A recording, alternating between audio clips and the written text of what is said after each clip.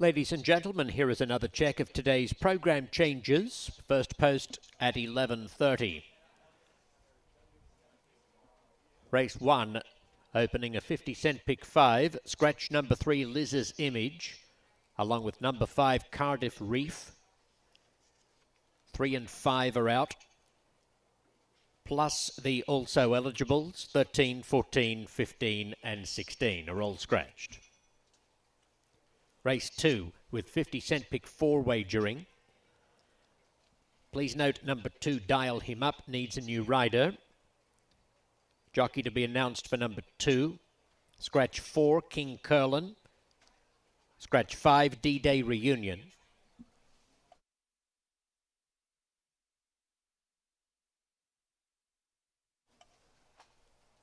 So 4 and 5 are scratched, along with number 11, Masterpiece.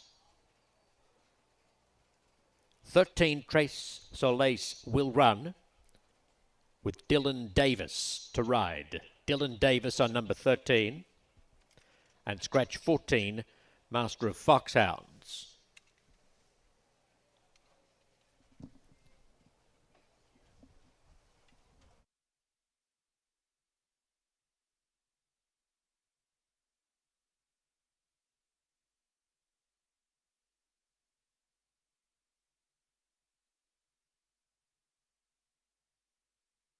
Moving on to race 3, scratch number 11, Princess Attitude.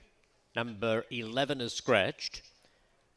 13, Native Rose will run. We need a jockey. Jockey to be announced for number 13. 14 has been scratched. So 11 and 14 are scratched. Fourth race with 50-cent pick 5 wagering. Scratch the also eligibles, 13 through 16.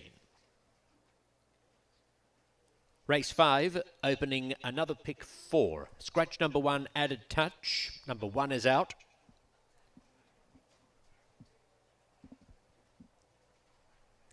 We need a jockey for number 8, Crimsonite. Jockey to be announced for number 8. The rider of 13, Crawford, Joel Rosario. Rosario riding 13, Crawford. Race 6, the Light and Wonder Ladies Marathon Invitational. Nothing to report. The 7th, opening the $1 pick 6, is the FanDuel TV Mint Millions Invitational. There are no changes to the field other than some additional owners for number 6, Swift Delivery.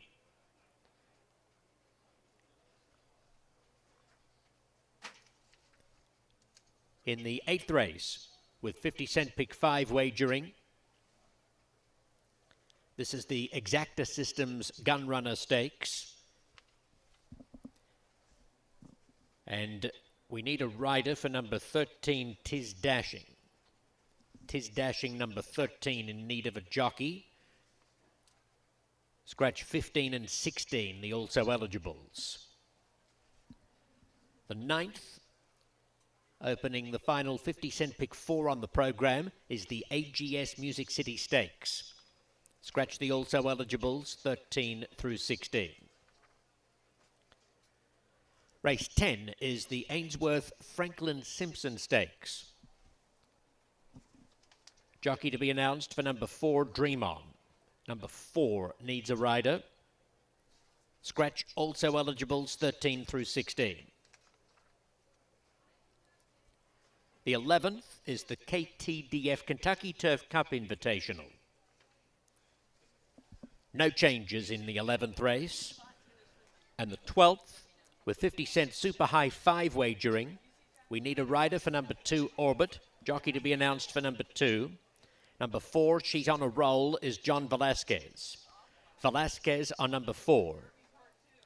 We need a jockey for number 10, Massachusetts. Jockey to be announced for number 10.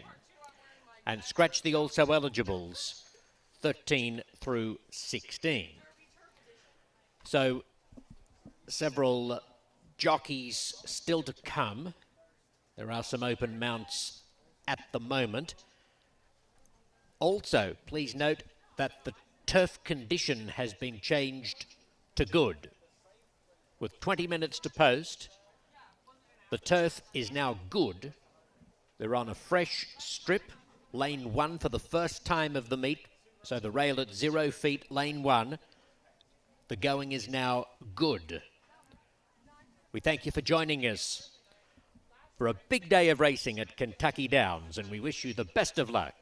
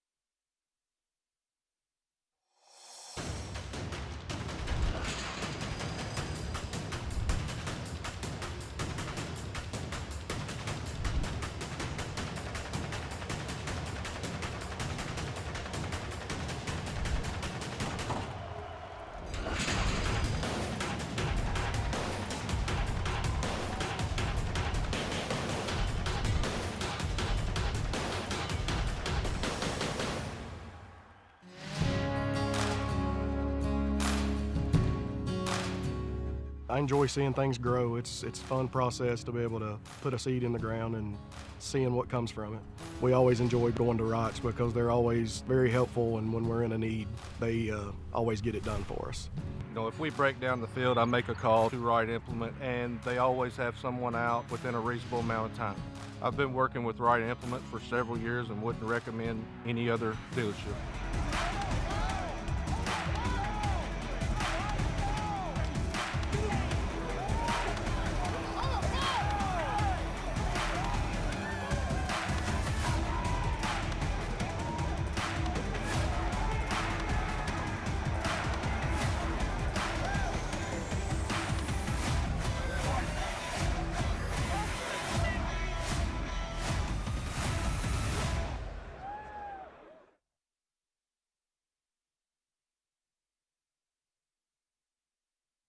Ladies and gentlemen, the jockey that we needed in the second race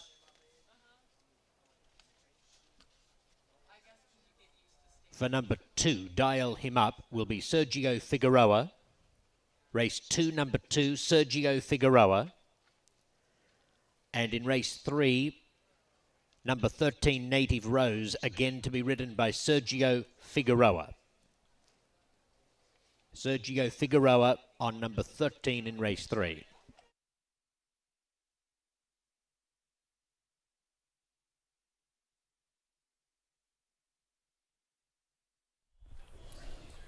Well, good morning, everyone, and welcome to Kentucky Downs. Let's just get this out of the way. You cannot rain on our parade. We have such an incredible day of racing, 12 races on tap, $13 million in purses. Brittany Erden alongside Jess Stafford. And hey, yeah, it might be drizzling out there, but we're going to have a good time today. Oh, we always do. And look, I am used to this. I feel a little bit guilty that maybe I brought along the British rain, weather. Didn't you? I and apologize. the chill. It is cold. It really is. But a shout out to the merchandise store who's given us these Stacey, blankets. thank you so much for these blankets. Yeah, we're feeling a little bit warmer, Britt. And I think with the racing, we're going to get warmed up anyway. And I imagine the rain is going to clear. But it has affected the track just slightly recently. We've had an update. You heard it from track announcer Michael Rona, downgraded to good. They got less than 1/4 of an inch in the last 24 hours, but it has maintained a slight drizzle over the last couple of hours. But hopefully, as you said, that goes away. But racing, we are excited to continue. Lane 1 is where they will be running, so fresh patch of grass for all of these runners today. As a whole, what did you make of this card? How challenging is it for handicappers today? Yeah, it's a great card. I'm really looking forward to today. I think we've got some good mix of quality 2-year-olds, some really interesting Europeans that are coming on a little bit later. We've got a Breeders' Cup winning your in race. That we do. And I just like, and I wonder, I'd be intrigued to get feedback from some of the jockeys about how this rain has got into the ground. We've got kind of maybe have to re-alter our strategies with the ground now good. But in general, Britt, great card. You know, as we expect, so much money on offer, real quality, and I think we're just we're going on swimmingly. So let's see if we can find everyone a few winners. Let's do it. U.S. Open Turf Championships. God, I love that name. 13 minutes until post time for race number 1. This is a maiden special weight event. 6.5 furlongs the distance for 2-year-old fillies. It does kick off a 50-cent pick 5, and trotting around the paddock there is your favorite. 3-2 currently on Sadie Earp for trainer Wesley Ward. Frankie Dettori to ride. A very good runner-up finish last time out. Yeah, Frankie Dettori's got 11 rides today. He has been the man to follow.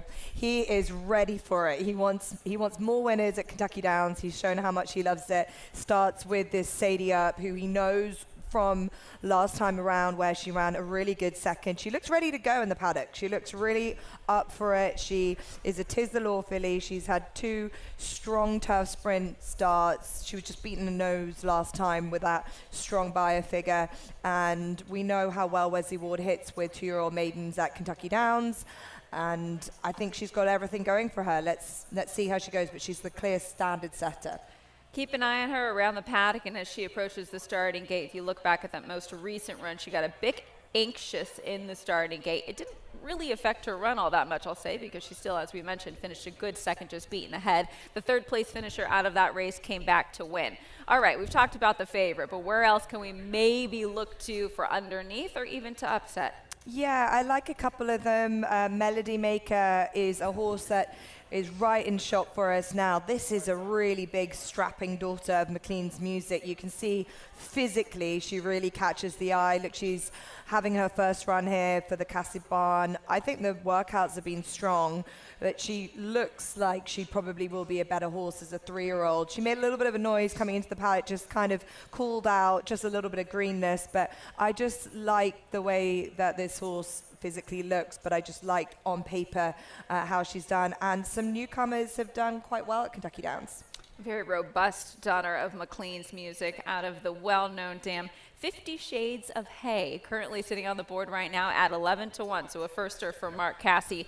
Just to her outside will be a horse with a bit more experience. That's Humor Me Baby for trainer Brendan Walsh, who last Thursday had a great afternoon. Yeah, he's also leading the way with Joe Sharp in terms of winning trainer. There's again, Brendan Walsh is just flying in terms of overall earnings. He's the clear leader so far at this meet. And Human Me Baby, as we just see horse number 1, that's his Sadie Up, just getting a little bit worked up there. But Human Me Baby, a Munnings filly, she cost $300,000 as a yearling. She's had solid runs at Ellis Park, second to Eiley Jane in a pretty decent race, a very valuable race. And I think the connections are hoping to persevere with the turf program, thinking that she showed herself a little bit better on the turf than she did on the dirt. She needs to find a couple of extra furlongs, really, but this represents a great team. And look at her there, Brittany. This is exactly what you want to see from a horse.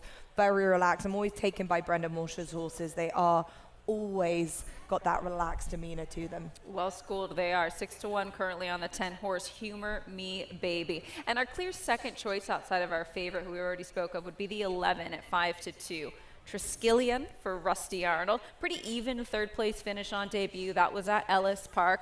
Bet down to 7-1 that day. Didn't have the best of trips, but gets an extra furlong to work with this afternoon. Yeah, I think you're spot on exactly. If you look back at that past performance, got a really big trouble run, load of traffic, and actually galloped out strongly. So you have to think that horse possibly needs to be upgraded from that first run, could easily have won that race and would have been in a different kind of competition if she had done. But look, got Flavian Pratt on board. That's a big confidence boost for this horse. I think she can improve significantly second out, and just looking at the way that she is in herself, again, quite a long physical type, the down Victorian Gold, the daughter of Australia. So that punches a little bit of stamina into her pedigree, but just really like the way she is. And maybe just at this stage, looking at them, she's just finding the whole situation that little bit more comfortable than Sadie Up, who's just getting that little bit worked up. I was going to say, it might give the edge to this runner here, all things included, based off of their demeanor in the paddock, right? Second time out for Triskelion. We've mentioned this quite a few times. You may see horses get more worked up because they actually know what they're doing. Not the case with this runner whatsoever. Gets off the rail, debuted on the rail, and may not have found that the best place. But today here, going to 6.5 furlongs, that outside post position, probably not exactly where she wants to be either, with most jockeys probably gunning for that fresh patch of ground to the inside. Yeah, and don't forget again, with the ground as it is, the circumstances, this is really new for these babies. Having a little bit more of juice in the ground on a track that wouldn't be too familiar to all the tracks that they've started out. So you really need a professional type, right, who can just cope with the new demands that this racetrack will face. And on top of all of that, ground that's just got that little bit more moisture in it than they've ever had before. The 8 looking well in the paddock. That's a first-time starting daughter of Munnings out of a Super Saver mare for trainer Joe Sharp. Money. Irad Ortiz Jr. to ride. What jumps off the page to me are some of the workouts at Ellis Park. Yeah, certainly. This horse has been putting up some good times, and as we know, Joe Sharp has probably eked out a group of horses that he feels will be able to handle Kentucky Downs. I mean, you know, everyone, if this is your first day here today of the meet, Joe Sharp is the man that knows the horses that will suit this track. So the fact that they've got a first-time out starter is always worth watching. And another good-looking chestnut. There's been a lot of chestnut fillies in this field, and she's got a little bit more power behind the saddle. She's got a good backside, and she looks like she's more built like a sprinter than some of the others who look more lengthy and may even get a mile in time. I'm curious how forwardly placed she'll be with those bullet works underneath her belt. That is the 8, Money at 11-1. The 6, Sonic Sass. Say that 12 times, Michael Rona. A 2-year-old filly by Yaupon out of a Courageous Cat mare. Intrigued how this horse will take to the turf course. It's still out with those Yaupons, which they prefer. Third place finish, pretty even third place finish at that. But I like the tactical speed that this horse showed at Ellis Park. Yeah, when I've been handicapping and trying to go with dirt horses switching to turf, I've wanted a dirt horse that shows speed, because that's going to be their biggest attribute on the turf. They've got that natural speed. Whether they can hold on to it late on a slightly softer or good going description, that's going to be the challenge. But at least this horse has got that natural speed. As you say, ran third on debut. Actually, looking at the pedigree, I think there is some turf in there. Got the help of Louis Sayers, who's about to get on board there, which could be a bit of a positive and a move up. So a lot to like about the 6, and intriguing if this horse does take to the turf. Jockey's just getting the leg up here as we kick off a phenomenal day of racing here at Kentucky Downs. 12 races in total, 6 stakes races, and plenty of opportunity to make some money. The one remains your favorite, and I must say, as Frankie Dettori gets aboard, more relaxed than we initially saw this runner. Yeah, that's exactly what you want to see. She's professional when she needs to be. Going onto the track is going to be important, but the moment Frankie got on board, she kind of knew what was happening. I would imagine she's going to show a good bit of speed, and there's going to be a bit of a pace burn up in front. So intrigued by how this plays out and how Frankie rides this track with the rail movement, and coming from that position with the ground as it is right now. There will be a lot to take away from these first couple of races, I'm sure, to see how the track is playing. 5 minutes intel post, race number 1, maiden special weight event. 6.5 furlongs, the distance for these 2-year-old fillies, and it does kick off a 50-cent pick 5. Good luck, everyone. Let's kick off a great day of racing.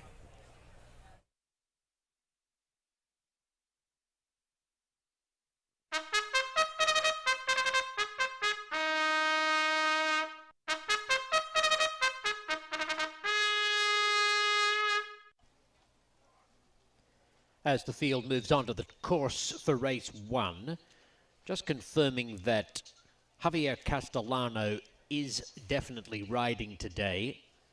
There was a suggestion that he would be replaced on his mounts, but that's not the case. Castellano is in business today, and the field now parades for the first, which is a maiden for 2-year-old fillies at 6.5 furlongs, opening a 50-cent pick 5.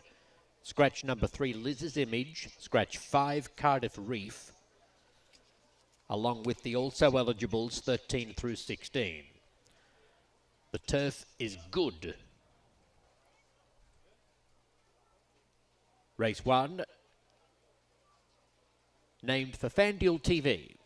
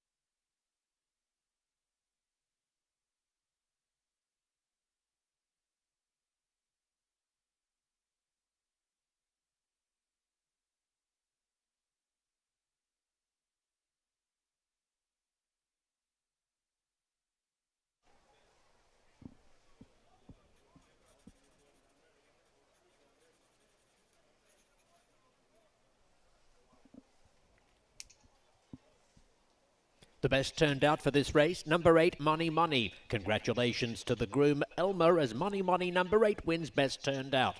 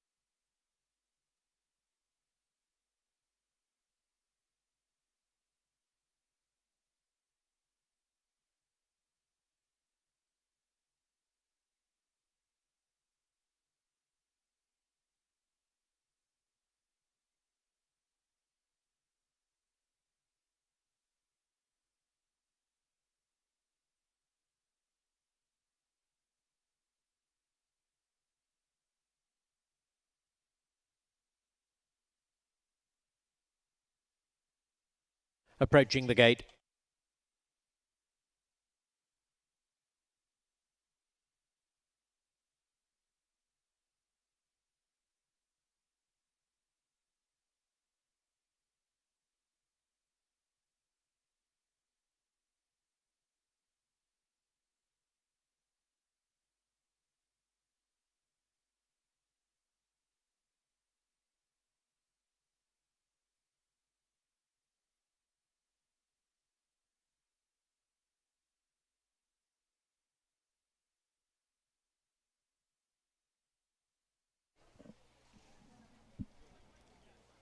Entering the gate.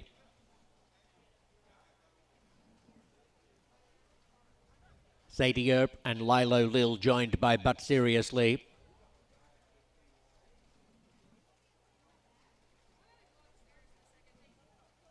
Money Money, Angelic Katie.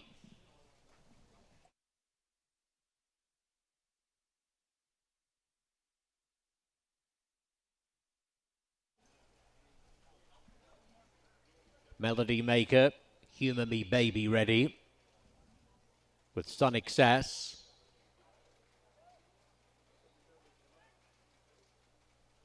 Last couple, Triskelion and Hattie Jane.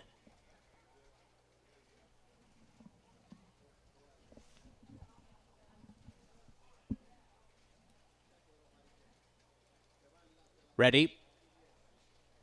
Racing. Sadie Earp is away nicely from the inside. Humour Me Baby flashing great pace, and Money Money is in the firing line with Triskelion, and they're followed by Sonic Sass as they race into the turn, approaching the 5/8 pole, where Sadie Earp on the inside has it narrowly for Dettori over Money Money, and 2.5 lengths to Triskelion in a field stringing out behind a strong tempo. Humour Me Baby is 2.5 lengths back fourth. Another couple of lengths then to Hattie Jane, followed by Lilo Lil. Sonic Sass along the inside would spot the speed 12 lengths. Angelic Katie is well back in the field, but seriously trails when they reach the 3/8 pole. Sadie Earp on the inside of Money Money are disputing it by 1.5 lengths to Triskelion, and wider on the course, Lilo Lil together with Humour Me Baby. Sonic Sass is in behind them in the dark green colours, and Hattie Jane is boxing on, followed by Melody Maker. 3/16 left to go, and it's Sadie Earp clinging to the lead under a right-handed crop from Triskelion, who tries to get on terms. Wider on the course, Lilo Lil, but it's Sadie Earp producing for Dettori, kicking away from Triskelion close to the wire, and Sadie Earp's going to lead from go to woe, beating Triskelion by 3 lengths. Very close for third, either Melody Maker or Lilo Lil.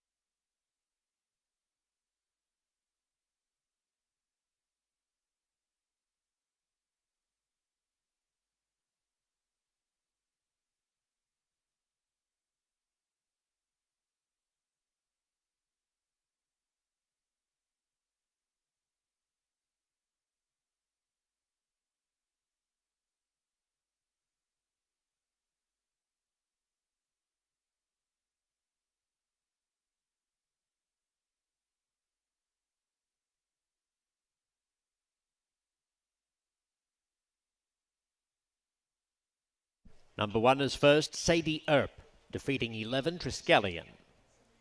Show photo, the time 1:15.82.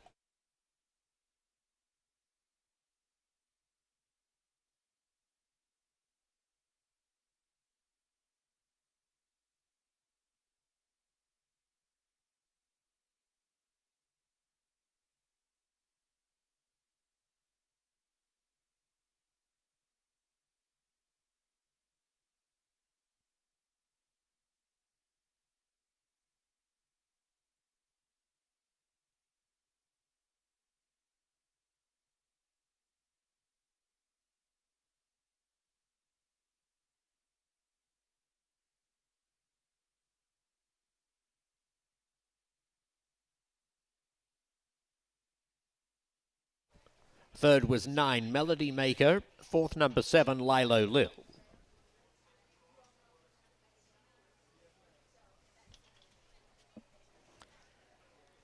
Sadie Earp wins the opener. A bay daughter of Tis the Law. And the Not Bourbon Dam, Conquest Straight Up. Sadie Earp was bred in Kentucky by Pippa's Hurricane LLC. She's owned by Arnmore Thoroughbreds with Carl and Yuri Pascarella. Wesley Ward is the winning trainer. Frankie Dettori, the victorious jockey.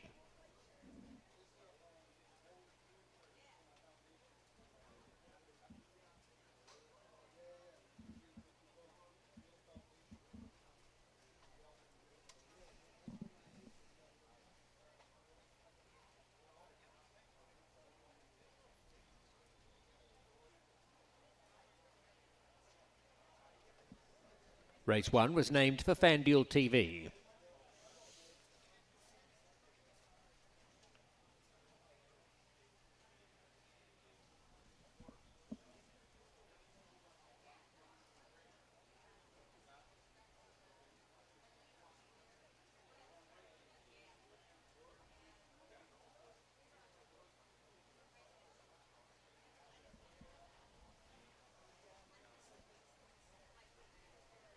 The result is official. Placings 1:11.97 officially.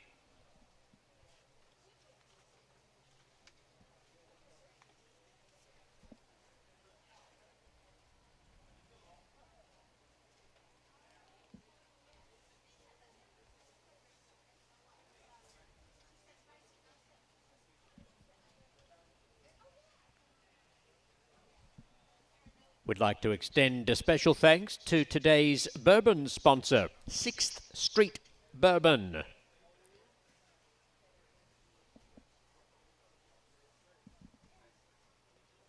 In the upcoming second race, there is 50-cent pick 4 wagering. Post time is 26 minutes away. The rider of number 2, Dial Him Up, Sergio Figueroa. Sergio Figueroa on number 2. Scratch 4, King Curlin. Scratch 5, D-Day Reunion. Scratch 11, Masterpiece. Put Dylan Davis on number 13, Trace Solace. Dylan Davis on 13. Scratch 14, Master of Foxhounds.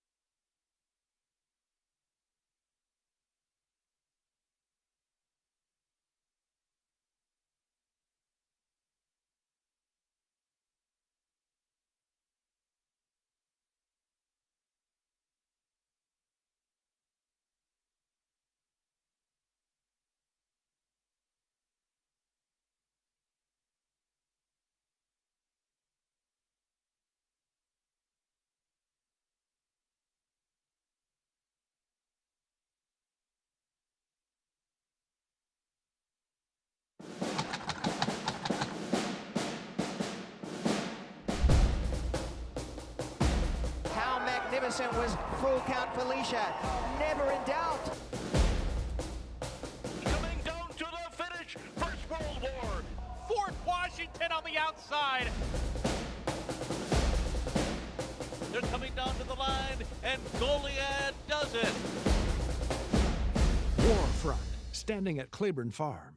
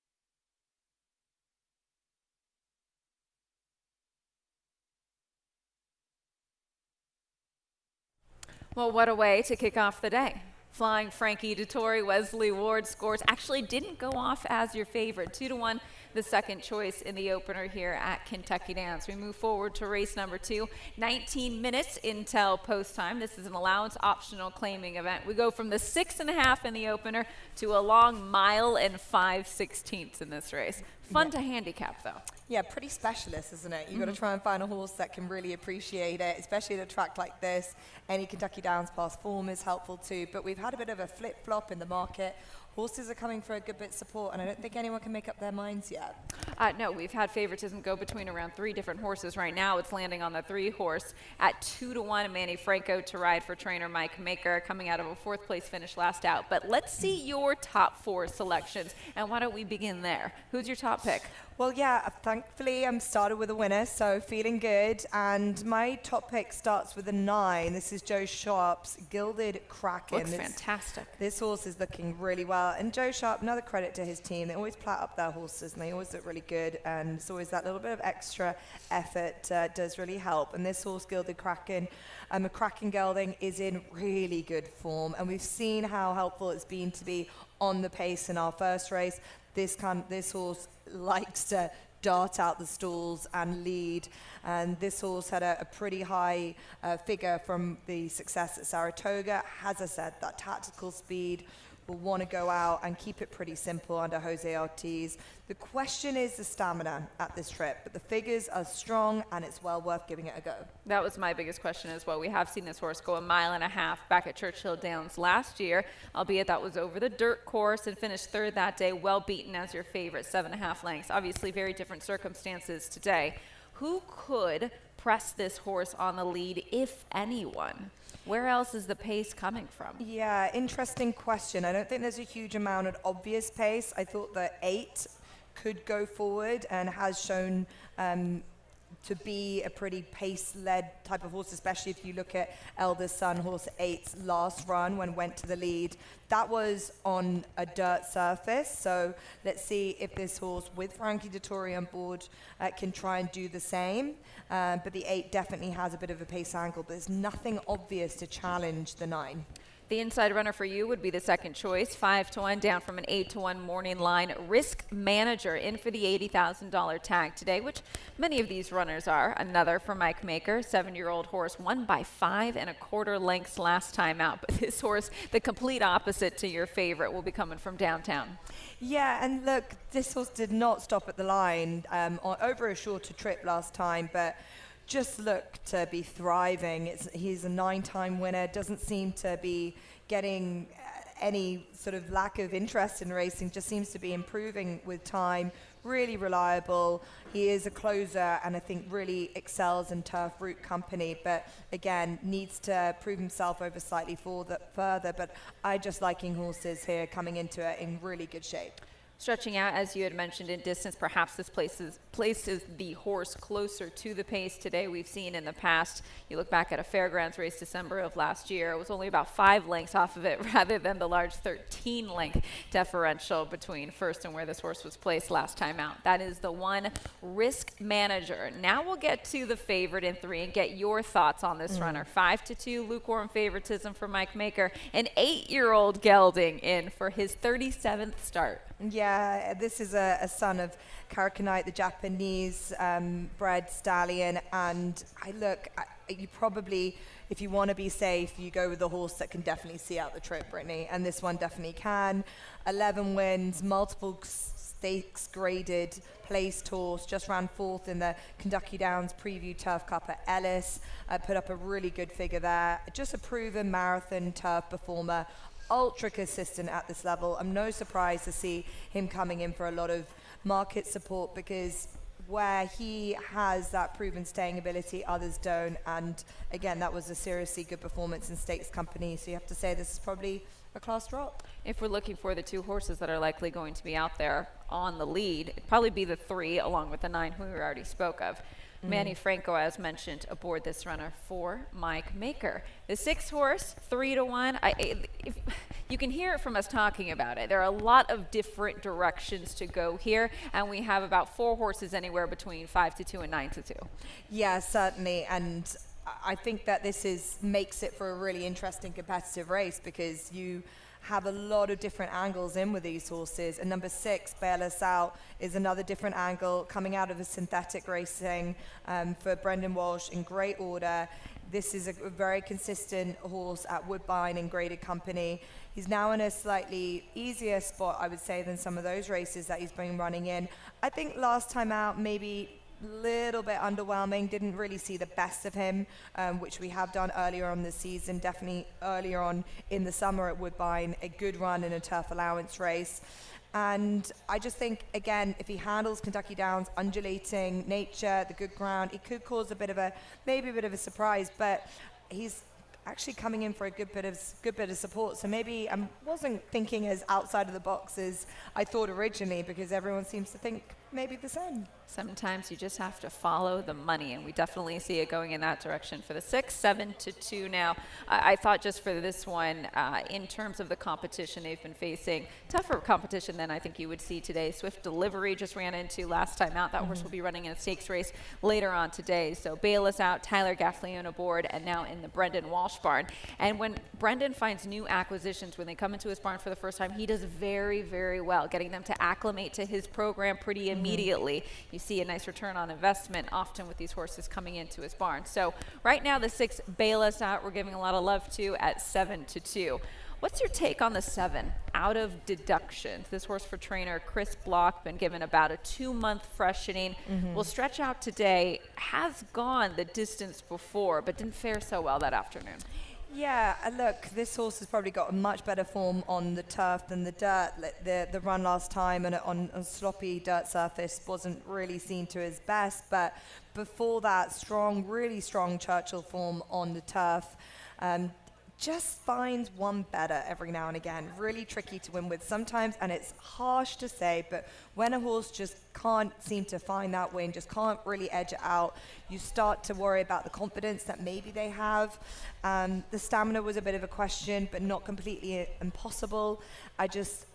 reliable, but not a winner, I'm afraid to say, for me, Brittany. And that is probably going to prove me wrong today. He's hearing me from the paddock thinking, look at me, I am relaxed. And I am... Excuse me, Jess, Yeah. I look very good today. I'm going to prove you wrong. And it might do, but it's just something in my handicapping perspective that I sometimes just get to a point where horse needs a confidence boost, and this is a competitive race to find that. The 7 horse on the board right now at 6-1 with 11 minutes until post time for race number 2. Now, a mile and 5/16, not a distance we often see here in the States. When you're just starting your handicapping, what's the first thing that you look for with these types of races? Because obviously you'll see them a lot more often than we do. Yeah, look, I think you've got a lot of horses that are at an age and a stage where they probably are getting that little bit slower. The older you get, the more of a trip that you probably want. So I quite like seeing a horse trying this distance for the first time, who've shown that they're not stopping over a slightly shorter one, but they probably at the age they want to slow everything down just slightly. It's interesting though, I feel like in England we see a lot of the stayers, they're older. Yeah. Frankly, the ones that are still dominating. Yeah, and it's a good division in England because the thing is, the speed-based horses, the 10 furlong horses as well, they go off to stud pretty quick. And also we have a group of horses that will be attractive for like Australia, the Middle East. So we don't see them with the longevity that some of the stayers have, and they've got a better program for them. But it's it's a populated program in England, but they do have that longevity that you don't tend to find normally with the other divisions. And of course, staying in America would be a little bit different than staying in the UK. You're looking more about 2 miles, where we're just over 1.25 miles here today. But still, again, these long distance races, who's it going to benefit? We do have some hard knocking older horses within this field, and it's great to see. And that's the beauty of having a gelding. You get to see them run a little bit longer. Does anything on the tote board surprise you right now? Did you anticipate the 3 being favored slightly? I didn't know really where this would work out, and I thought it was quite interesting to see the movements from the morning line prices into now. The 6 has come in for a good bit of support from morning line odds of 6-1, coming into now half the price at 3-1. That's definitely potentially the Brendan Walsh factor, as you rightly pointed out, Brittany. This trainer does so well with new recruits. I think maybe just at an overprice is horse 8, Elder Son. Frankie Dettori on board for Nolan Ramsey, who I spoke to this week, really keen to get as many horses in the mix and has had success before. He's a multiple allowance winner, likes the turf mile plus in these kind of conditions. Again, not consistent, but Frankie Dettori getting the booking is potentially maybe a confidence swing for this horse, and maybe shouldn't be out of your considerations. So for Jess, top 4 selections here, 9, 1, 3, 6 for the public right now. It's lukewarm on the 3 horse. Jockey's got the leg up. You'll see them on the track momentarily. 1 mile and 5/16 the distance. Race number 2 kicks off a 50-cent early pick 4. Good luck.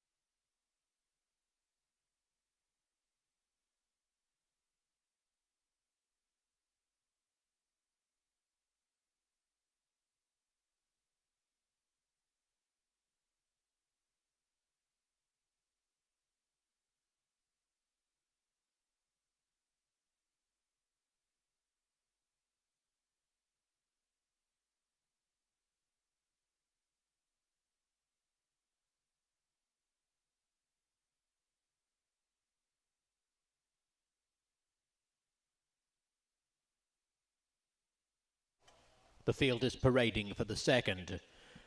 1 mile and 5/16 allowance optional claiming event. Opening a 50-cent pick 4 in 7 minutes. Sergio Figueroa rides number 2, Dial Him Up. Scratch 4, King Curlin. Scratch 5, D-Day Reunion. Scratch 11, Masterpiece. Dylan Davis rides 13, Trace Solace. Scratch 14, Master of Foxhounds. The race is named for FanDuel TV.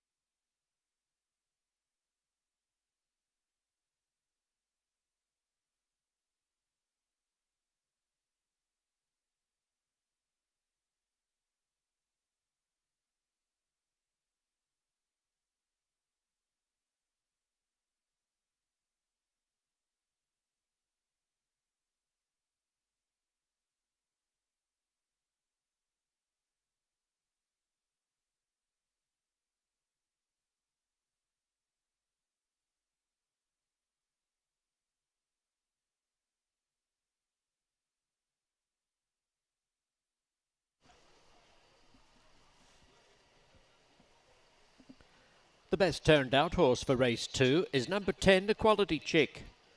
Congratulations to the groom Sanchez as Quality Chick number 10 wins best turned out.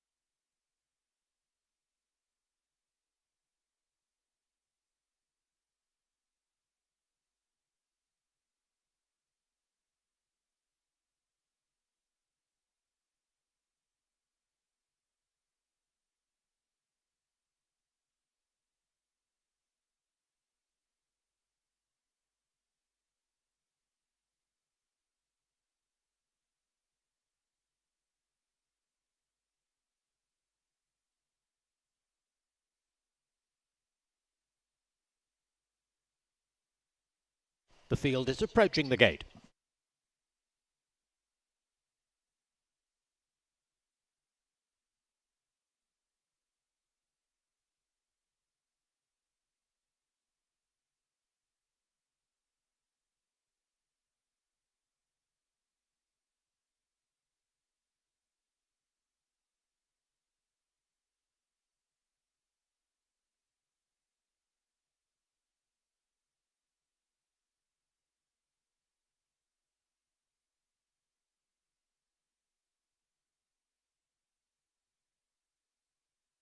Preparing to load.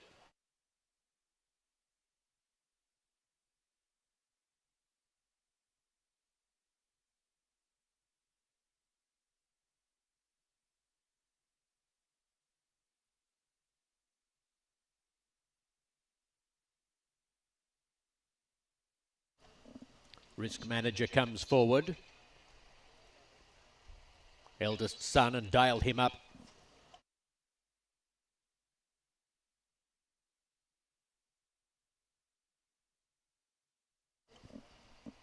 Gilded Kraken, followed in by Sugoi and Quality Chick. Bail us out with National Eclipse. The last pair out of deductions.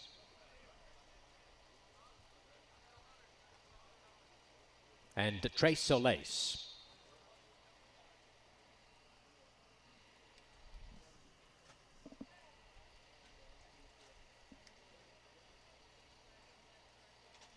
All in, set to go.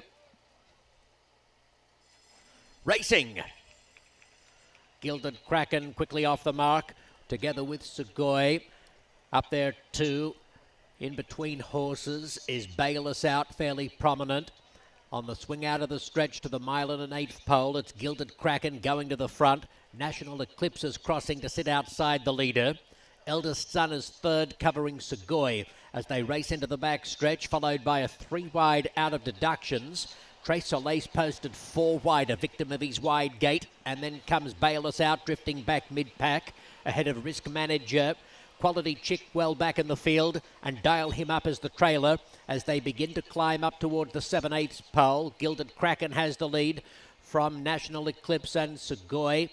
Trace Soleil continues on a very wide run, out of deductions between horses. Bail Us Out, and also in that group of horses is Eldest Son as they descend the hill past the 6 furlong pole. Risk Manager is toward the back of the field with Quality Chick, and about 3 lengths off last of all is Dial Him Up.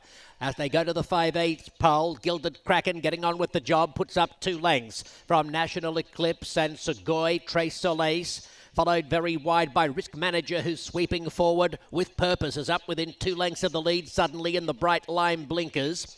Eldest Son is in behind these horses, about 4 lengths off the speed, with Bail Us Out on his inside as the field bunches out of deductions, being pulled out very deep on the course. Has the yellow cap only 3 lengths out of it as they reach the top of the stretch, approaching the 5/16 pole. Risk Manager's been on a very, very strong move on the outside, and he moves up now to join Gilded Kraken at the quarter pole, followed by Sugoi, black with yellow cap on the outside. Bail Us Out behind these horses, and deeper out of deductions, past the 8th pole, and it's Gilded Kraken, Risk Manager putting his lime blinkers to a narrow lead from Gilded Kraken, who's not done with, and then comes Sugoi. Narrow lead for Risk Manager, close to the wire, and Risk Manager has won narrowly over Gilded Kraken, who's stuck like gum to your boot. Sugoi was close up to them, and then Bail Us Out.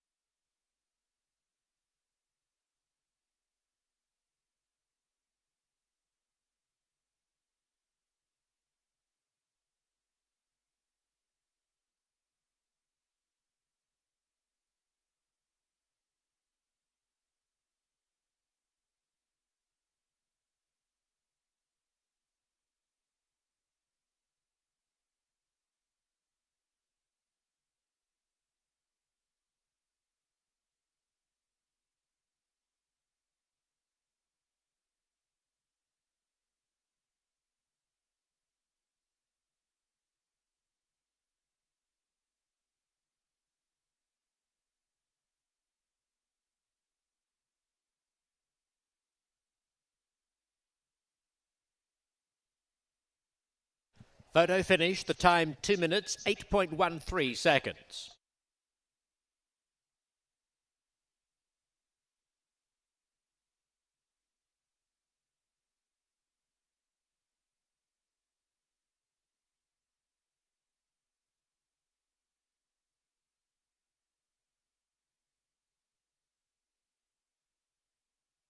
The winner, number 1, Risk Manager. Second, 9, Gilded Kraken. Third was 3, Sugoi. Fourth, number 6, Bail Us Out.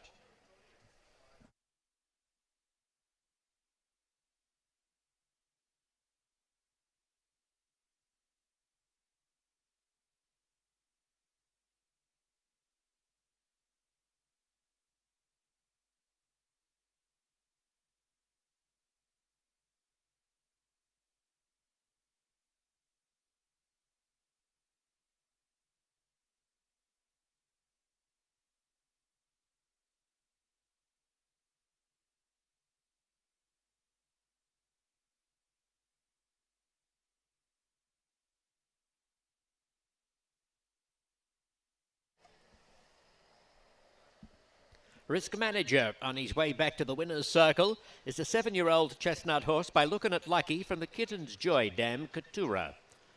Bred in Kentucky by Ken and Sarah Ramsey, owned by Case Chambers, trained by Mike Maker, and ridden by Luis Saez.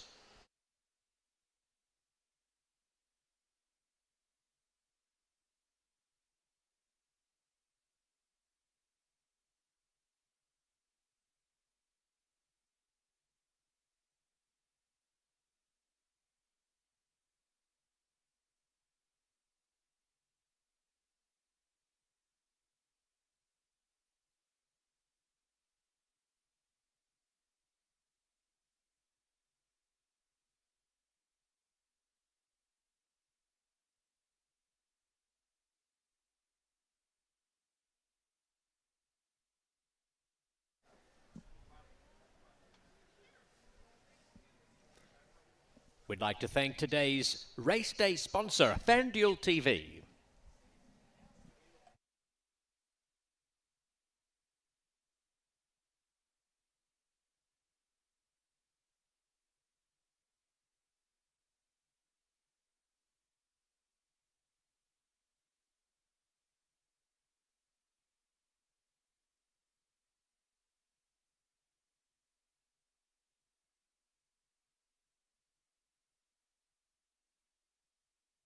The result is official. Placings officially 1936. In race 3, scratch number 11, Princess Attitude, along with 14, Bella Veneno. 11 and 14 are scratched. The rider of 13, Native Rose, Sergio Figueroa.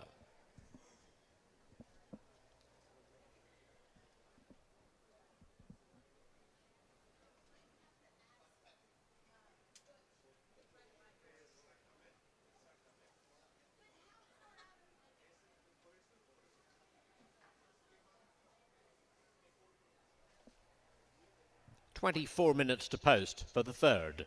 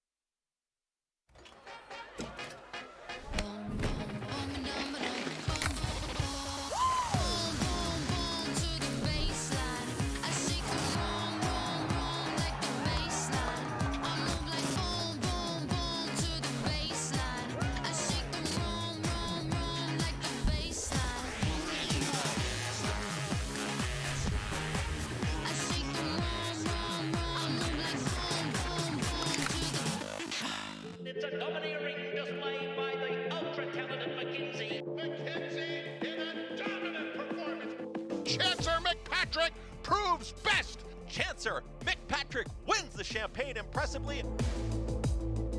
It is going to be all Scottish Lassie. What an amazing effort from Scottish Lassie, who's in front by 15 lengths.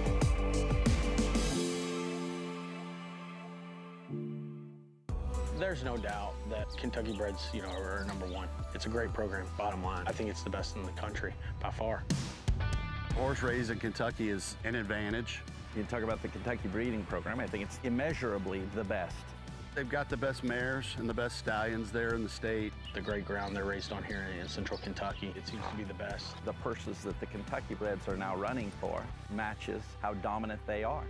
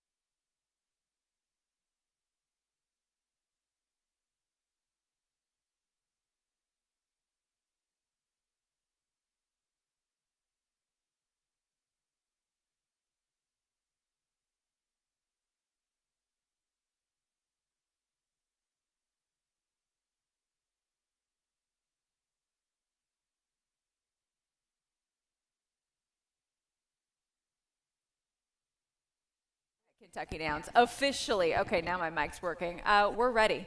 We got hooked up. A massive thank you to Stacy and Eric with all of this incredible merch. So if you have not head over to the merch store yet, you should, because I think they also have handy dandy socks.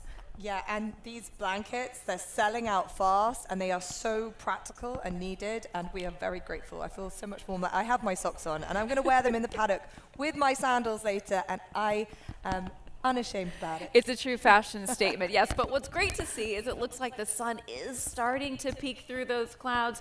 The rain is gone for now, and we hope forever for the rest of the day. So let's move on with some great racing action. We saw a price in the last 6-to-1 shot winner for Mike Maker and Louise Saez coming from off the pace. So what do we glean from the first two races? You can win from anywhere? Yeah, the pace is strong. Good to be on the pace. I thought that it was a great battle to the line in that race, and horses that really proving that they can stay and see out trips. But to your question, you can make up ground later on, especially on route trips too. So very interesting, but the pace is holding up. You had the top four. Well done by you. Just about. Race number 3, 1 mile event allowance. First level, fillies and mares, 3-year-olds and upward. It kicks off a rolling pick 3. Beautiful, almost white daughter of Tappet. 2-to-1, this is your favorite, Love You Anyway, for the Bregman family. Alex Bregman, he's very much involved in horse racing these days. It's great to see more athletes showing their love for these other athletes, equine at that. Coming out of the Tepin Stakes from Churchill Downs, disappointing performance last afternoon, but that Keeneland victory, I thought if you go back to that one, that's the reason why this horse is favored. Yeah, this Love You Anyway, she is pretty unexposed. We still don't know how good she could be. She nearly made my top selection, and I think there are so many reasons why she'll make plenty of others. She broke her maiden impressively at Keeneland, as you said, then tried in that Grade 3 Florida Oaks. No reason why Connections shouldn't have gone for it, but maybe just wasn't quite ready for that. But the solid form against Lush Lips and other graded fillies is a good level of form. I can imagine this horse will improve stretching out. Got Jose Ortiz on board and just got the potential there. So if you're looking for potential, this is the kind of horse you've got to be with. Should get a ground-saving trip with that inside post position. Let's talk about your top selection. That's to the far outside. The 12 in Steampunk for trainer Chris Davis. Likes it here at Kentucky Downs. Certainly does, and that's definitely one of the handicapping angles I have been essentially told. You've got to look at Kentucky Downs form. That always does help. So definitely have that as a benefit. But this horse is a consistent filly, 3 wins, as you say, that Kentucky Downs allowance win last season. But recently comes off that Churchill claiming score with a very good figure. Tyler Gaffalione coming in, a major plus, rides Kentucky Downs really well. I suppose the form prior to the last win is a little bit inconsistent, but back on turf clearly has that strength and likes to go from the front, Brittany. And this is my angle with this horse. Let's see what they do from 12. Not ideal, but the pace is holding up as I've mentioned, and this horse is going to be right there. I think in terms of those previous runs, you could probably forgive quite a few of them, right? 6 furlongs on the dirt, a mile on the dirt, 2 poor performances, but perhaps this is what the horse prefers. Then you get back to the turf course last November, and it led to a layoff line. I often forgive before and after a layoff line, so if you scratch through those, you might see some good performances, especially the most recent one, and I like that the connection see fit to step this horse into protected company. And you'd have to think maybe they've just been working around coming back to Kentucky Downs, Sure. so they've just had to go through the options that are there available until you get there. Now he's getting a little bit warm, I can see, from where our vantage point is. It is not a warm day. And we know it's not a warm day. So let's just hope that that's nothing too much to worry about. Potentially that's just the type of horse he is. He does act like that, but otherwise I do like the way that this horse comes into this race off that good victory. The 5 is your second choice, 9-2 currently on Golden Gamble. We have not seen this 3-year-old since January of this year. Will come back with Lasix for the first time, but out of that Silver Bullet Day Stakes race last time out, trying the grass for a first opportunity, this daughter of Laban. Yeah, and at the prices is definitely not as mad an idea as I thought this one could be. I touched on the fact dirt to turf isn't a terrible decision from a lot of the trainers going for it. They know the horses that will be able to really fare well, and I think one man who is excellent at it is Kenny McPeak. We've seen how well he's done at the second half of this meet. Golden Gamble is a horse whose maiden was very impressive at Churchill, then runs second in a stakes race and tried the Silver Bullet Day but finished mid-pack. Look, the pedigree doesn't scream turf, but I think just looking at the running style, this horse could really appreciate Kentucky Downs' long stretch. And again, just has that open to improvement style, trying the turf for the first time. Sharp works coming into this race, so I wonder how forwardly placed Golden Gamble will be underneath Brian Hernandez. And then for you, the 2, let's chat a little bit about that inside runner, Bembridge Lodge. You get Flavian Pratt in the irons for the first time this afternoon. 3rd off of a layoff, pretty even 5th place finish last time out, but did run into Scatitude, finished second that day, came back to win earlier this meet. Yeah, look, we know the trainer, how well he's doing. He seems to just be flying at present. Look, you've said it, broke the maiden at Churchill in May, has had pretty respectable allowance efforts at Ellis Park since. Definitely should be up there with the pace, looking quite ready and on it just from a physical perspective, is taking a bit of a grip with 2 handlers coming around. I think the 2... She's feeling herself. Yeah, she definitely is. I think the 2, along with the 3 on Mo, should be up there as well. I think we know, well, I would hope to see number 1 is going to be on the pace, a bit unlike the race before where we weren't sure how the pace perspective was going to pan out. I could see 2, 3, 1 all up there, and because they're all coming from the same positioning, there's going to be a bit of a busy jockeying to the start early on. This could be a very hot pace, but what you do have going the mile distance in comparison to those 6.5 furlong races that start on the turn, you've got a bit of ways back for them to find their positioning. It'll be a right-hand bend into a wide left-hand bend. Of course, that unique configuration here at Kentucky Downs. There's a look at the 3, Aunt Mo, chilling in the stalls, coming out of that same race from Ellis Park, that Bembridge Ledges. Finished third that day behind Next Up and Scatitude. You're right, this horse very likely to be forwardly placed. The victory underneath her belt came in gate-to-wire fashion over the dirt course, though, at Del Mar. You can tell us probably what Dad is saying back at home, because this horse has been in great form, and I wanted to know how confident, especially getting Frankie booked. That must be a good play for this horse. My dad feels if he can get the services of Frankie Dettori, he will take them. They've had quite a bit of success, especially when he was in Southern California, but she definitely will be forwardly placed today. I would anticipate getting to her relax, I think, will be key, especially with the other speed within this race, and it's whether or not she likes this course, of course.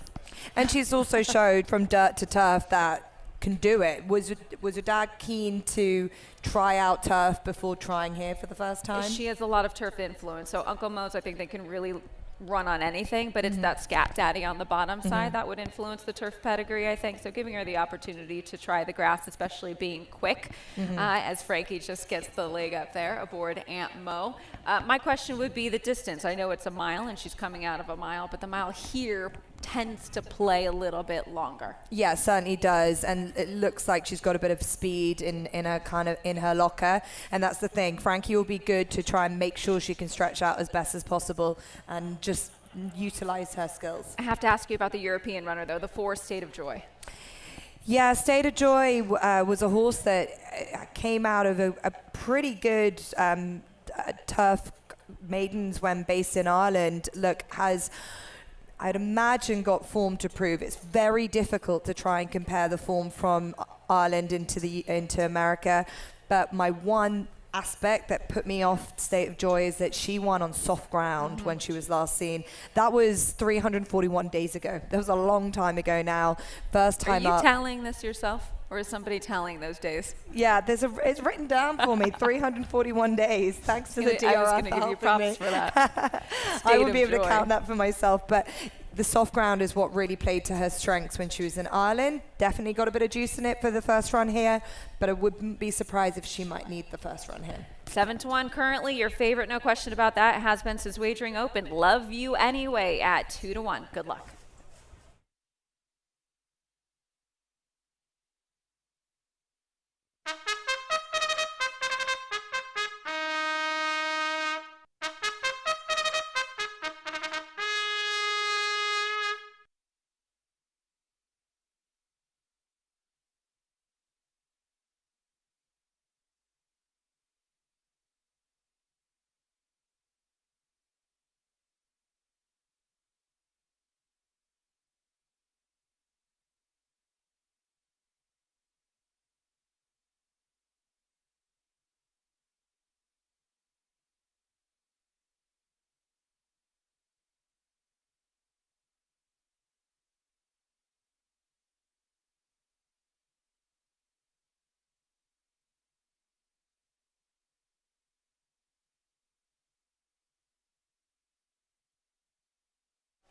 The field is parading for the 3rd. 7 minutes to post for this 1 mile allowance. For fillies and mares, 3 and up. Scratch 11, Princess Attitude, and 14, Bella Veneno.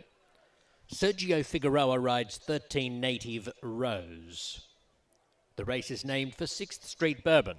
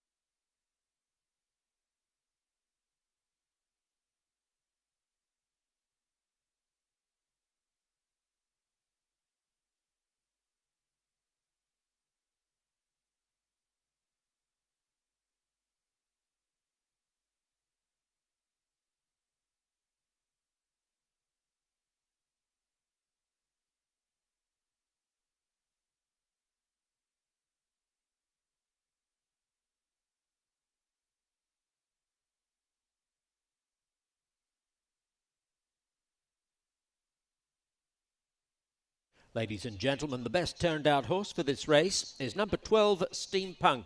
Congratulations to the groom, Victor, as Steampunk number 12 is voted best turned out.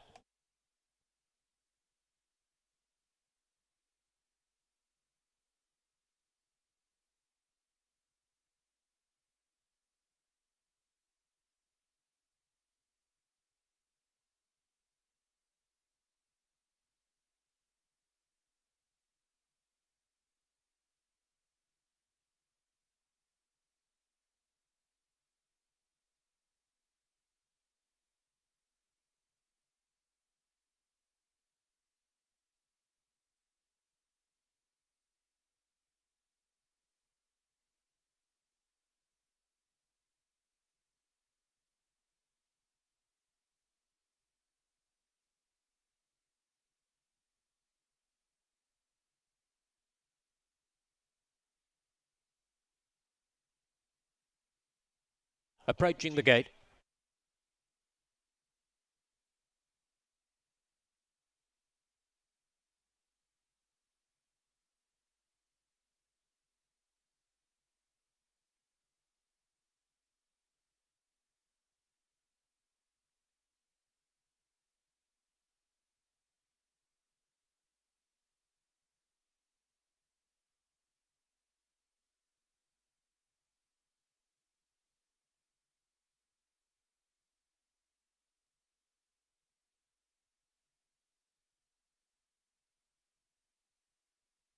They're about to move in.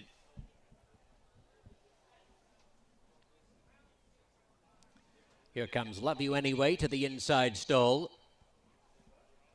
followed in by Bembridge Ledge and Missy B.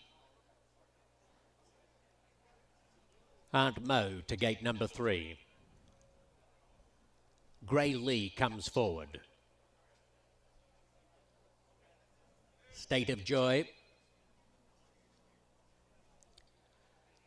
Crushed Ice, trying turf for the first time today. Enters post position 9. She'll be followed in by Cheetah Lady. State of Joy a little reluctant behind gate 4. Now goes in, followed by Steampunk and Native Rose. Drawing in off the also eligible list will be the last. Fillies and mares travelling 1 mile in this allowance. The third of a dozen on a huge day at Kentucky Downs. Oh, there's one other, Golden Gamble.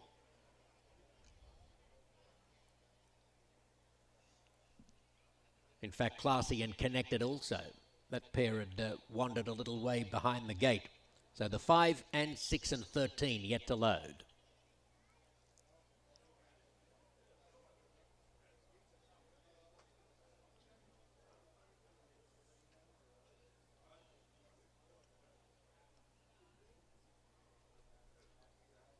Golden Gamble holding up the show.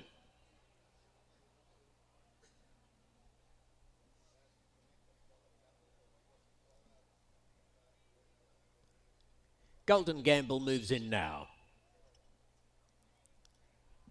Classy and Connected, Native Rose.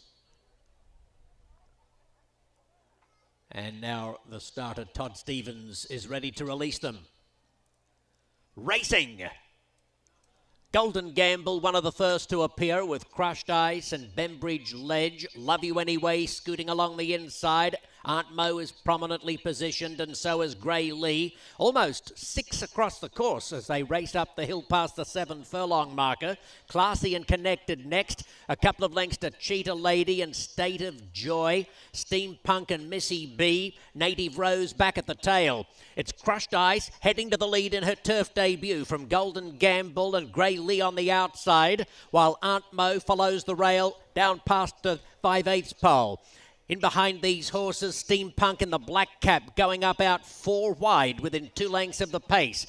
Now, Ortiz pulls Love You Anyway off the rail at this juncture, moving up alongside of Aunt Mo as they come towards the 3/8 pole in a bunched field, classy and connected with those, followed by State of Joy. Bembridge Ledge the inside, and then comes Cheetah Lady a long way back with Missy B and Native Rose at the top of the lane. 5/16 left to go. Crushed Ice leading Golden Gamble. Aunt Mo behind them on the inside, followed wider on the course by Steampunk, and the black cap started to come on fairly from Love You Anyway as they pass the 3/16. Golden Gamble and Crushed Ice. Here comes Cheetah Lady descending on them from well back, and Love You Anyway is the grade right in the mix. Cheetah Lady, Love You Anyway from Golden Gamble and Aunt Mo. Cheetah Lady bursts clear close to the wire, and Cheetah Lady draws off to beat Love You Anyway by just over 2 lengths. Photo third, either Golden Gamble or Aunt Mo.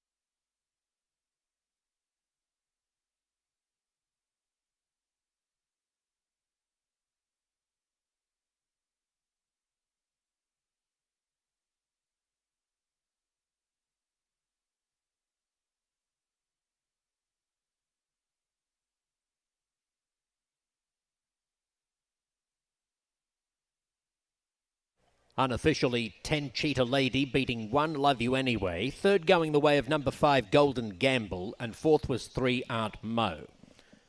10-1, 5-3 in the time of 134.74.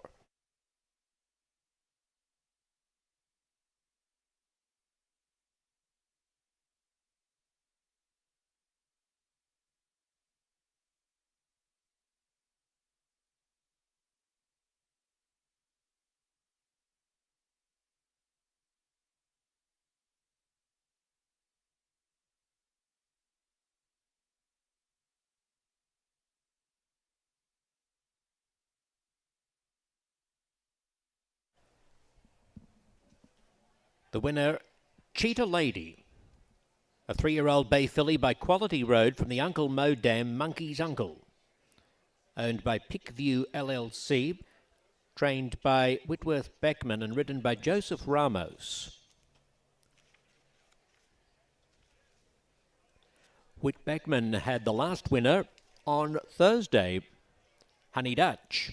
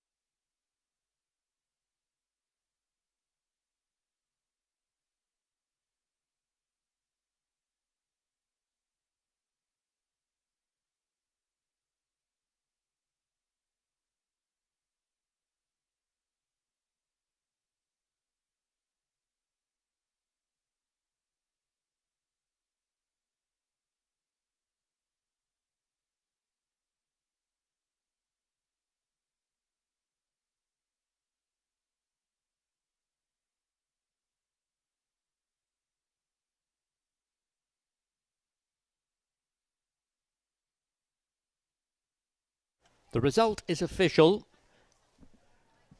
The third was named for today's bourbon sponsor, 6th Street Bourbon. Placings officially 10-1-5-3.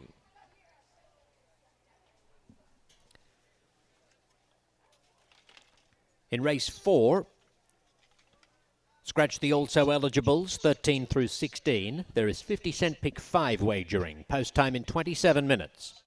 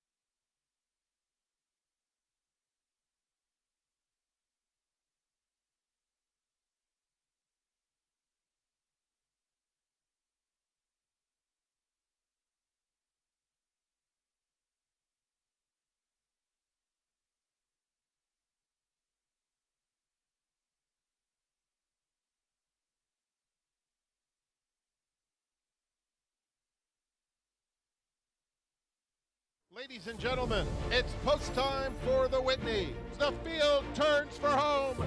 Fierceness is the one to catch. He has a 3-length lead. Sierra Leone down the center of the track is coming with powerful strides, and Highland Falls is in there too. But it's Sierra Leone who takes the lead from last to first. Highland Falls trying his best. Sierra Leone has won the Whitney. Gun Runners on top of the world. Experience it all in one place at the Mint Gaming Hall, Kentucky Downs. Enjoy a night out and exquisite dining at Iron Steakhouse. Sip crafted cocktails while enjoying live music at Midnight Bourbon. Keep the fun going with the latest games and live entertainment, or make it a sleepover and stay at our all-suite hotel. Looking to host an event? Check out our versatile spaces, all just 30 minutes from downtown Nashville. The Mint Gaming Hall, Kentucky Downs. Winning just got closer.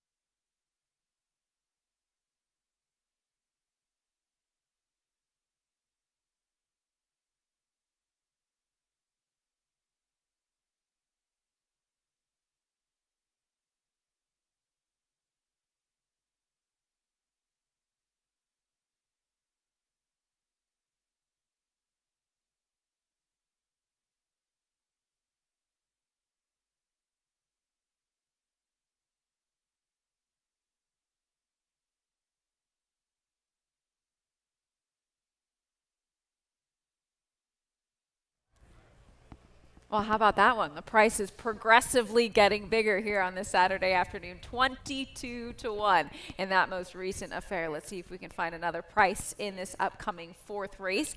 18 minutes until post time. This is a 6.5 furlong allowance event for straight 3-year-old fillies, and it does kick off the 50-cent pick 5. Another one, so plenty to get involved with.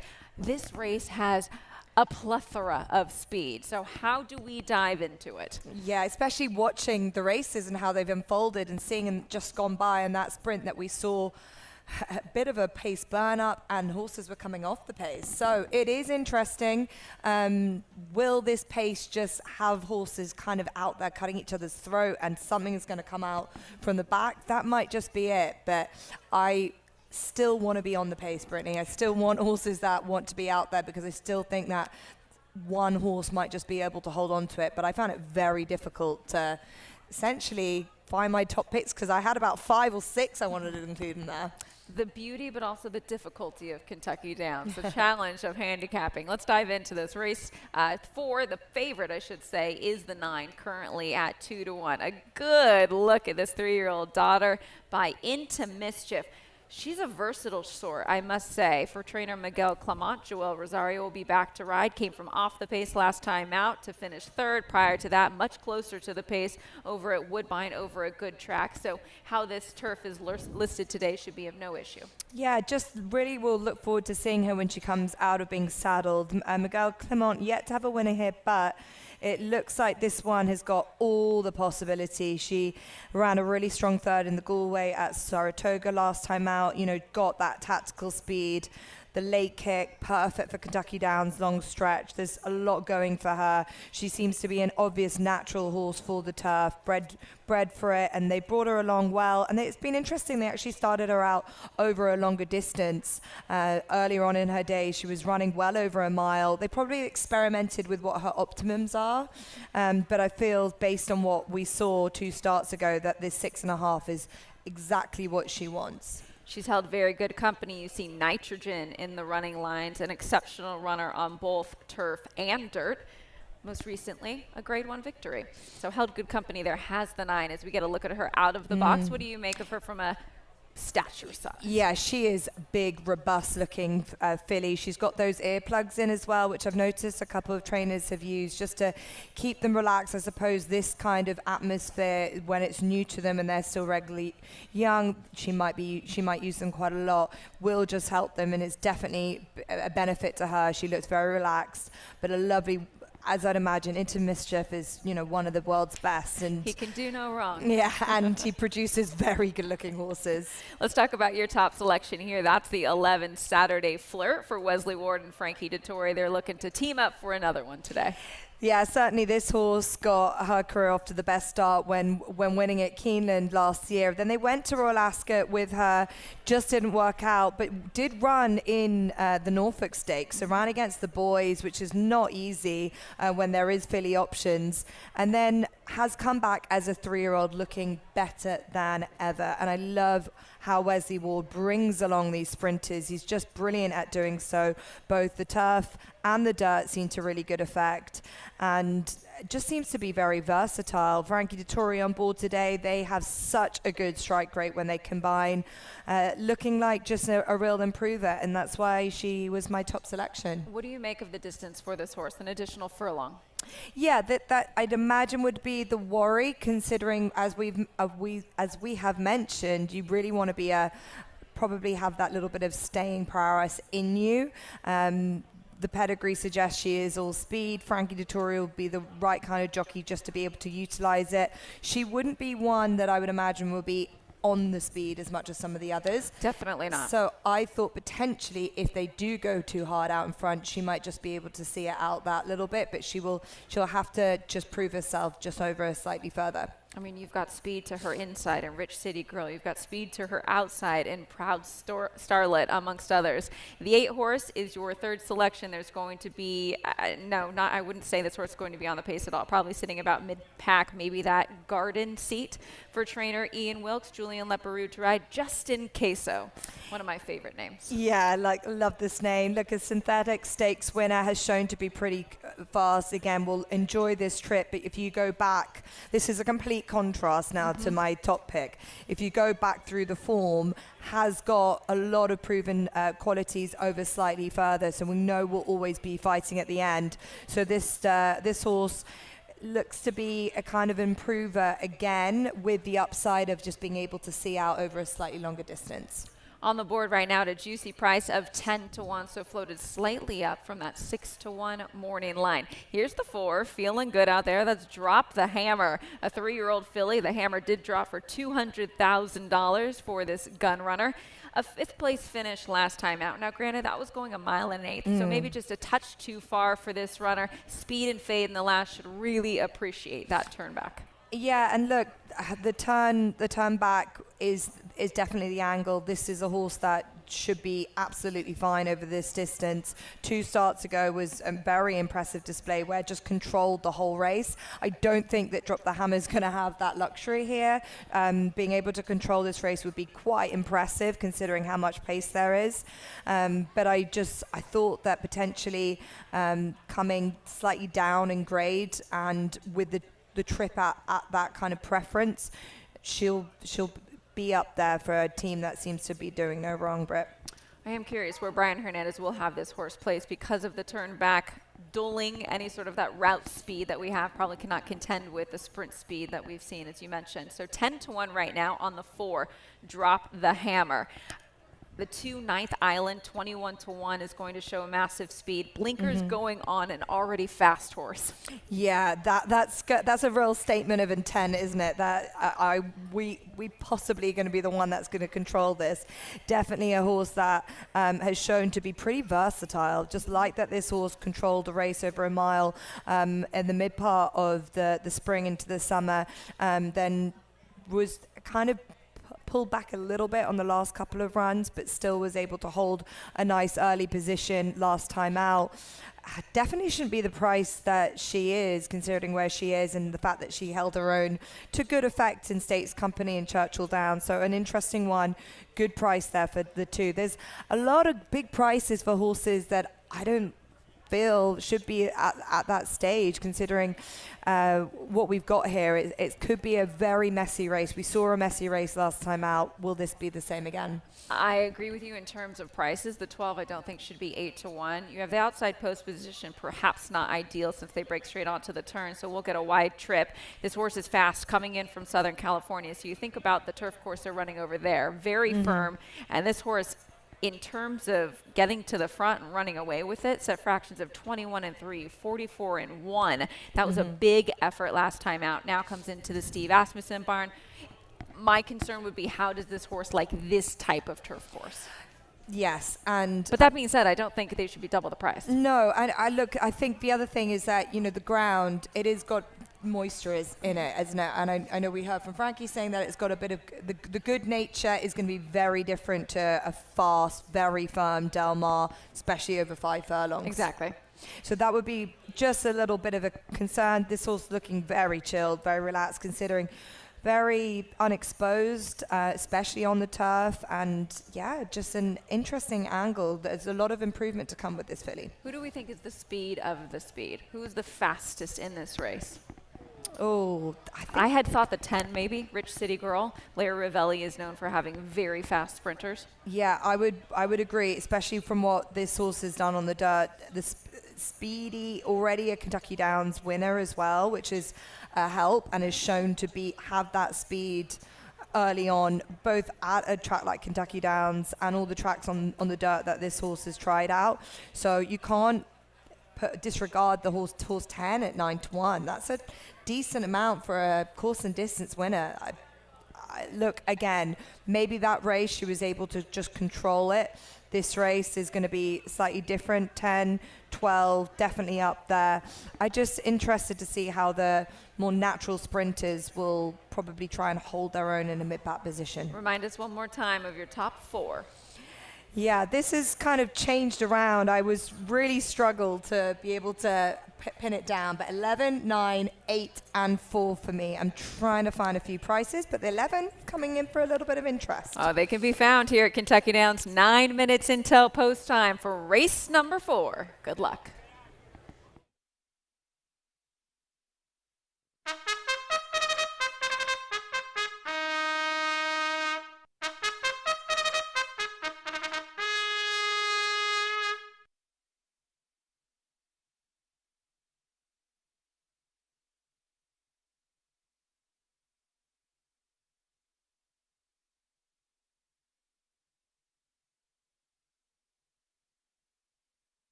The field is parading for race 4. 3-year-old fillies going 6.5 furlongs in this allowance race, which kicks off a 50-cent pick 5 in 8 minutes. Scratch the also eligibles 13 through 16. The race named for FanDuel TV.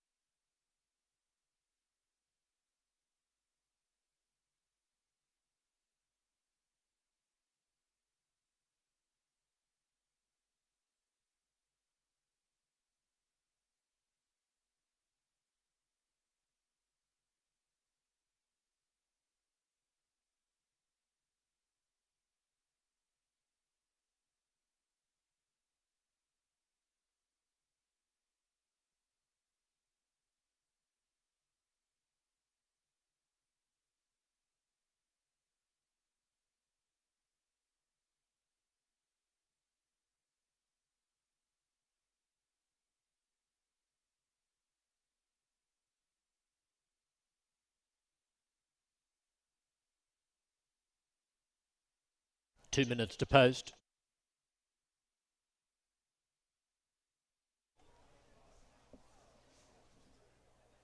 The best turned out horse, She's Got Will, number 7. Congratulations to the groom, Manuel, as She's Got Will, number 7 is voted best turned out for race 4.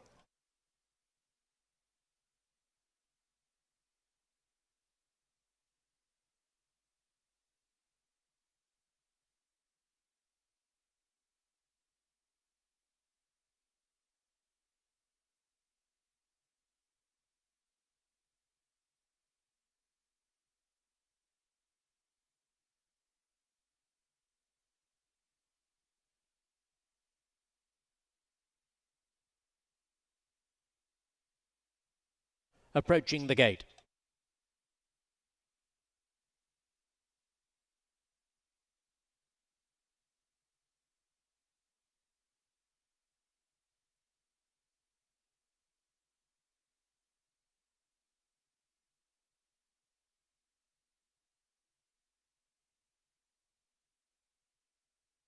Moving in.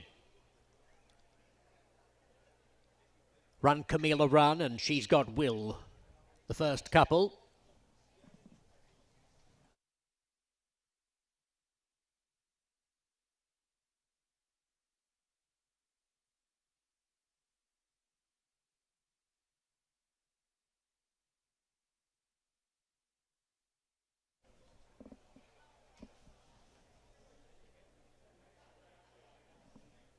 Justin Queso ready with Ninth Island.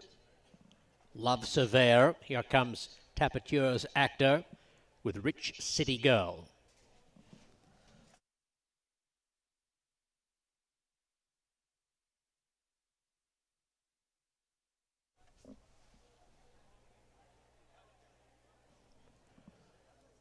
Drop the Hammer is set. Zealous Moon moving in.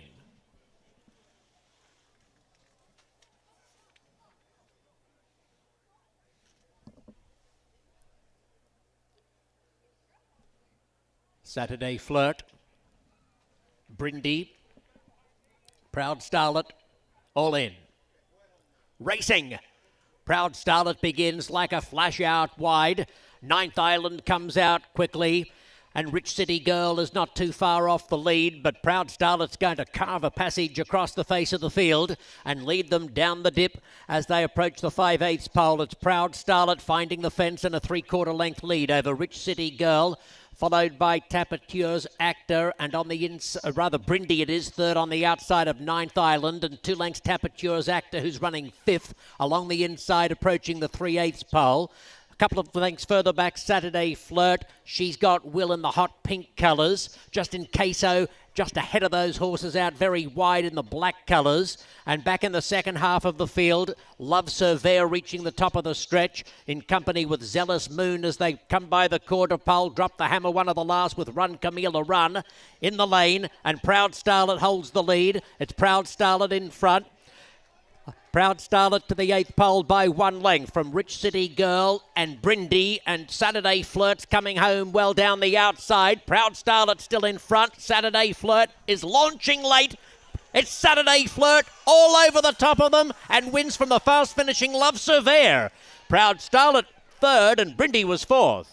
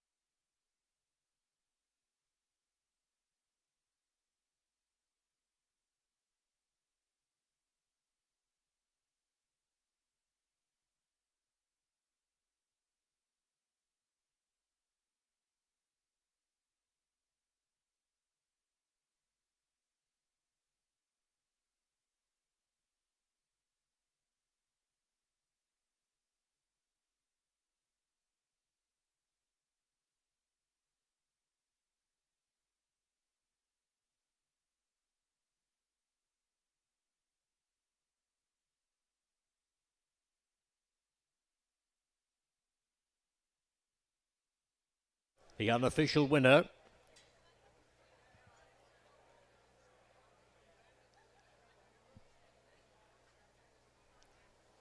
Stand by.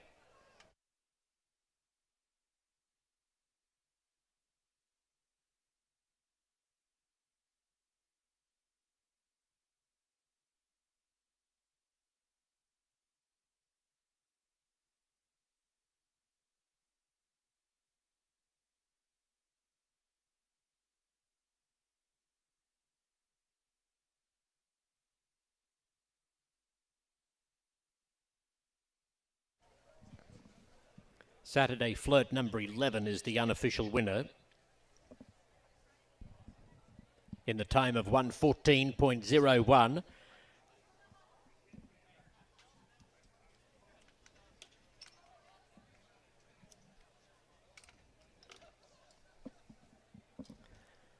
Saturday Flirt, a bay filly by Mendelssohn from the Broken Vow Dam, Dragic, owned by Mrs. Fitriana Hay, whose colours were carried to victory by Navy Seal when last we saw live action. There is the flying dismount from Frankie Dettori, Wesley Ward, the winning trainer.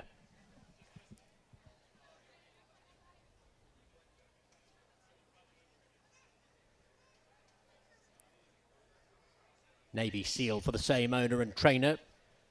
Won the second last race on Thursday.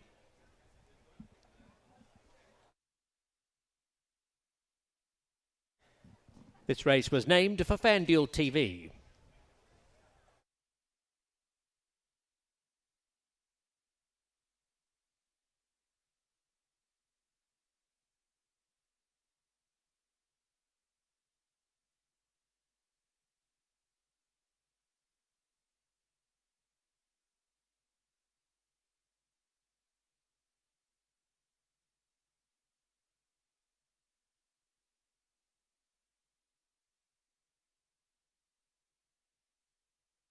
The result is now official.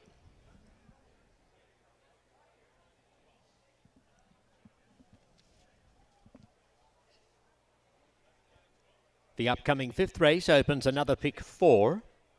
Scratch number 1, Added Touch.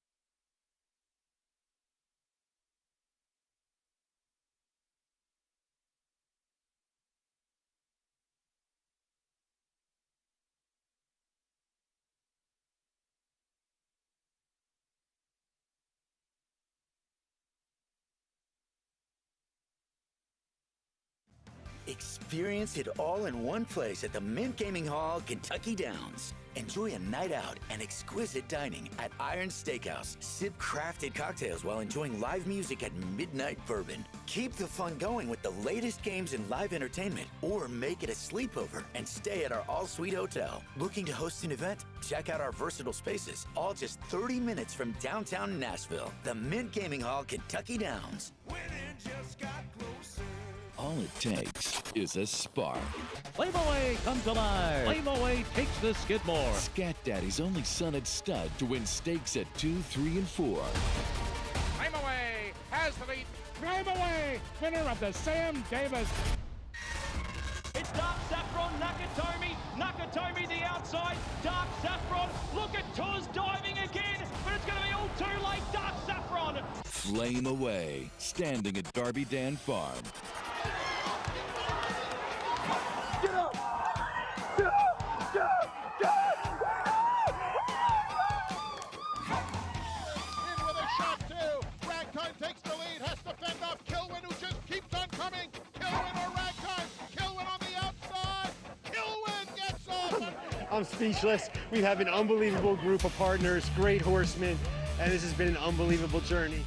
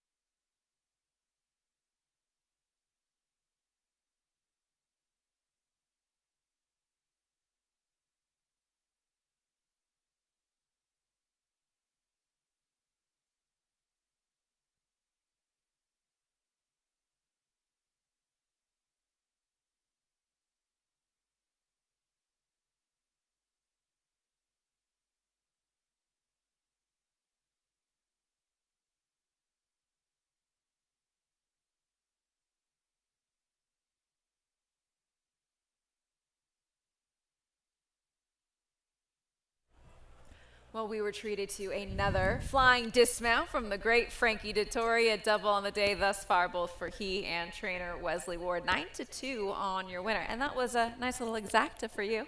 Yeah, I'm delighted with that. I thought that was a beautiful ride from Frankie Dettori at his very best in a race where they went hard, and that horse had to really prove that she had that little bit of extra fight and stamina in her, and she certainly did. She is thriving this year. Perfectly timed. He will be aboard the 2-horse Ashes and Diamonds in this race at 9-1. But why don't we start with our favorite? This is a maiden special weight affair. 1 mile for fillies and mares, 3-year-olds and upward. It does kick off another pick 4 sequence. Your favorite is the 11. Don't Look Now at 2-1 as we get a look at her in the paddock. A daughter of Warfront. This is really well-bred horse for Rusty Arnold. A horse that came from off of it on debut. I'm not sure if we can take away from that much in terms of running style. First time out, you may think would show a little bit of improved speed today. Yeah, just was a little bit hesitant early on in that first run. Probably first day nerves. Wasn't ideal from the stalls. You'd imagine that experience will just help her here. Look, she closed really strongly. Where she came from and where she finished, it gave a lot of promise and potential for her. Big upside second time out. The pedigree is ideal, I thought, for the Kentucky Downs turf, being by Warfront, and I just thought likely to improve. Looks fit, looks slightly lighter, slighter type, but that might just help here at Kentucky Downs. Don't look now. Second time out, your current favorite 9-5, but not your top selection. Where did you land?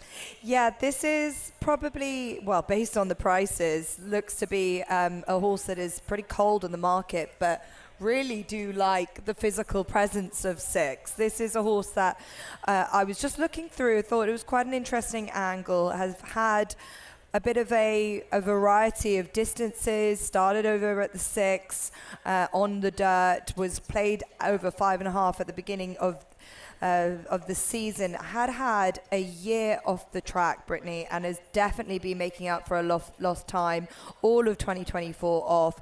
This season has been showing to be better than ever, is edging towards that first win. And I just really liked what this horse did for the first time on the turf over a trip that I think is ideal now. You want to have that little bit of extra on your side at a track like Kentucky Downs in terms of the stamina. But this Bernardini filly just seemed to be pretty consistent on her figures. The form might not be as excellent as some of the others, but well bred enough and just looks like a nice sort. And I just was surprised to see how cold she continues to be in the market. Yeah, big 16-1 right now, up from a 7-2 morning line. You mentioned the race coming out of that was at Colonial Downs. The first try over the turf was not a bad one. Didn't sit off the fastest of fractions that day, so I wouldn't anticipate her being on the lead, but as you mentioned, the tactical ability. Wow, look at the 7 here, 4-1. That is Agia Marina. Very, very, I should say, feeling good, getting a little warm in behind, but look at the fit hind end. Yeah, sometimes when you're watching horses in the paddock and you're trying to gauge, are they agitated? Are they ready for it? Probably would help with by maybe even a second handler just to try and keep her relaxed. But this horse doesn't have a huge amount of racetrack experience. She's still learning, but she is bred to be brilliant. She costs $675,000 as a yearling. She's by Quality Road. She's out of a Ghost Upper Mare, which gives her a good pedigree, not necessarily for the turf. You'd think it would be dirt, and that's where they did begin with her. Look, the running style seems to suggest that she's kind of, again, still learning how to race, but she's been running in slightly better races maybe than this one. I couldn't really work out where I was with her. I wanted to play her, but I didn't know whether we know enough about her running style and what her effectivenesses are for me to be too confident. Well, that's the beauty of exotic wagers. Yeah. You could use her potentially in a trifecta. Underneath, 4-1 right now on the 7, your third choice. The 8 is Crimsonite, a daughter of Tappet, who will be trying turf for the first time for trainer Steve Asmussen. Yeah, look, the pedigree would support this change. Look at her. She's a good-looking grey. That's exactly, if you're a bit of a sucker for a looker, that's what you want to see. Beautifully plaited. Bet the grey on a rainy day is what they say. On a grey day. That will be a simple way. Don't complicate it. What's our phrase I said earlier? How often are we running? Keep it simple, stupid, and keep it simple with this one. A gorgeous grey. She has also got plenty of speed on the dirt. She tries turf for the first time. She went to Ellis and she was probably just unlucky just to find something that just kept onto the pace all the way through. But the figures are pretty good, and I just thought she was an interesting angle trying out turf for the first time. I love that she's handling herself beautifully. Tappets get the rap. Perhaps it's a bad rap because of a few other Tappets to be a little bit rambunctious, a bit of head cases. Not the case with Crimsonite right now. Very cool, calm, and collected out there in the paddock, prepping for her third start. 5-1 currently on this runner. Outside of that, we've got some big prices, some different directions that you could go. Monsoon Dancer, this horse with blinkers off today, the 9, and a huge price of 50-1. Brave Samantha will be jumping back onto the turf course for Bobby Medina. Blinkers will go on second time I should say. Blinkers will go on for Brave Samantha at 44-1. Does this look like the type of race where you could see a massive price or a more formful occasion? Well, I'm hoping so, but my selection has actually come in for a bit of support now, but it seems like there are prices there. That the favorite's 2-1, you've got a 4-1, a 5-1, and then you kind of got bigger prices for the rest of them. I thought the 2 was interesting, Ashes and Diamond, Honor AP filly, multiple competitive dirt tries. Jasmine missed in a Saratoga maiden, missed the top 3. again, Frankie Dettori riding is a positive side for this barn, for Joe Sharp, and just another one that could be involved. But interestingly, with this horse, I thought the style, now watching some of the races so far, the closes have been really beneficial. From a pace perspective here, there isn't a huge amount. I don't know what you thought, Britt. I don't think there was a huge amount outside of the 8. She just looks very tall to me. She on this does. screen. I'm not in person, but she looks very tall. Leggy Sword, that is the 2 Ashes and Diamonds at 10-1.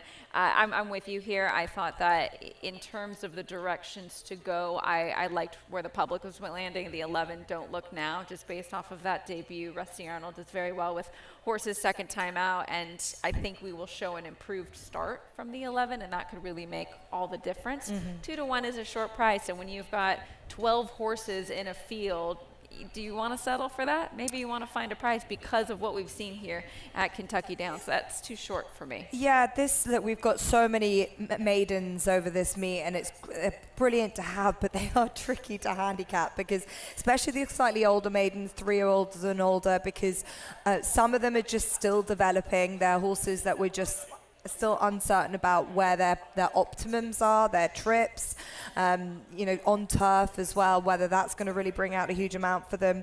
The mile is, I think, quite tricky here because you've got a lot of horses stepping up from their sprinting divisions trying to tackle it for the first time. But this, just as I said, noticing the way the races have been run, seeing how hard horses are going early and horses coming off the pace, I would imagine 11 is going to be just weighted, and then hopefully going to be able to run down the pace, which I'd imagine might be set by the 8. Is definitely showed fast early speed figures, whereas the 11, it's difficult to know just because she was so slow and just got a little bit fractious before the start, first time out. But I imagine based on her workouts, she's gonna know her job a little bit better this time out. Nice and Relaxed is your favorite 2-1 currently. I think the 6 Cleopatra Celine, your top selection, will be forwardly placed for trainer Nacho Correa's under Vincent Chiminade. 10-1 you're getting on that runner. I also thought in terms of being forwardly placed, definitely the 8 if that translates from dirt to turf. The 7 for me, I think, is the most intriguing runner here. I liked what I saw in the paddock despite getting a little warm on a cold day. Brendan Walsh, we know that he has pointed many horses to this meeting, primed for Kentucky Downs. This was the goal. As you see the 7 stepping onto the turf course in the middle. Yeah, yeah, the 7, it looks like she's just, I'd imagine at this stage, just wants to get on with it. I always love to see horses once the jockeys get on board. We saw it actually in our first race. That horse, the maiden, was literally like ready to go. Yeah. And then the moment the jockey got on board, and that was Frankie, she just seemed much more professional. So the 7 gets a leg up, and hopefully this will just help her that little bit. And yeah, she does look good. She definitely has a strong level of form for this. You can glean a lot from the riders as well once they jump on board to see how they are treating this runner. Do they put their feet into the stirrups or do they keep them out, which is another way to keep these horses nice and relaxed, which you can see Tyler doing in comparison to some of the other riders. Are they going to expend some of that energy early, get a really stiff warm-up ahead of starting to the gate? So all of these little nuances that you can see because the jockeys feel what's underneath and how they are going about things in preparation for this upcoming event. Race number 5 on tap, 7 minutes until post time. 1 mile, fillies and mares, 3-year-olds and upward. And don't forget, it kicks off a pick 4 sequence.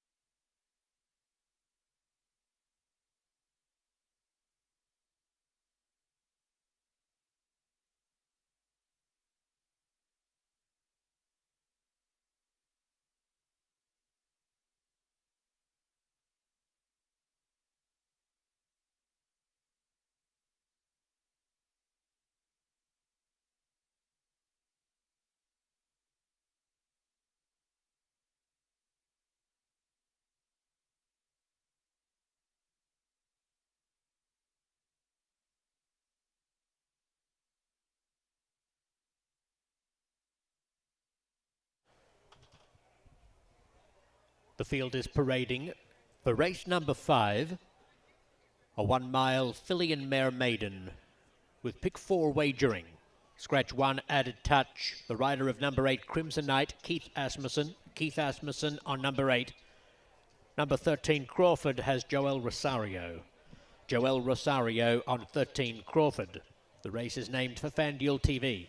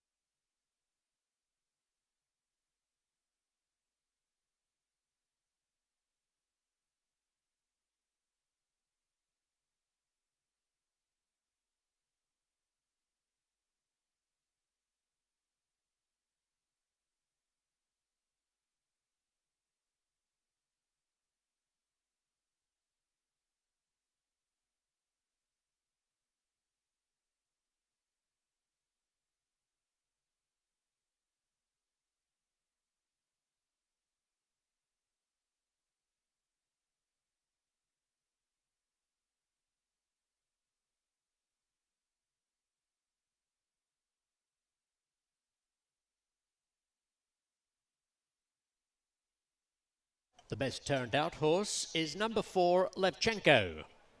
Congratulations to the groom, Jeremy, as Levchenko number 4 is voted best turned out.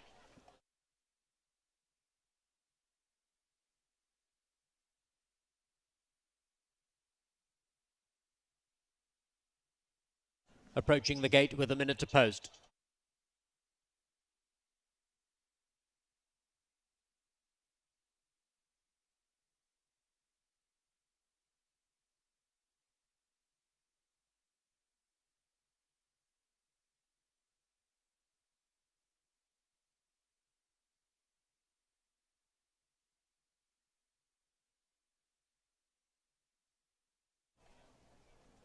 Coming up into line, Ashes and Diamonds and Aya Marina, Crimson Knight and Tool Belt, followed in by Levchenko and Monsoon Dancer. The first half dozen loading very efficiently. Cheminot is off number 6 briefly behind the gate. Cleopatra Celine, Vincent getting a leg back aboard now. Brave Samantha is in the gate. Don't Look Now comes up. Playa Azul. Cleopatra Celine. Followed by Dodecahedron, and Crawford will be the last in.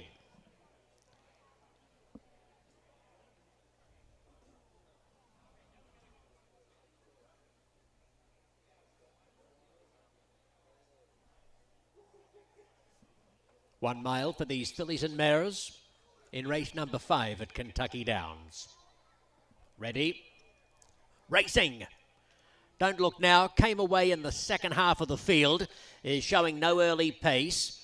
Out wide, Dodecahedron in search of the lead. Crimson Knight, Tool Belt showing good dash. And up there too is Monsoon Dancer. It's a line of 4, followed by Brave Samantha outside of Cleopatra Celine.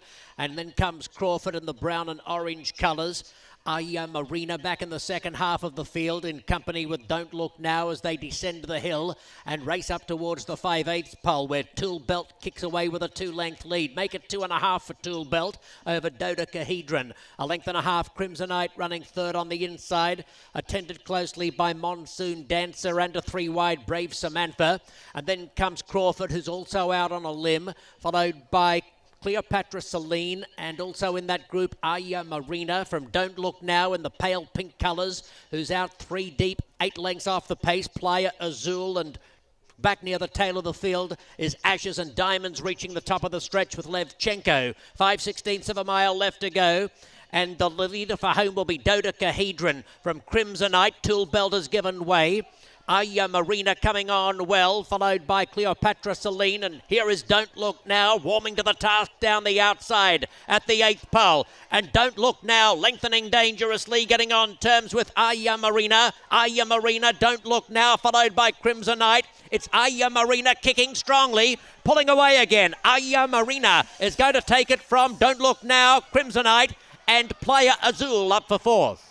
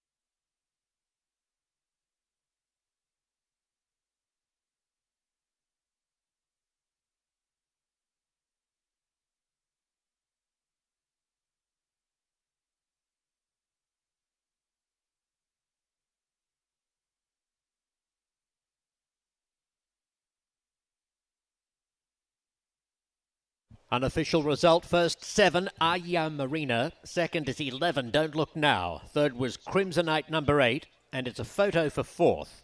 The time, 1:35.44.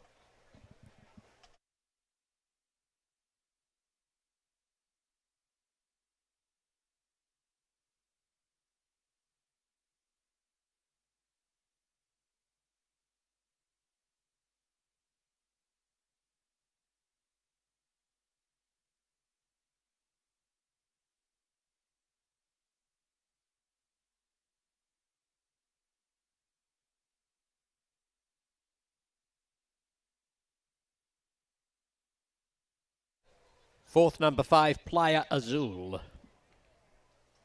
Superfecta numbers will be 7, 11, 8, 5.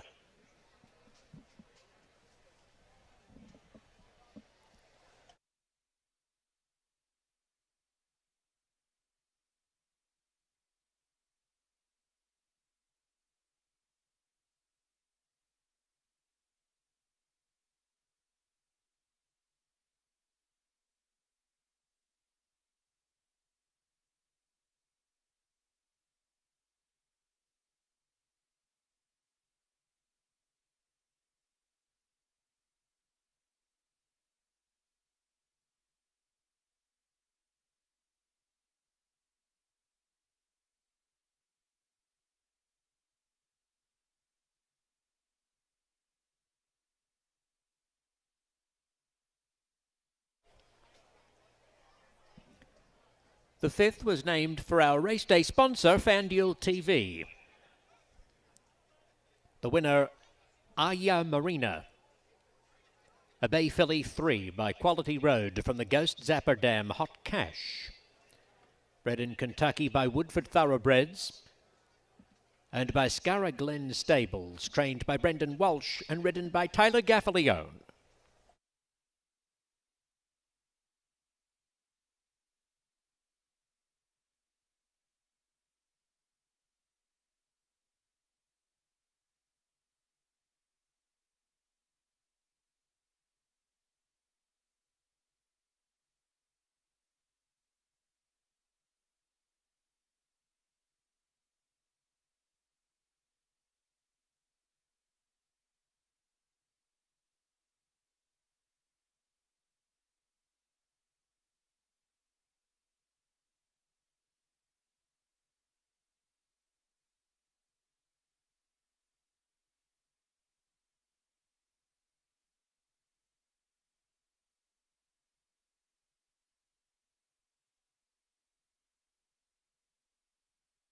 The result is official. Placings officially 7, 11, 8, 5.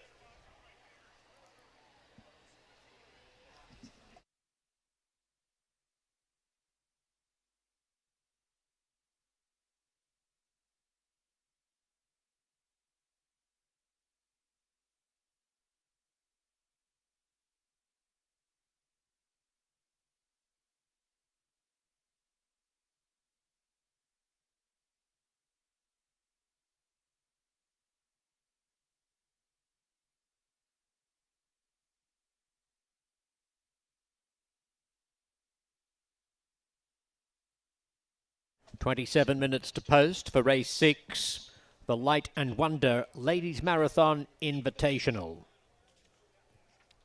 No changes to the field.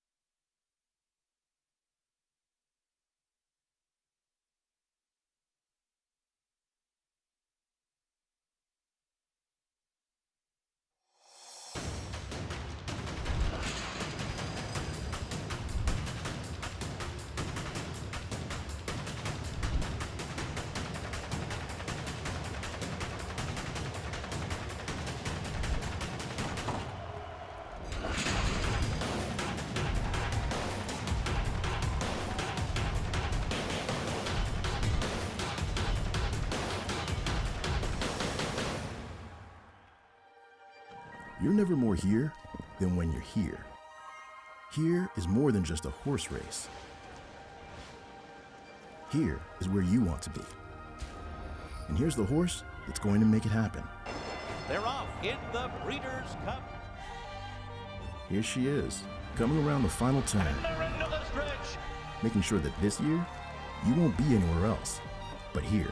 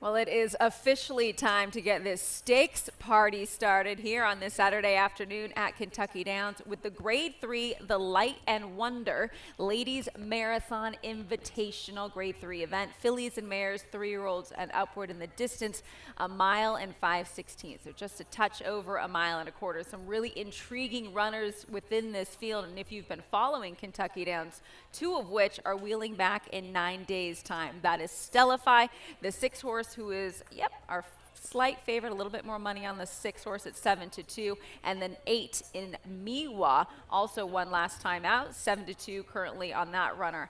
I should say romped last time out for trainer Joe Sharp. That was the first time out for his barn right here at Kentucky Downs, the first time for her over this track, much the best underneath Jose Ortiz. We're going to dive into the paddock, and you can't miss her in that blue Kentucky Downs sweater, and ask how Miwa looks. Jess Stafford for us. I'm intrigued. This is a 9-day turnaround. We have 2 horses in which are doing that. How does she look to you? Yeah, hopefully everyone's looking at the horses, not at this interesting outfit that I've got on, courtesy of the merchandise store. So another plug for the merchandise store, giving out socks, sweaters, everything you want if you're feeling a little bit cold like me. But yeah, looking forward to this race. It's great to see Miwa, as you mentioned, Brittany, with that very quick turnaround. Wasn't she impressive when we saw her here just last week? And Joe Sharp has brought her into this race to, give her a kick at in better company. And I suppose she deserved it, and she's obviously come out of it in great order. She looks well, as you'd imagine. She looks great in her skin, considering she's had, as you say, a quick turnaround. But this is a tougher race, and we've got some horses in here that I feel deserve a big graded success to their name. 6 Stellify has got a lot of presence about her. She's got a good, strong front, and that really matches up by what we see when we see her on the track, Brittany. She is very much a professional. She knows what to do from the gates, as we saw, and she's another one with this course and distance form. And I think that's the thing, who's going to be best and who's going to win the love affair with Kentucky Downs. It seems to be the horses that are back here showing and proving that they just really adapt to this track the best. This is a short meet, only 7 days, so you will often see, particularly on today's card, horses that have run previously at this meeting will be giving it a second shot. I mean, why not when you have the purses on tap that you do? This one, $2 million on the line. That's a hard thing to say no to if you have a horse in good form. So the 6, that is Stellify, looking for her 4th victory in a row, will be turning back in distance after scoring right here at Kentucky Downs at 1.5 miles. She is your 3-1 favorite, but there are other worthy horses that we should talk about, Jess. The 11 horse to the outside, No Mo Candy for trainer Safi Joseph. She has a stakes victory to her name, the Pebbles, last November. What do you make of her today? Yeah, No Mo Candy is a very good-looking daughter of Uncle Mo. I can see her coming past me looking like she's ready for action as well. And, this horse was all about tactical pace. She's gritty. She could sit right in this trip. This looks to be ideal for her. I thought that in terms of how we've been watching some of the racing play out, it's been interesting to see some of the closers really being helped by hard pace. She just looks as I'd hoped her to be, pretty relaxed, seemingly taking her surroundings quite well. Maybe just for her, a positive compared to some of the others is that she's got that sort of freshness. She hasn't had a hard run last time. I know that she's had a couple of entries, so maybe this has been the race that they've wanted to really focus in on. But No Mo Candy's been placed in graded races, grade 2s, grade 3s. Is this her day? We know what she can do, and she really came into herself this time of year, this time last year. And I do sometimes find that with fillies, Britt, that sometimes time of year is really important to them, that they start flourishing, and that could just be the angle with her. Currently on the board right now at 6-1, that is No Mo Candy. Irad Ortiz Jr. will jump back aboard this 4-year-old filly by Uncle Mo. The 6 horse we spoke of at 3-1, your favorite remains, but what about the 4? That horse is Spanish Eyes. I'm very intrigued by this runner coming out of the Beverly D. Stakes Beverly D Stakes last time out, came from well off the pace, didn't quite get there, but Brendan Walsh is having himself a meet and looking for back-to-back victories. Yeah, certainly, as you say, Spanish Eyes, this horse who just watching, just getting prepared. There has been a few horses just kicking out, lashing out. I have to say number 5 has got very warm indeed just here. And as we know, it's not a warm day at all. Four has been kept and left in her box. Seems to be better there than being outside. But 4, Spanish Eyes, as you say, that German Oaks runner-up in 2024 has got a pedigree that would suggest that she's just at her very best here, and it probably has that edge. She's a daughter of Zarak, Zarak being the sire of Flatten the Curve, who was a good winner here last week, and just had a couple of excellent starts here in America, second in that Beverly D, as you say, has got that proven stamina. And what I like about her, she's got that late kick, which really suits this Kentucky Downs stretch. Getting a little bit warm down in behind her back legs, but nothing too much to worry about. She's a smaller physical than some of the others, actually. That's what I've noticed. Maybe that will benefit her around this tight and undulating track, but she's definitely got classy form behind her. And the last one, Jess, I wanted to ask you about is Beach Bomb, the South African bred for Graham Motion. What do we make of this runner? How did she look in the paddock? Yeah, Beach Bomb, another horse, as you say, got that very capable form behind her. She looks pretty rock solid. I'm just trying to find her. I think she's gone and headed out a bit before I could get my last set of eyes on her for you. But again, another horse that's really proven at the trip, knows how to take it. I've just seen her walk out looking ready for it. She, again, slightly a lighter horse than others, but she's got a class edge here that says that she's going to be very much part of the setup here. I'm really liking the look of all of them. Nothing too much of a negative. Maybe 5 just got that little bit warm. Miwa is standing out to me. I can't believe how well she looks considering such a quick turnaround, and it's going to be interesting to see if she can prove her authority in a race where there is a lot of good graded fillies in here. She looks like she's ready for it. She proved that last time, and she'll have a massive confidence boost coming into this. A few directions to go. Let's kick off the stakes action. It is the Grade 3 Ladies Marathon. Good luck.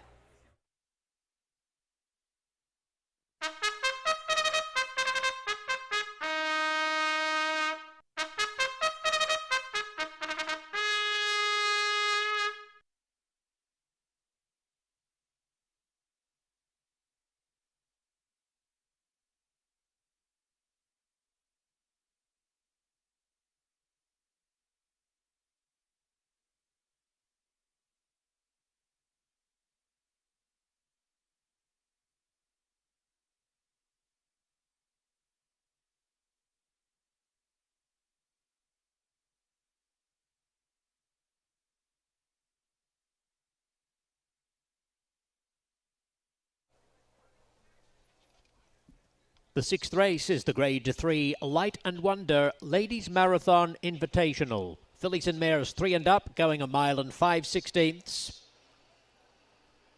8 minutes to the scheduled post time. The post parade led by number 1 Arya Stark for Haymarket Farms. She's trained by Ignacio Correas, ridden by Vincent Cheminot. Number 2 Way to Be Marie, trained by Robert Atras for Manny Franco, the rider.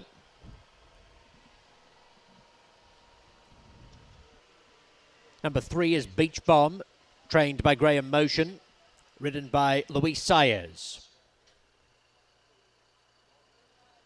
4 is Spanish Eyes, trained by Brendan Walsh. Ben Curtis is up. Number 5, Nedette, prepared by Neil Drysdale, guided by Julien Leperoux. Stellify carries the number 6 saddlecloth beneath Florent Giroux. Brad Cox is the conditioner. 7, Duvet Day, trained by Michael McCarthy, partnered by John Velasquez.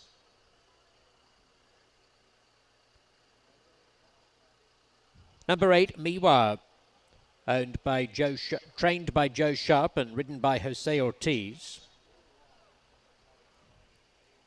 9, Boss Lady Bailey, trained by Mike Maker. Flavian Pratt is astride. Number 10, Gran Mireya, trained by Riley Mott, ridden by Junior Alvarado. And 11, No Mo Candy, is prepared by Safi Joseph Jr. and ridden by Irad Ortiz Jr.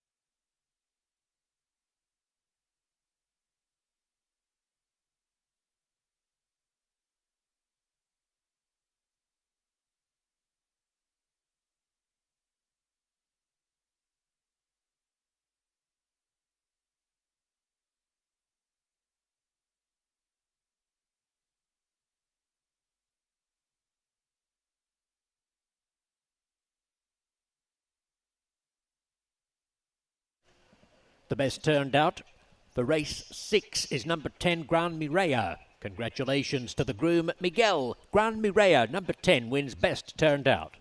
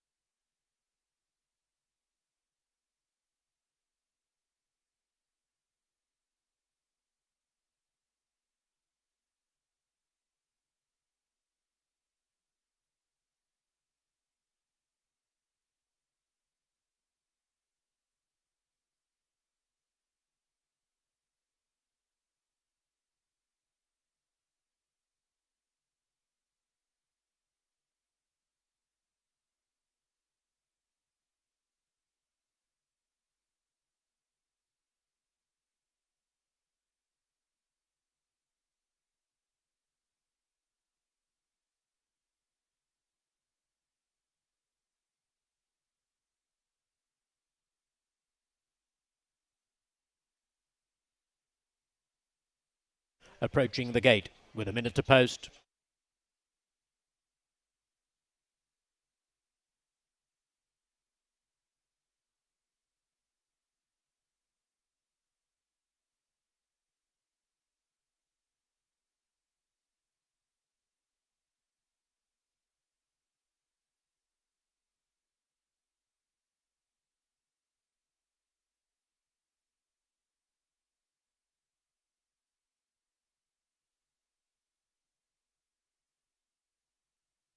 About to move into line. Arya Stark and Stellify squaring up behind the gate.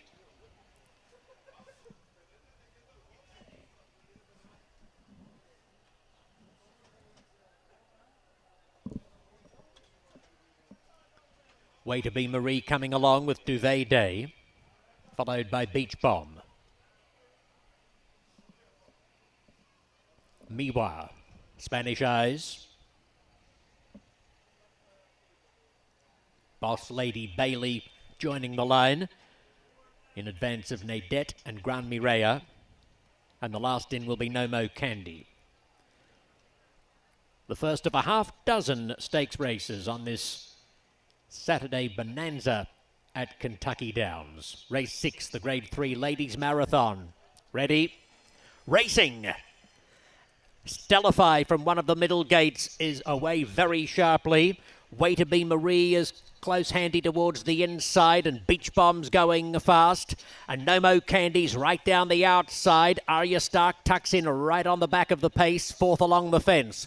With 1 1/8 to go, Stellify goes to the lead for Florent Giroux. No Mo Candy crossing to sit second. Beach Bomb 2 lengths back third. Another 2 lengths Arya Stark and Spanish Eyes. Grand Mireia 3 wide, 6 lengths off the speed.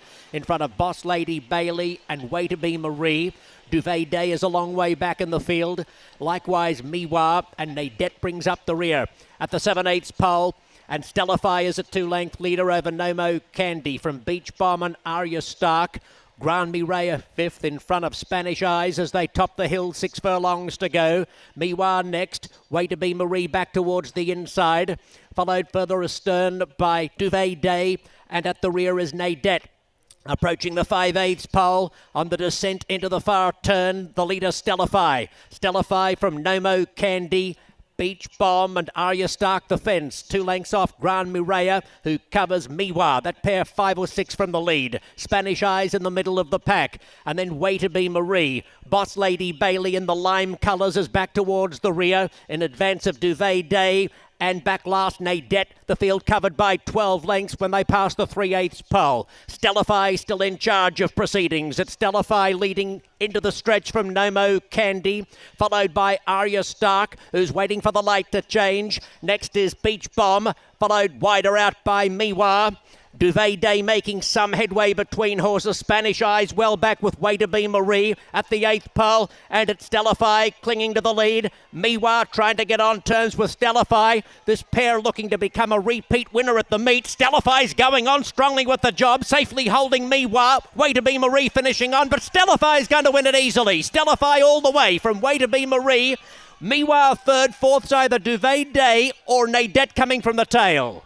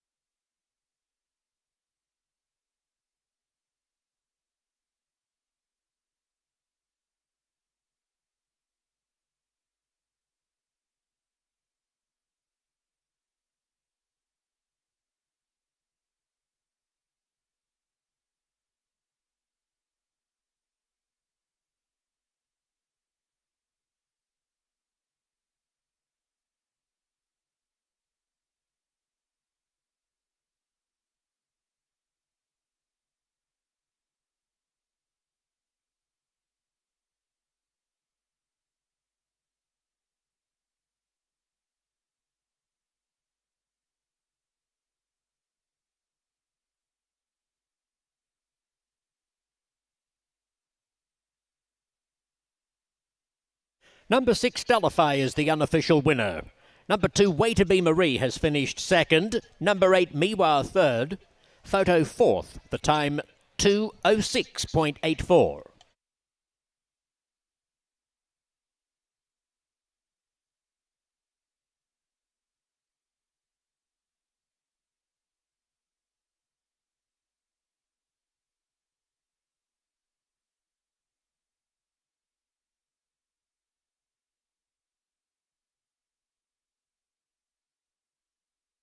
Fourth went to 7, Duvet Day. Number 7, fourth.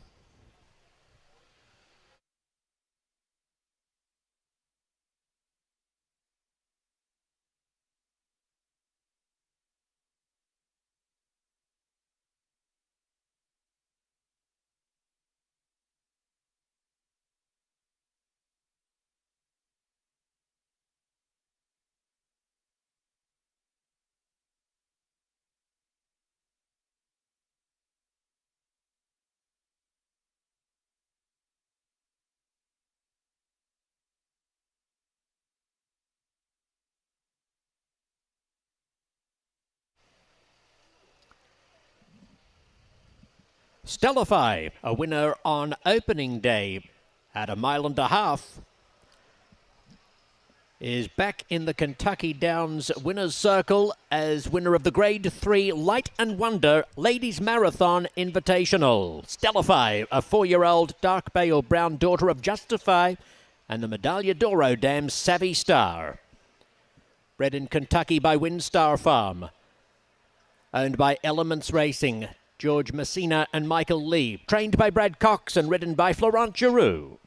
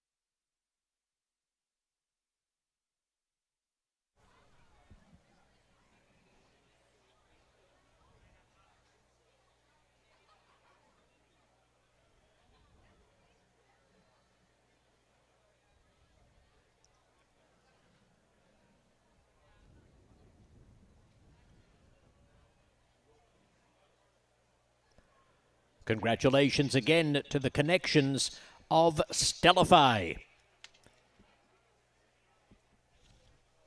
The first repeat winner of the 2025 meet. And doing so in the Grade 3 Light and Wonder Ladies Marathon Invitational. Placings are officially 6-2-8-7, result official.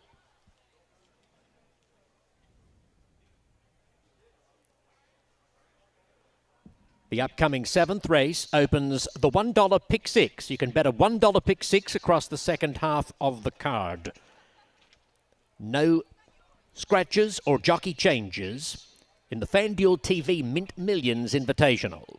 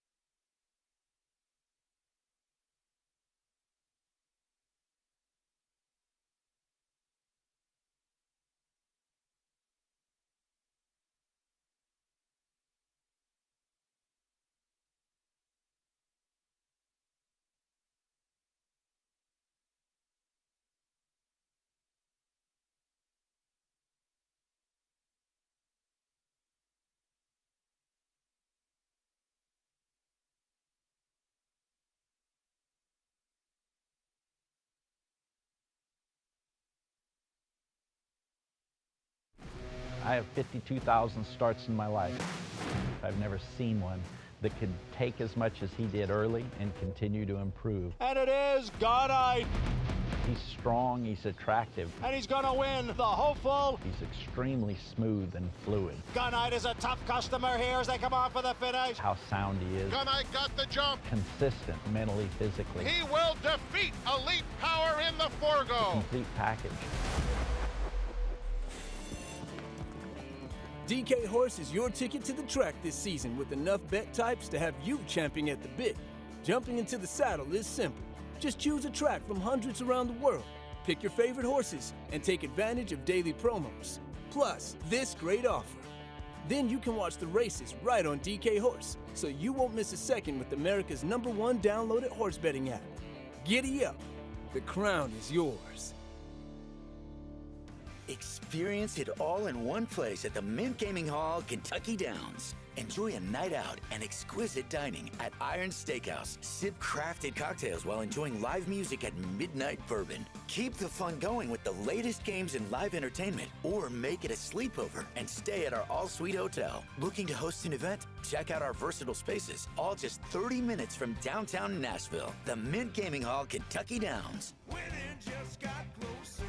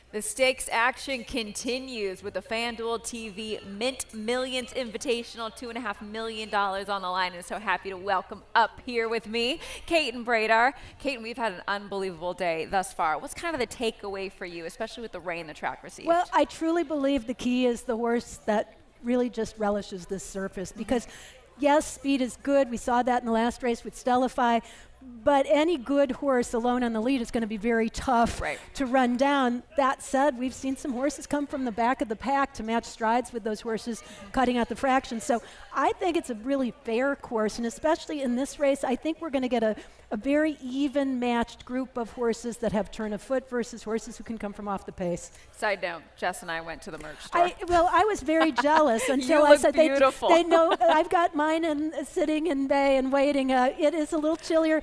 To be honest, this is one of the cooler days I ever remember I've been here for the last 11 years, and I don't remember it getting quite this chilly, but that said, it's perfect racing weather, right? It is perfect racing weather. Maybe not perfect for you and I that are quite cold, but I think Jess must have brought the cold. Okay, let's really dive into this race. As mentioned, the Mint Millions Invitational, Grade 3 event for 3-year-olds and upward, 1 mile over the turf course, and it does kick off at $1 pick 6. I think a tough race to do so. I know that you are a fan of the 7-horse Brilliant Birdie, as is the public. Wow, 2-1 right now, down from an 8-1 morning line. That surprises me a little that there's 2-1 favoritism. I did respect the colt as A, one of the few that has won over this course, and B, one of the top turf horses in this division at this stage of the game. His win in the Wise Dan was legit as the favorite. He's beaten the other horse that makes a lot of sense in here in the 13 on the square, and he's done little wrong in his last 3 starts of this season. Give him a mulligan on the first race comeback at the fairgrounds. It wasn't his day. I think he needed the race just to get his game face back on and to get back into the system of running. But if you look at his race in the Gun Runner last year at the same mile distance, he was dominant, took over at a very early juncture and just went about his business. Now, the question is whether speed will come back here, because I think his best game is to sit and pounce.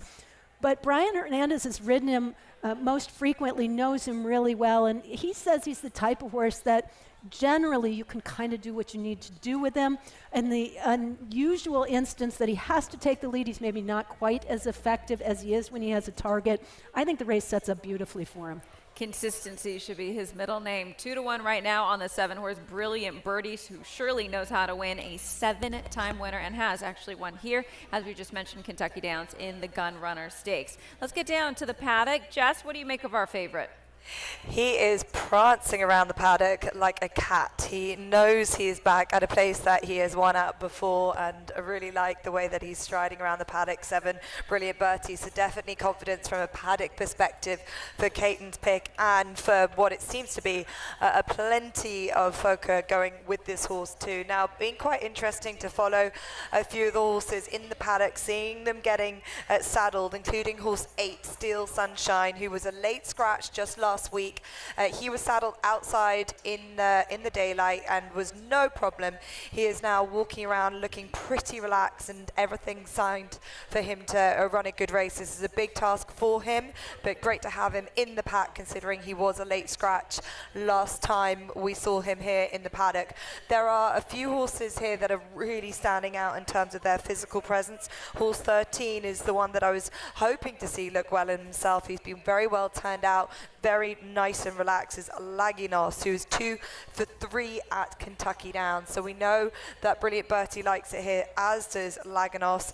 He had that emphatic Tappic Stakes win last year by 5 1/4 lengths, and he set an Equibase course record that was just 9 days ago. And look, this horse, there have been plenty that have been able to bounce back for quick turnarounds. We saw what you can do when you come back quickly, and this horse looks ready for it. Just getting a little bit jig-joggy now. Don't want him to get too buzzed up before this, but plenty to like from him, and coming back off that tight turnaround, I don't think should be a problem. 9 days turnaround. I actually think he looks very well in the paddock right now. I appreciate the bouncing. I do too. I think that is, a good sign for him. He is a bit of a high energy horse. He has a good turn of foot. From that outside post position, it's going to be up to Jose Ortiz, who does ride this course so well and is familiar with Laginos, to get him to settle so that perhaps he can get a little bit better position.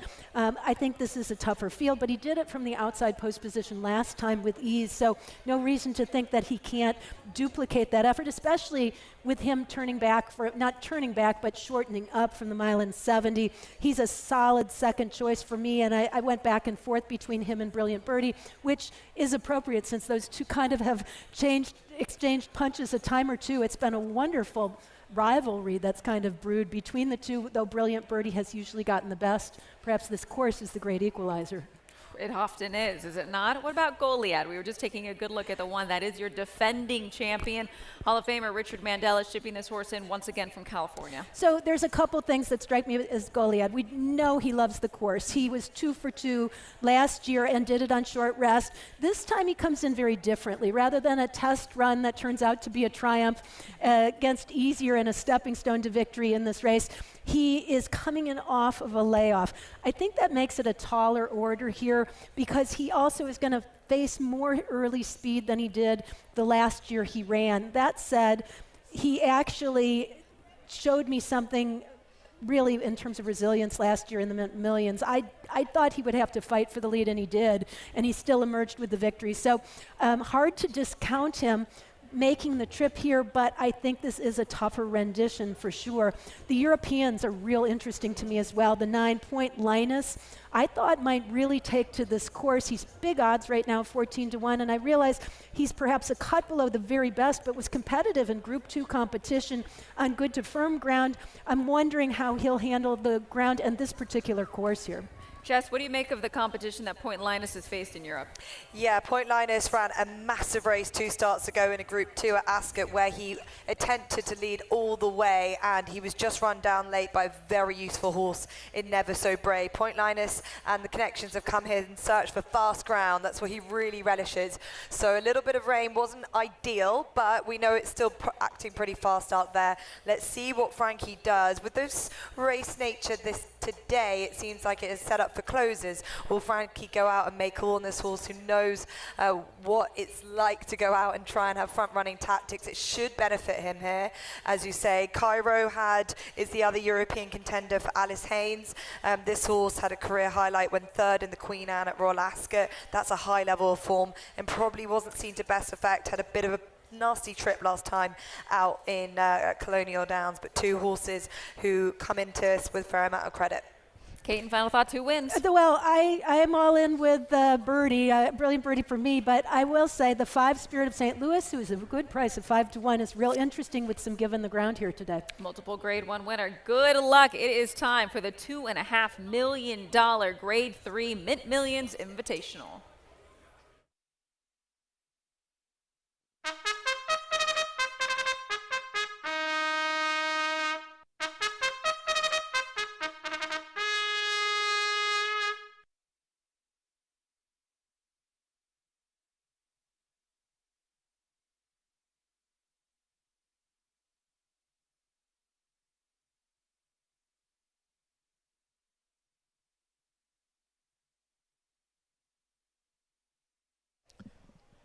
The post-parade for the FanDuel TV Mint Millions Invitational is led by last year's winner, Goliad, trained by Richard Mandela,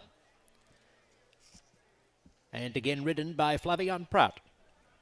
Number 2, Major Dude, is trained by Todd Pletcher. The rider is John Velasquez.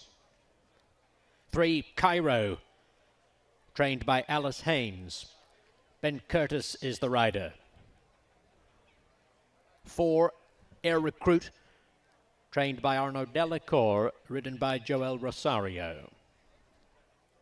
5 is Spirit of St. Louis, trained by Chad Brown, ridden by Manny Franco. Number 6, Swift Delivery, conditioned by Mark Cassie, accompanied by Irad Ortiz Jr. Number 7, Brilliant Birdie, trained by Cherie DeVoe, piloted by Brian Hernandez Jr.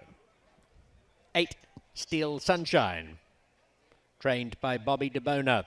Luis Saez does the steering. Number 9, Point Linus, conditioned by Edward Bethel. The rider is Frankie Dettori. 10, St. Anthony, trained by Neil Drysdale. The rider is Tyler Gaffalione. 11, Epic Ride, trained by John Ennis, with Edgar Morales in the irons. 12, Beach Gold, trained by Patrick Biancone, ridden by Keith Asmussen. 13, Lainos, trained by Steve Asmussen, Jose Ortiz is aboard. $1 pick six wagering available on these 7th through 12th races. The Grade 3 FanDuel TV Mint Millions Invitational, upcoming in 6 minutes.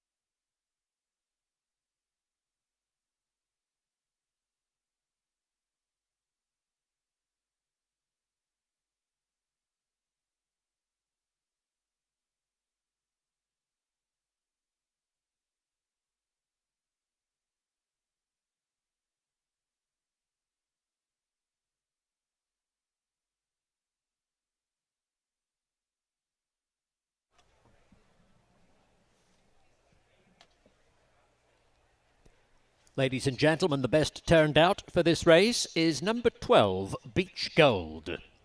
Congratulations to the groom, Jose. Beach Gold, number 12, is best turned out for the 7th race.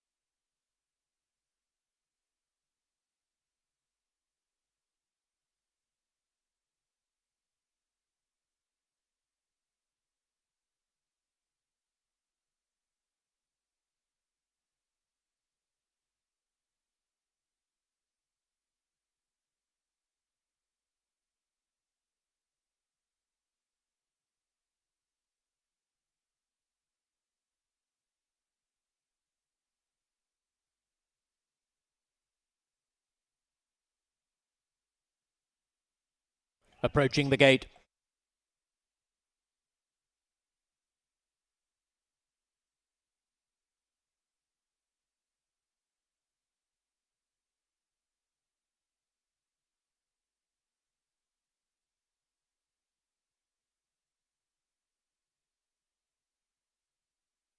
Moving in, Goliad to the inside stall, joined by Major Dude. Brilliant Bertie. Cairo and Steel Sunshine, followed in by Point Linus.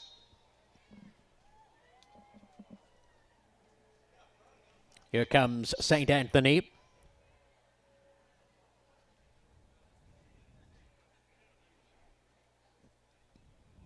Air Recruit and Epic Ride.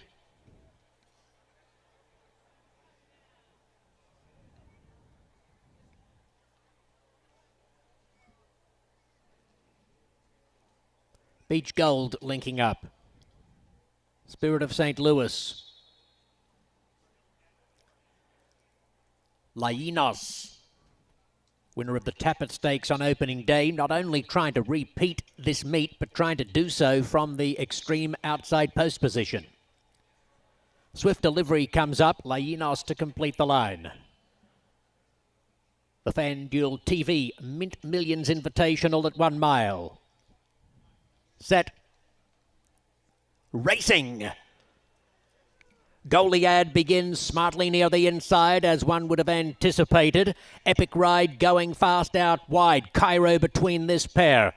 Beach Gold's out very deep, and Major Dude towards the inside. Air Recruit and Point Linus both between horses at the top of the hill with 6 furlongs to go. St. Anthony is next, followed well back by Spirit of St. Louis.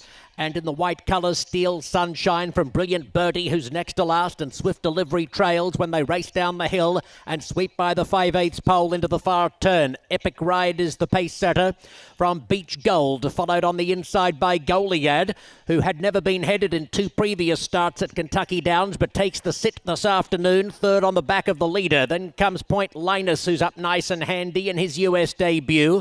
A bit wider out, then comes St. Anthony, and also in that group is Lainos, followed then by Cairo, who's one off the fence in a bunched field. Spirit of St. Louis getting fanned very wide past the 3/8 pole. Major Dudes over along the inside. Steel Sunshine, Swift Delivery a long way back as heads are turned for home. And on the outside, it's Beach Gold, who's now beginning to struggle. Still the lead belongs to Epic Ride from Beach Gold. Goliad, Lainos on the outside. The lead belongs to Epic Ride. He is showing them a clean pair of heels. Epic Ride with a 16th to go. A couple of lengths from Lainos and Beach Gold. It's Epic Ride, leading most of the way to win the FanDuel TV Mint Millions. Over Lainos, and third's either Beach Gold or Brilliant Bertie, who was late on the scene down the outside.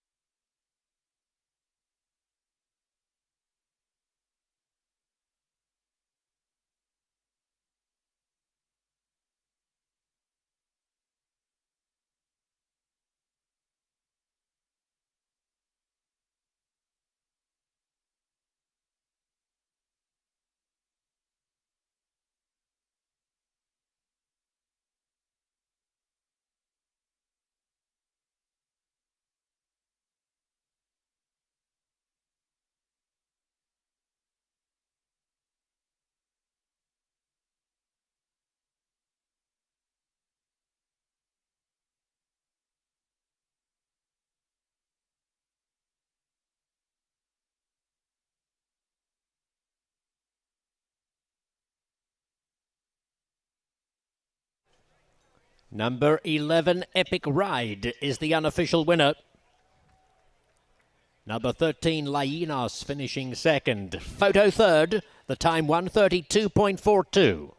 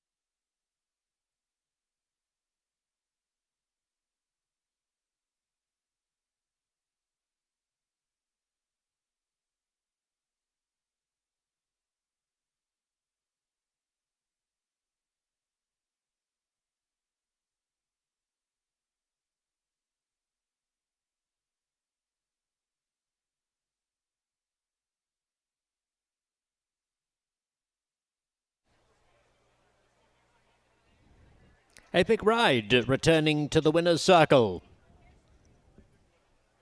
A 4-year-old bay gelding by Blame from the Geoponte Dam. Pick a Time. Bred in Kentucky by Fred Hertrick III. Owned by Welch Racing. Trained by John Ennis and ridden by Edgar Morales.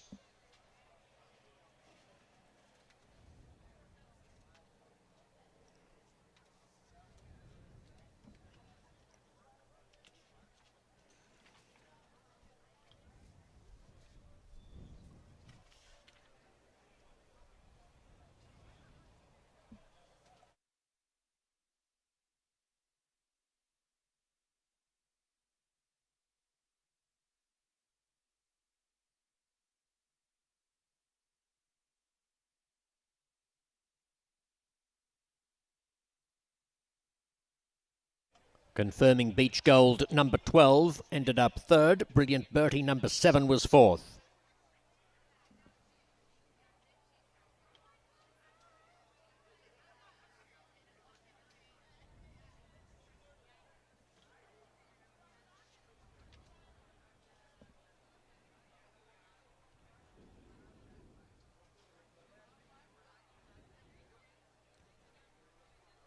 Congratulations again to the winning connections in the FanDuel TV Mint Millions Invitational.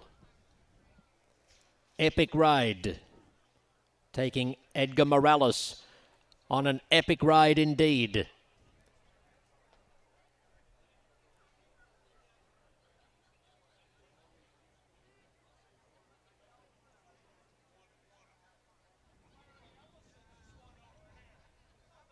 The result is official.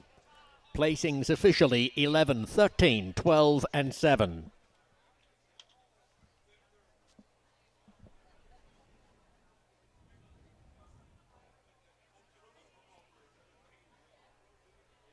The upcoming 8th race opens a 50-cent pick 5.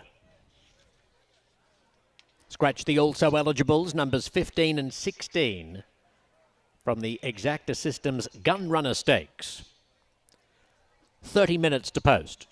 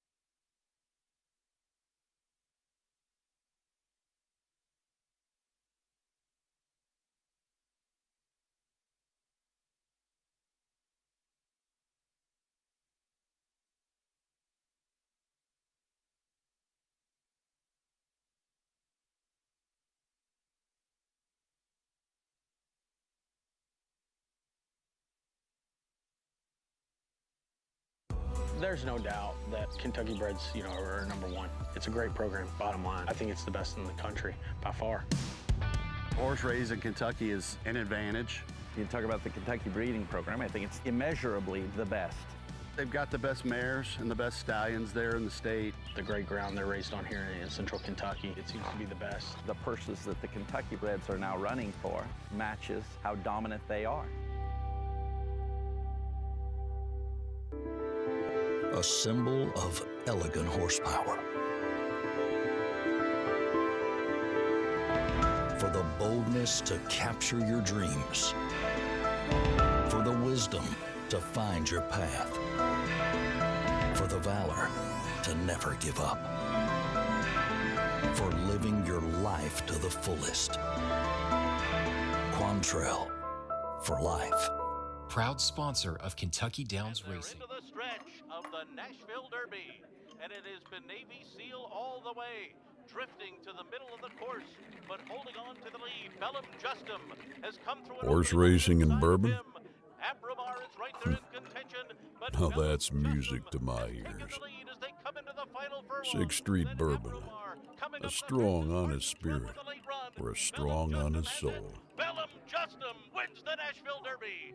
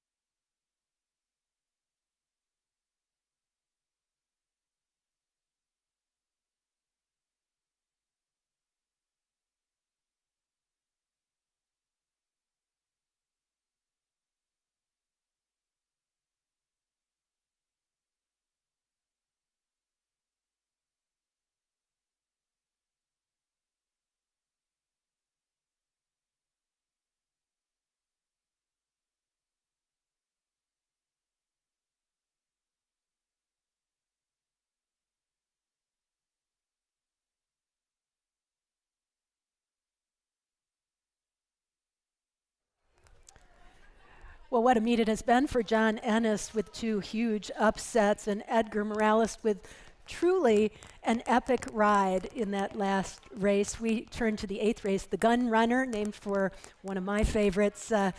Going a mile on this turf course, it's the Exacta Systems Gun Runner with a purse of $2 million. And the favorite currently, the 7-5-2, that is New Century, one of 2 horses I was zeroing in on. I was also wanting to get a good hard look at the 1, Namaron, our German invader, but the 7, New Century, adds blinkers for Brendan Walsh with Irad Ortiz aboard. Saratoga Derby, he was beaten 3 lengths, but I think he can improve off that effort. I like the shortening up from the 1 3/16 to the mile. I also like the fact that he seems to steadily be holding his form, if not improving ever so slightly, after battling against horses like World Beater, Test Score, and Zulu Kingdom. So he's the public's choice right now. I'm very interested in the 1, Namaron, also getting support at 7-2 off a 2nd place finish on yielding ground at Baden-Baden back in the spring. We'll see how he looks and get more information, but first, Jess Stafford in the paddock can help us out with a guest. Thank you so much. Yes, always important to get as much insight as you can for these big races coming up here at Kentucky Downs. And Ben Kudler from Race Lens Equibase comes to join me again. And Ben, you can tell us a little bit more about why your tool is so helpful, especially when you're trying to handicap these bigger races. Well, Kentucky Downs can be so difficult. And Race Lens is Equibase's handicapping tool.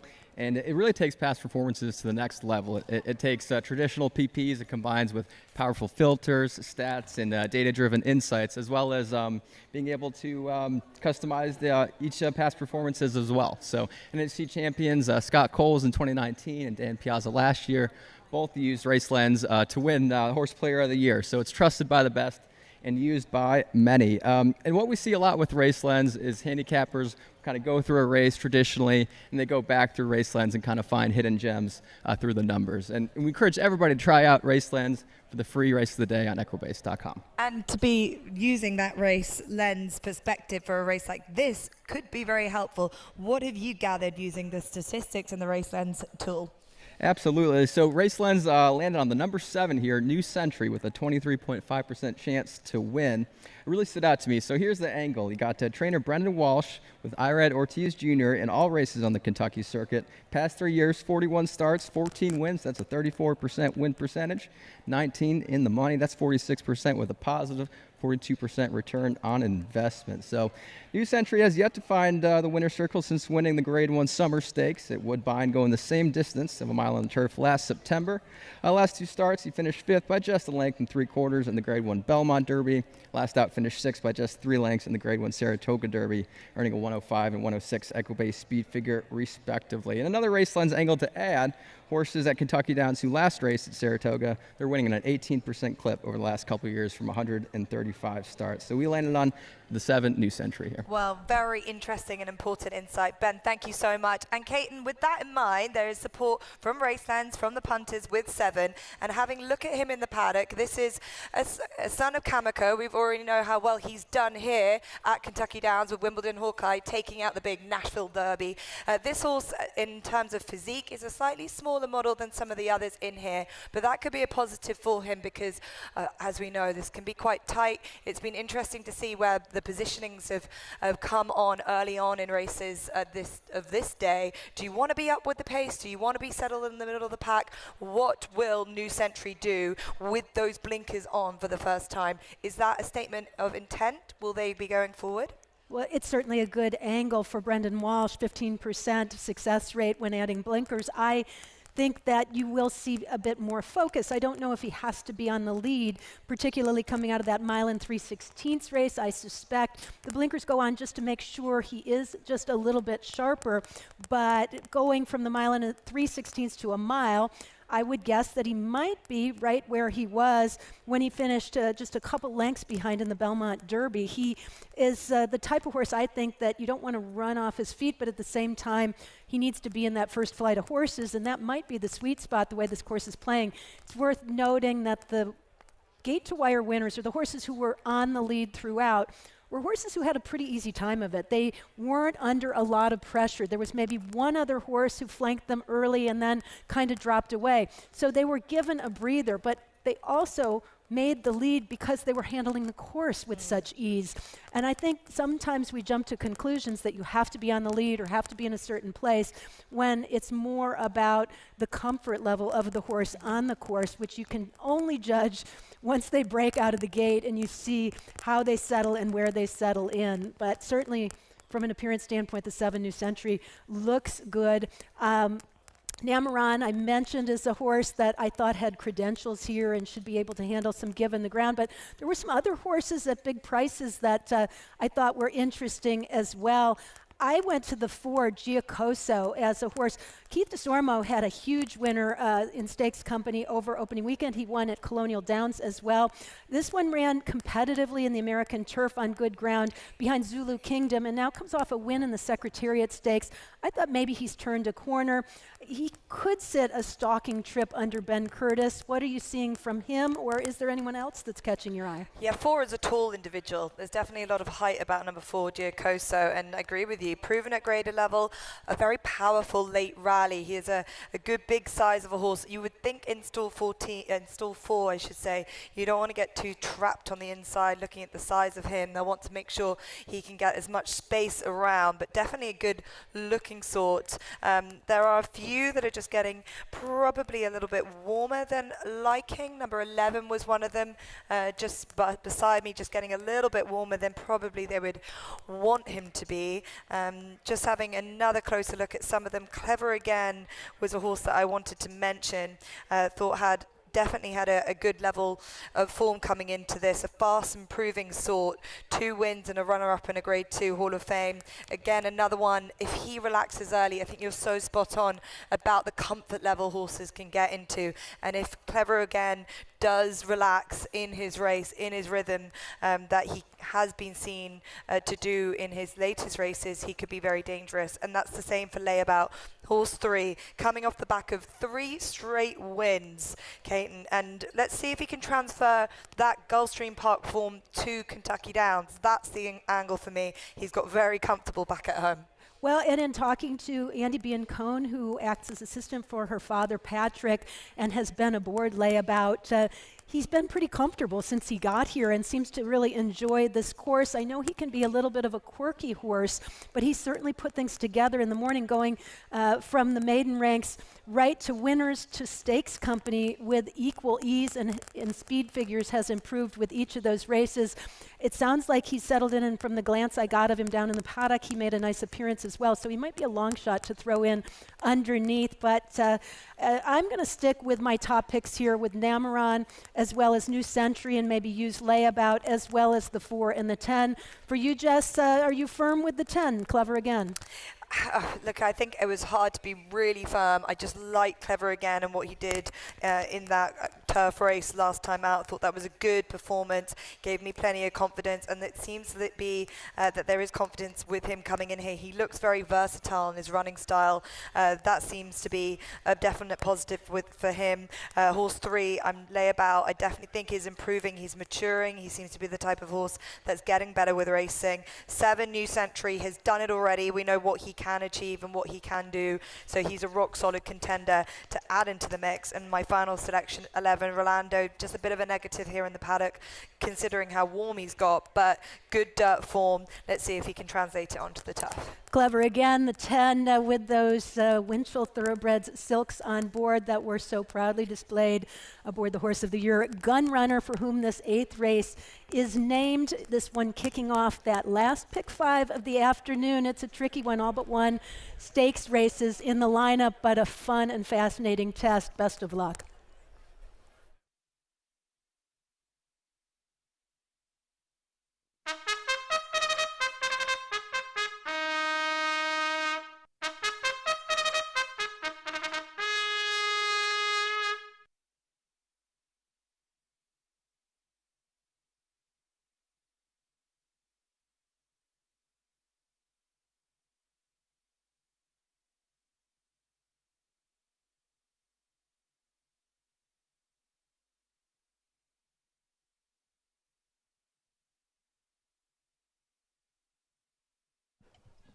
The post parade for the gun runner is led by Nameron number 1, trained by John Sadler and ridden by Flavian Pratt. Number 2, Native Runner, is trained by Kenny McPeak. The rider is Brian Hernandez Jr.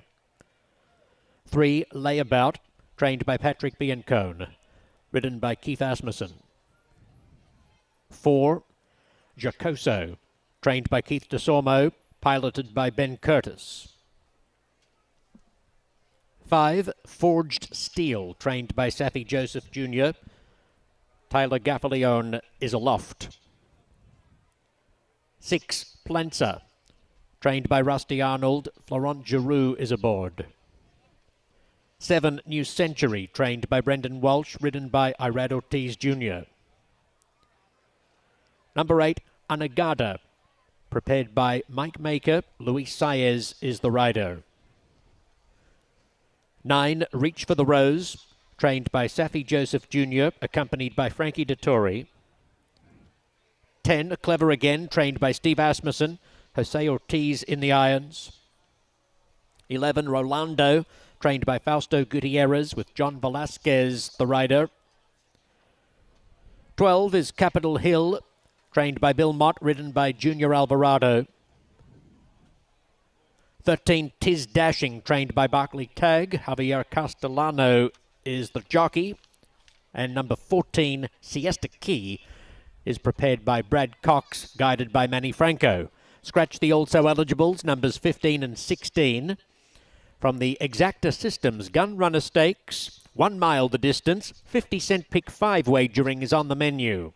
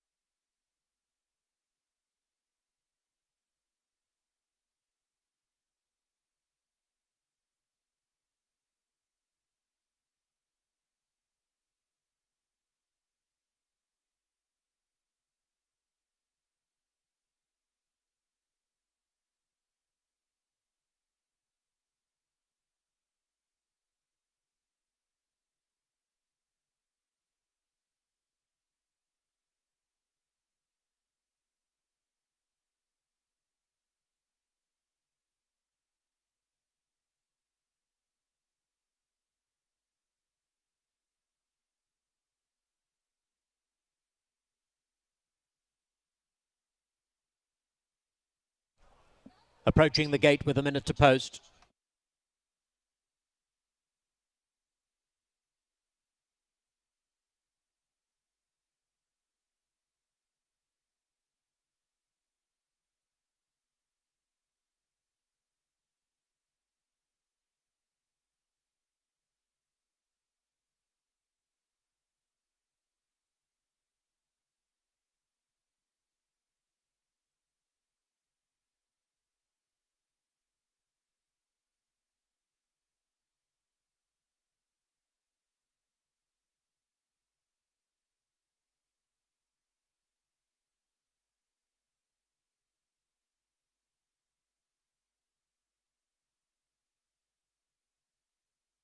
Moving into line.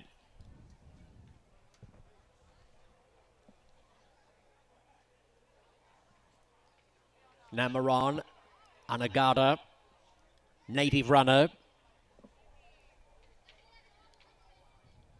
Reach for the Rose and Layabout, followed in by Rolando. Layabout a little uncooperative.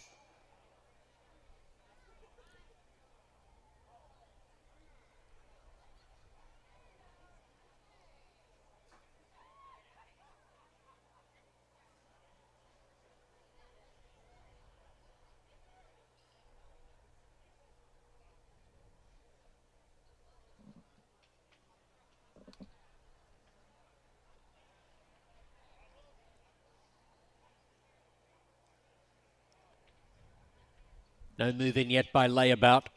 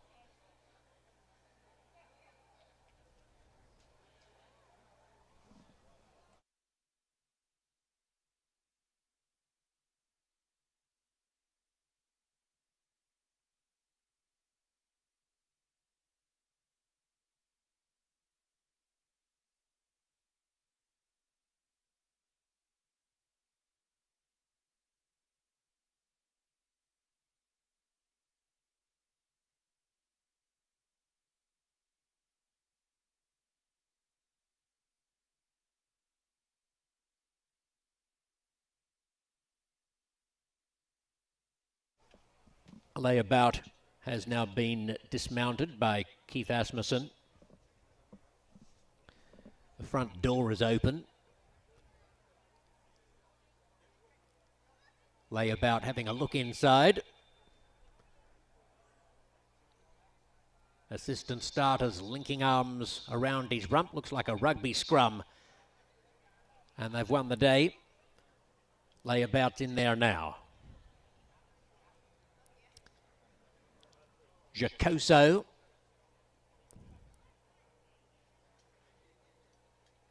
A large specimen about to enter gate 4. Rolando has entered the gate.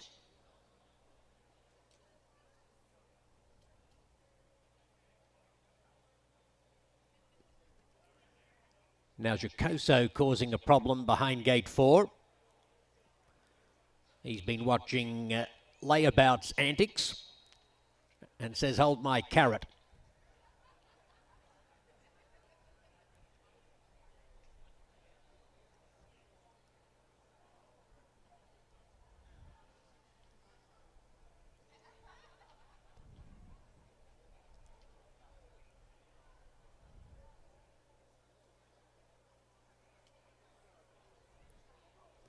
In he goes. Jacoso locked away.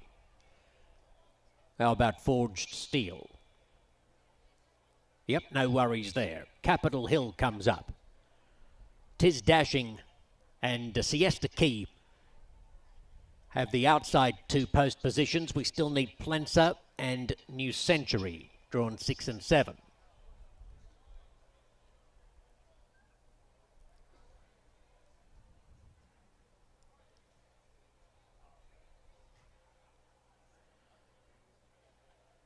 Last couple loading. Almost ready for the Exacta Systems Gun Runner Stakes. 1 mile. Set.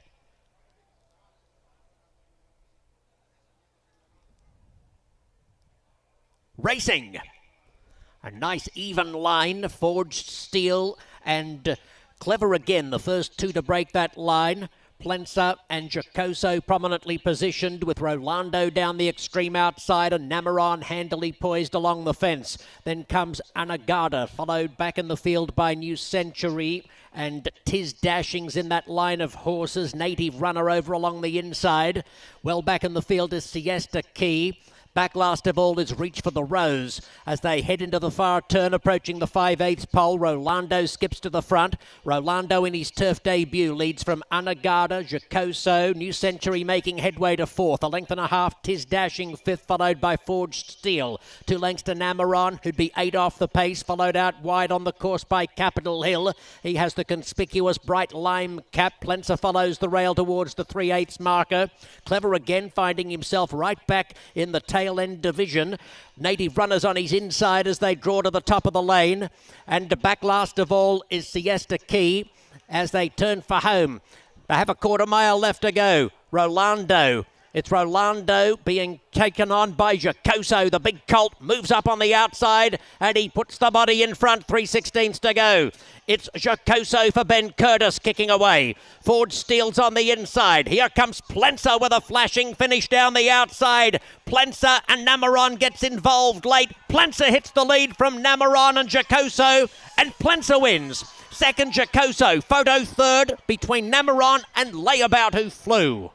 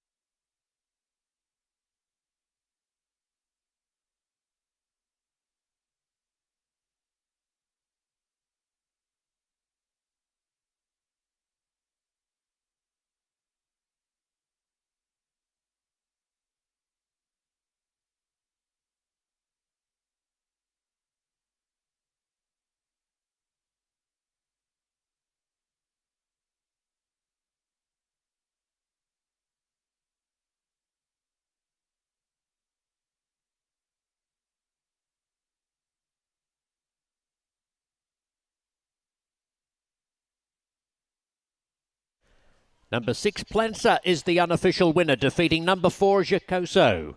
6 beats 4, photo third, the time 1:33.51.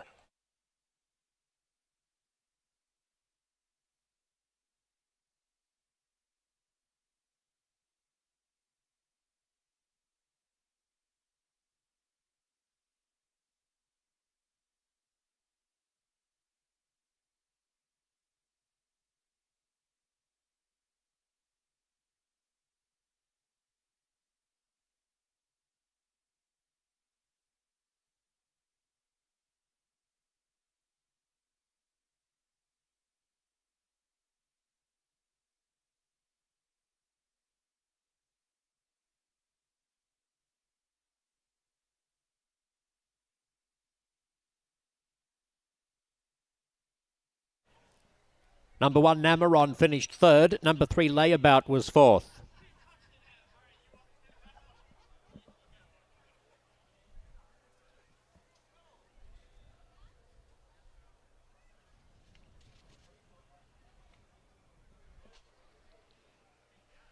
The Exacta Systems Gunrunner Stakes goes to Plensa, a dark bay or brown colt by Caravaggio from the Flatter mare Proximity Bias, owned by Millridge Farm and Frank Garrison, trained by Rusty Arnold and ridden by Florent Giroux.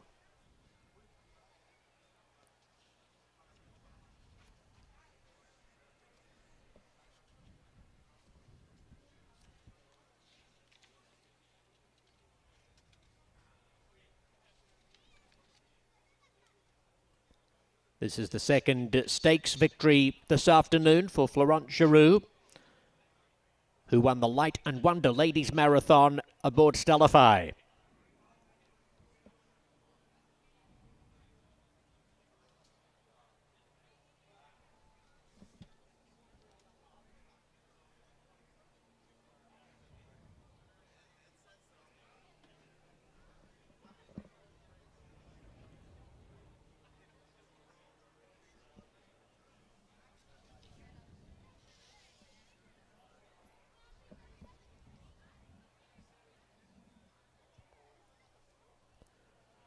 Congratulations again to the winning connections in the Exacta Systems Gunrunner Stakes. Plensa taking out the race at 22-1. A stakes double for jockey Florent Giroux. The result is official. Placings officially 6, 4, 1, 3.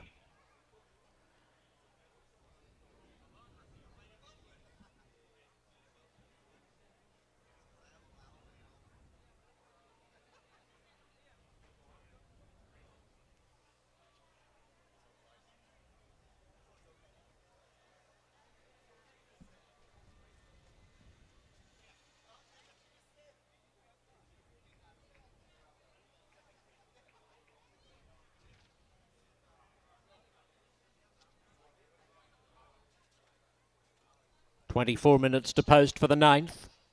Scratch the also eligibles 13 through 16. 50-cent pick 4 wagering available across races 9 through 12.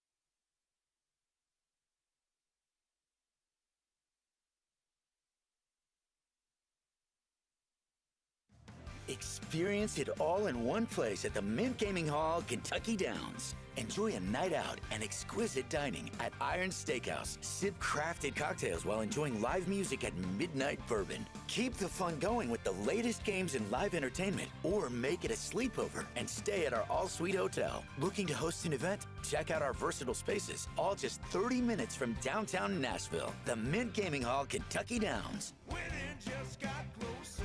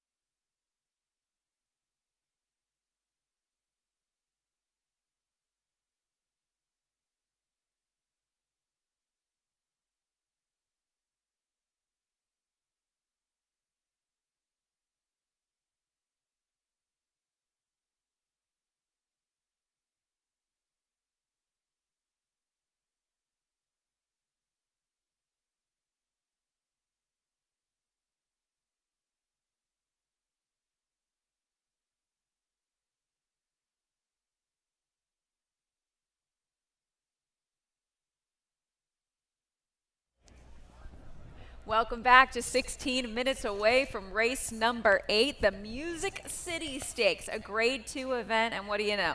$2 million on the line.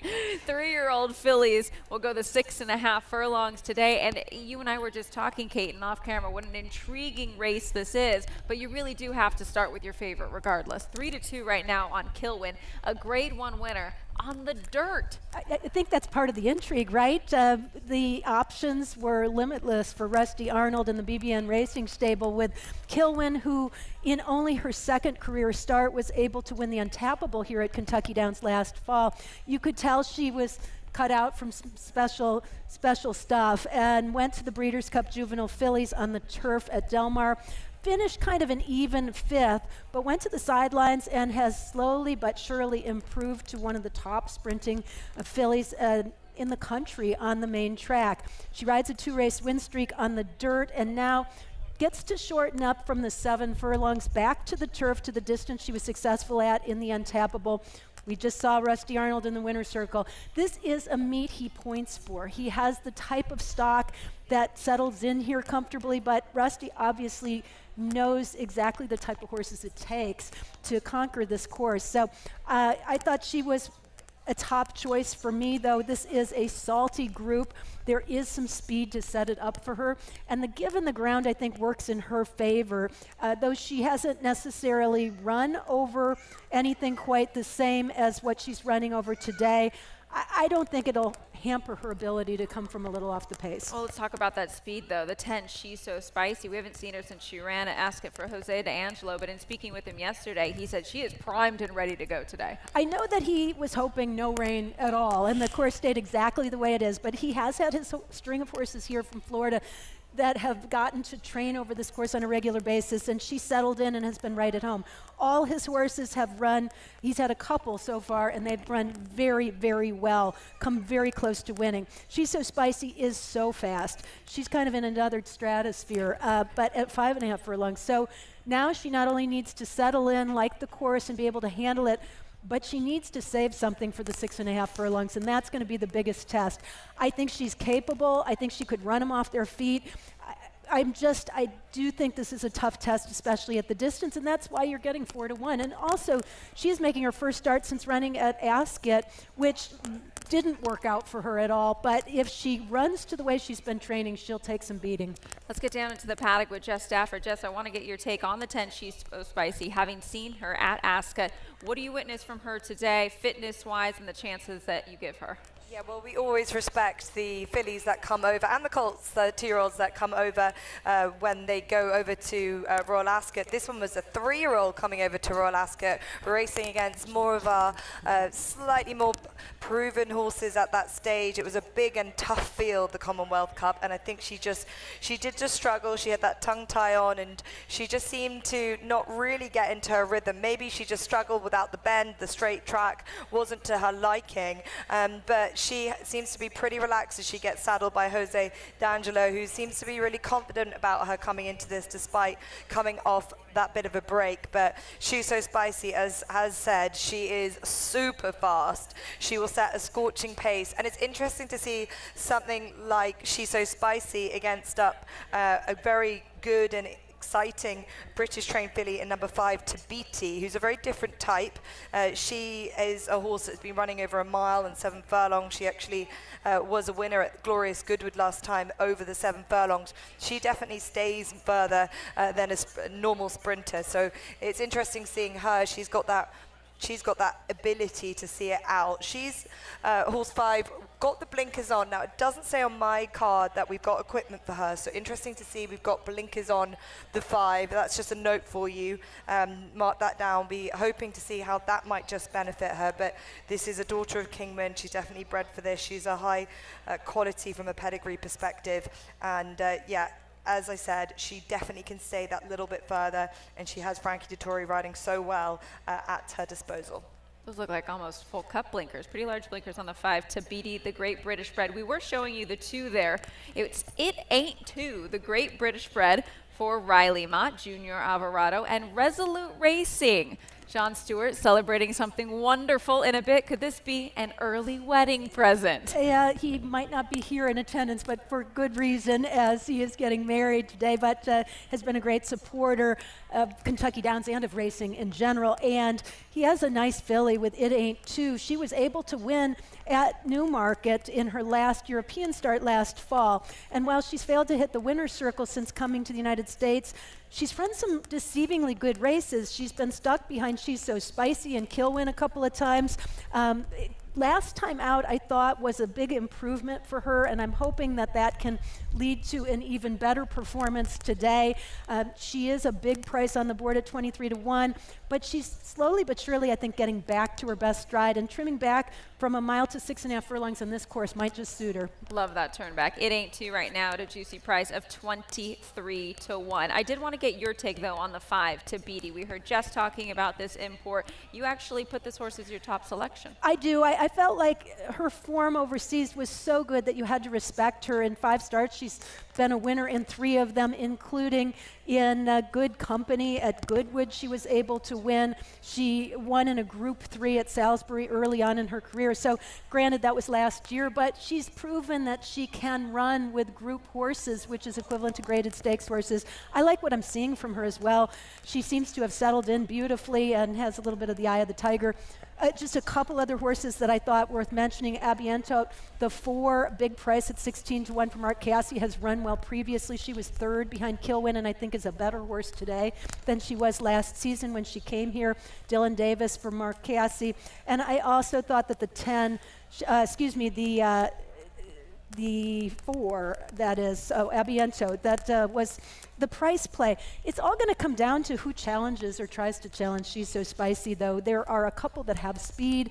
I don't know if they're quite as fast, but Jungle Piece, She's a Funky Drummer. They could try to, and even stablemate Chloe has a turn of foot. So it's a very interesting race.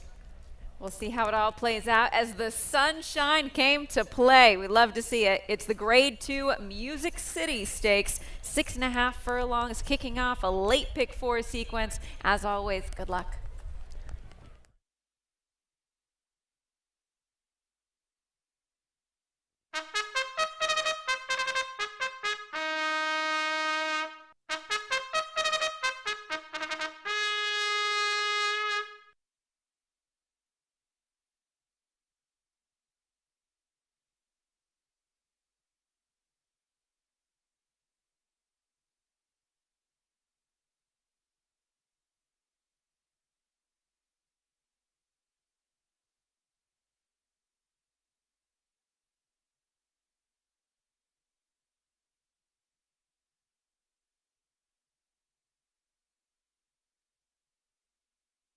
The post parade for the AGS Music City Stakes is led by number 1 Chloe, trained by Jose Francisco D'Angelo and ridden by Ricardo Santana Jr.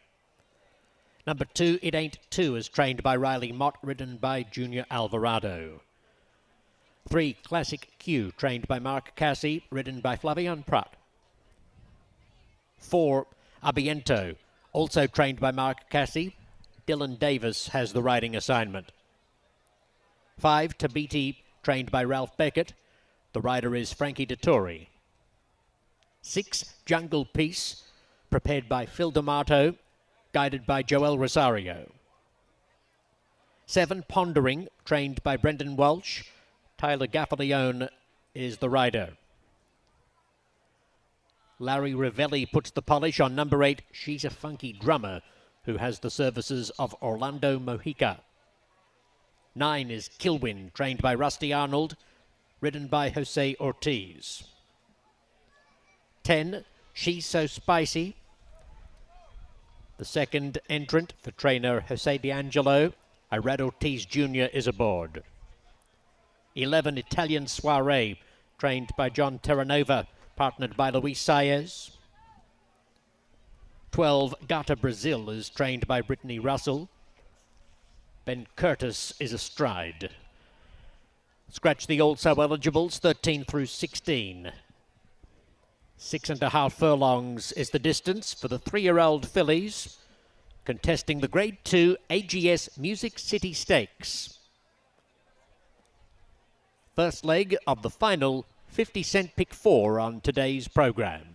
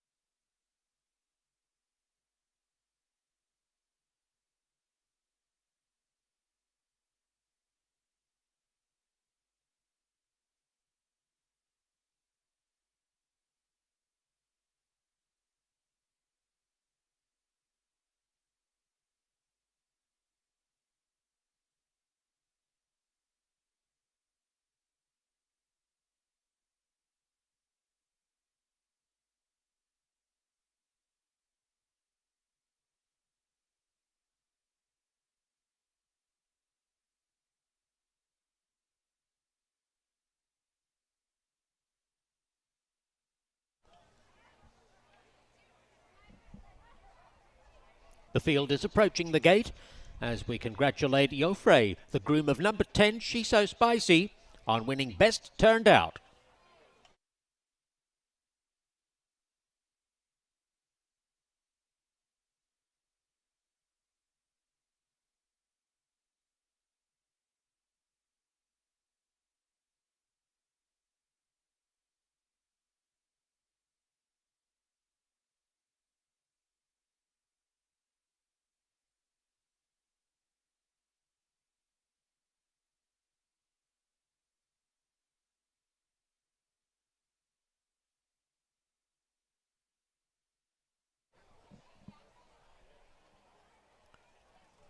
The field is moving into line as number 2, It Ain't 2, comes forward.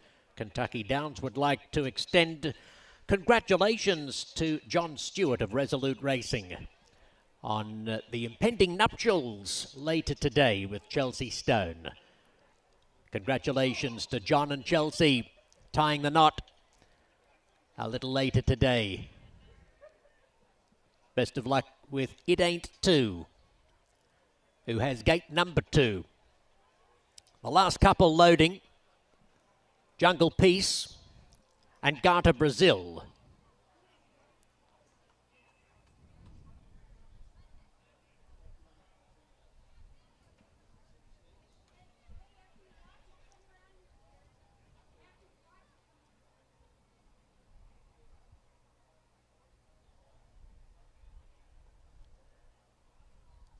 Jungle Peace reluctant to load.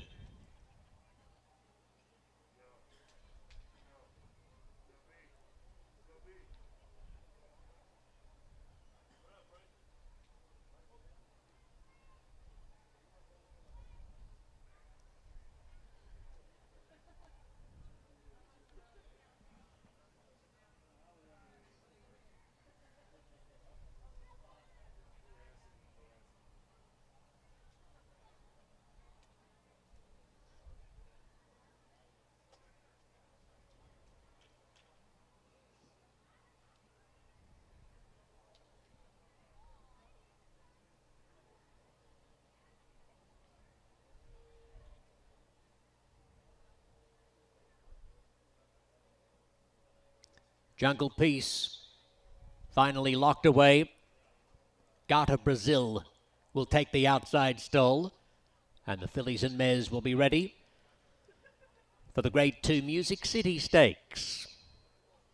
6.5 furlongs, about to break. Racing!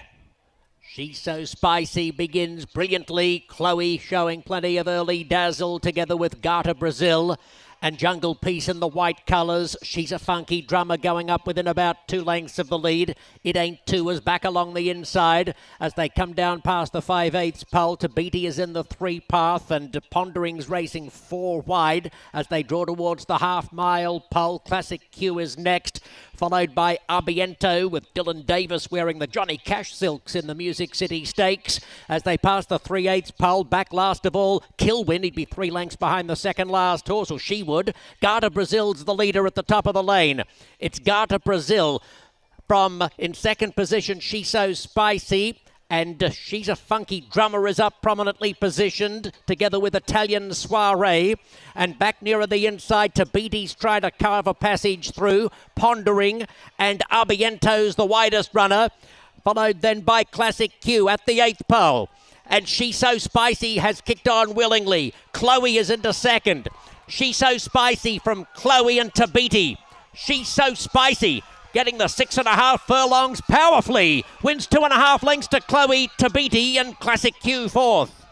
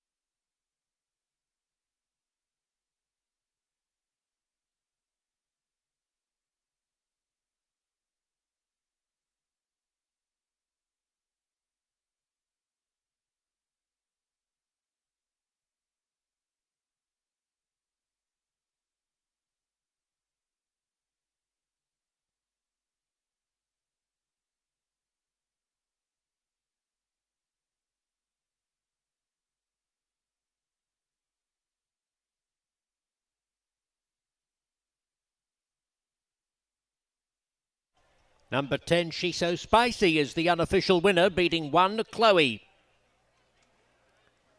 A D'Angelo Exacta in the AGS Music City Stakes. 10 beats 1. Show photo. The time 1:14.54.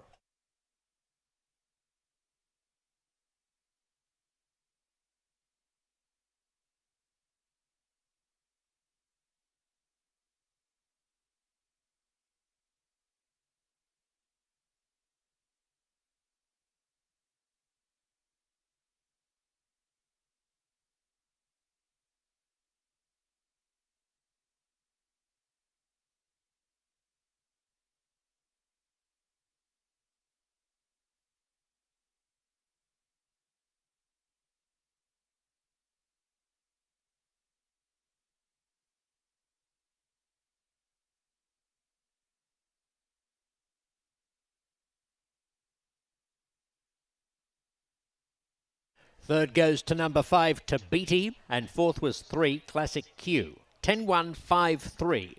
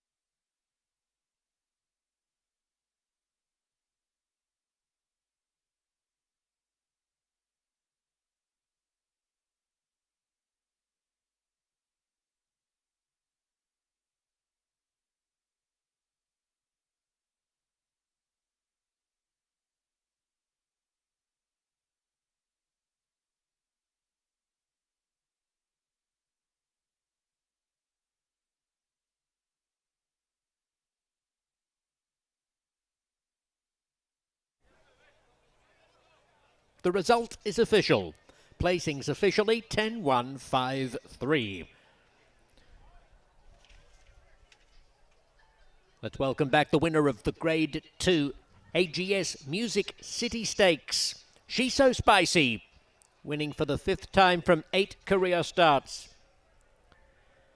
She's a great daughter of Mitoli and the Intermischief dam, Mischief Galore. Bred in Kentucky by Bill and Corinne Heiligbrot.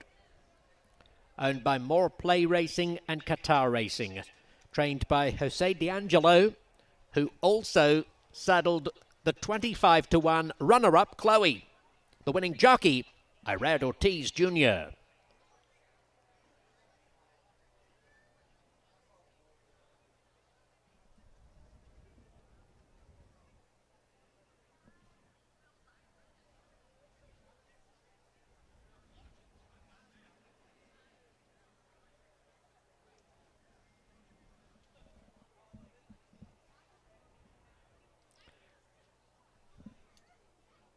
That $1 D'Angelo Exacta, returning more than $70.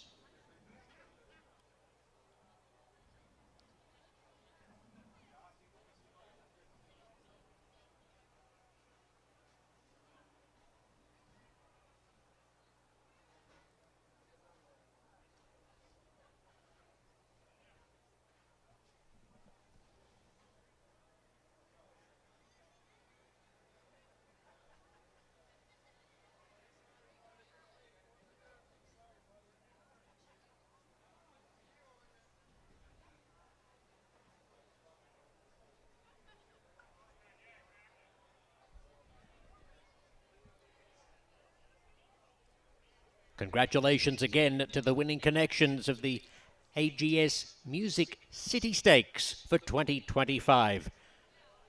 She's So Spicy, successful in her Kentucky Downs debut.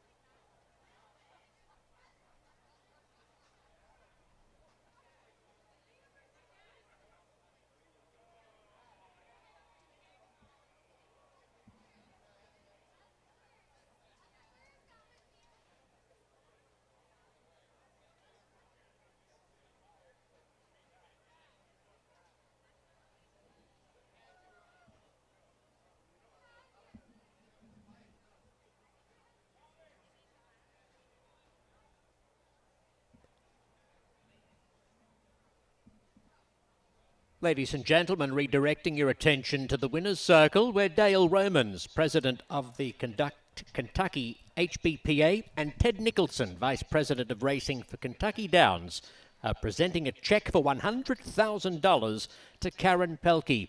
Karen is the executive director of the Kentucky Racing Health and Welfare Association, a charity which assists backstretch workers on a yearly basis.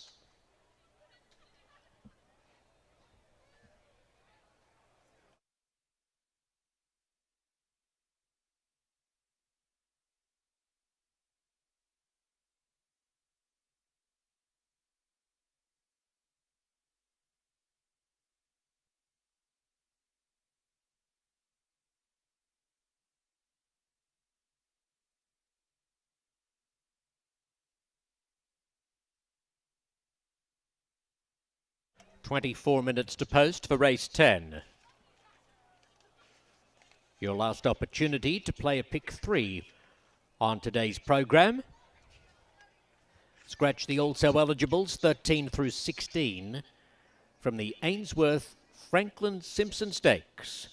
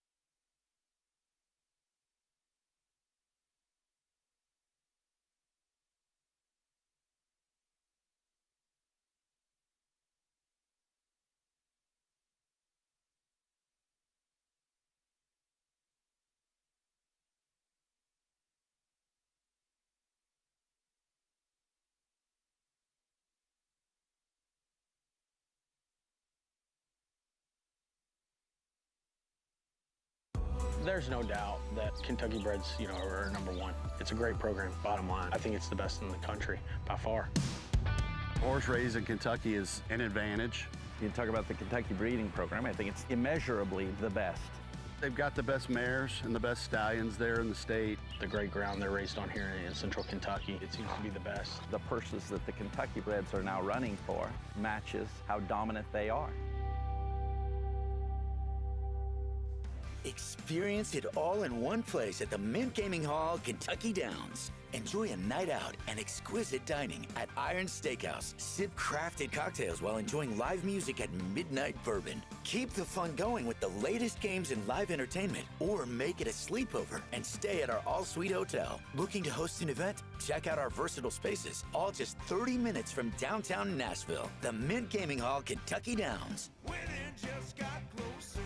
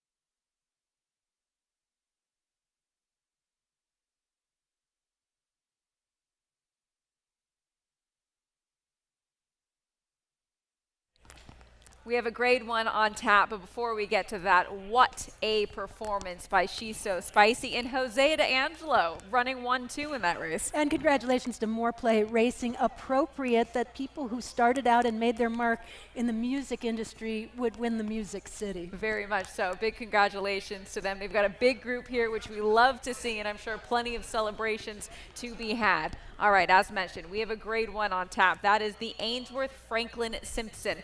$2 million is the purse for straight 3-year-olds, 6.5 furlongs the distance. As a whole, Caton, how did you see this grade 1 event? Well, I mean, this is a top group of horses. I, at the end of the day, went back and forth between a couple of horses. The favorite, Spiced Up, is maybe the least experienced and least proven in the group, but is really showing a nice progression, going from a maiden win in his first try on the turf to win in graded stakes company at Saratoga at 5.5 furlongs. His style suggests the 6.5 will be to his liking.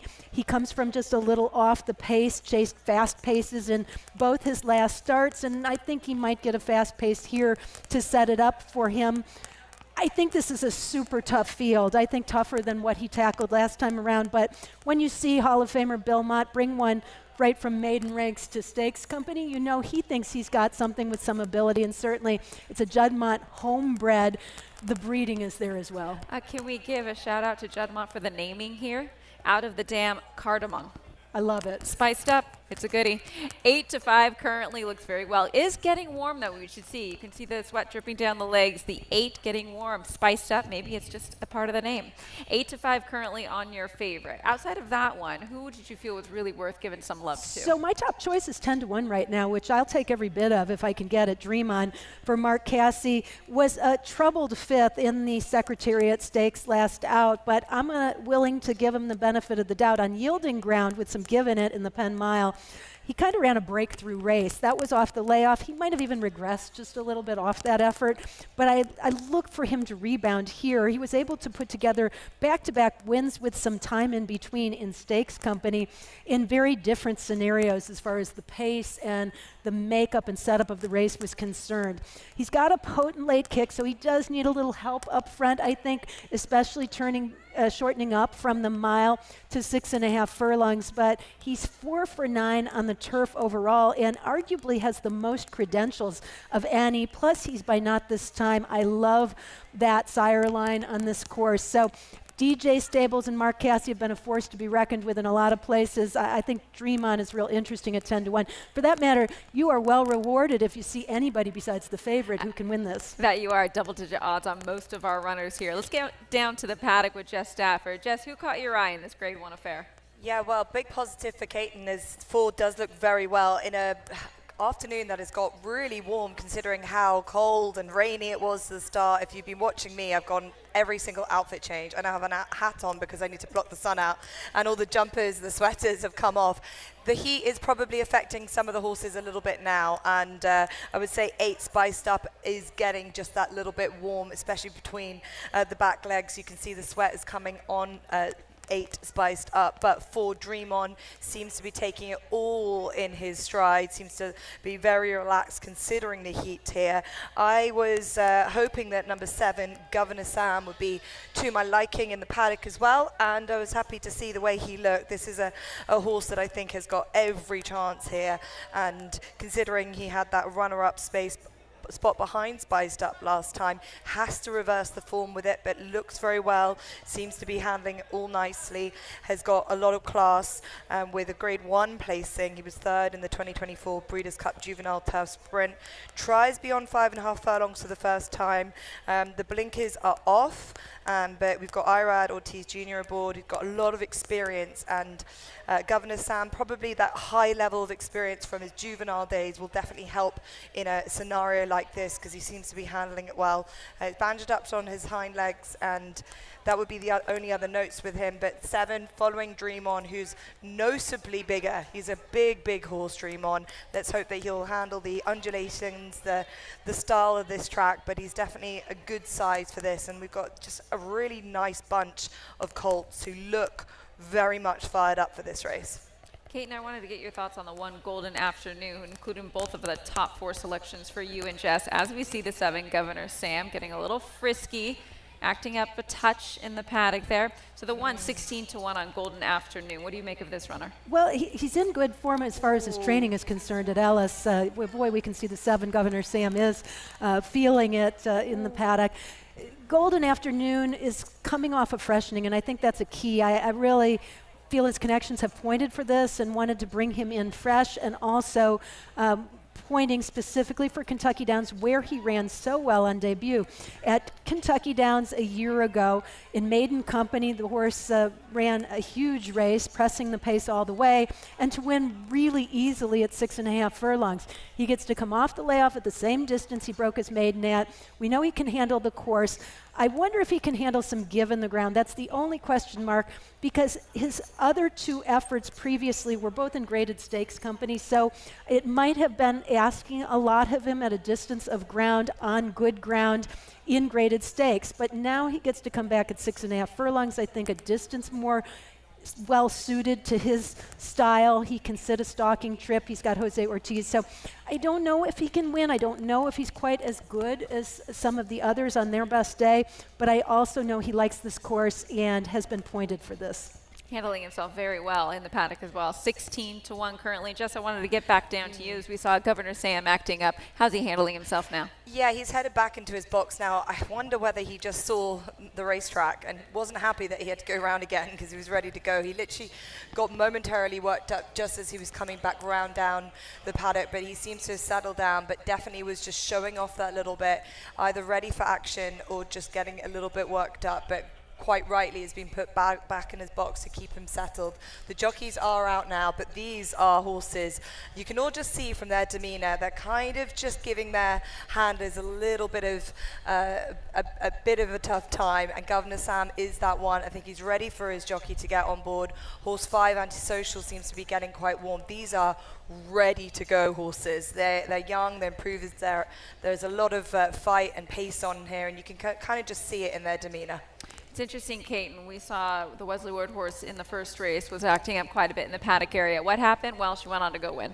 Well, yeah, exactly. Sometimes it's just them. She did kind of focus and regroup a little when she got onto the course, but you could tell that she was feeling very sharp. And I think that's the case with a lot of these horses being rested and being sprinters and having that pent-up energy. But one horse in particular that does show speed that I thought was pretty well composed when I got a glimpse of him, the 11 Out on Bail. He's another good price at 11-1. He's almost always in the mix, regardless of the distance in the early stages of the race, but he's by 'tis the law. We've seen a winner by that sire today. He doesn't have to have the lead. He can sit stalking or just right with the leaders and run well. I think he draws favorably toward the outside, and while he hasn't won in a bit since Saratoga last year, for Mike Maker, who has been on a bit of a roll of late and owns more wins here than any other trainer, I think that would be one to definitely put into the mix here. I think it's going to be very beneficial to have a horse that can sit off, because there is a bit of speed in this race. Best of luck to all. Horses have made their way out onto the track for our Grade 1 event, the Ainsworth Franklin-Simpson Stakes, with $2 million on the line. As always, good luck.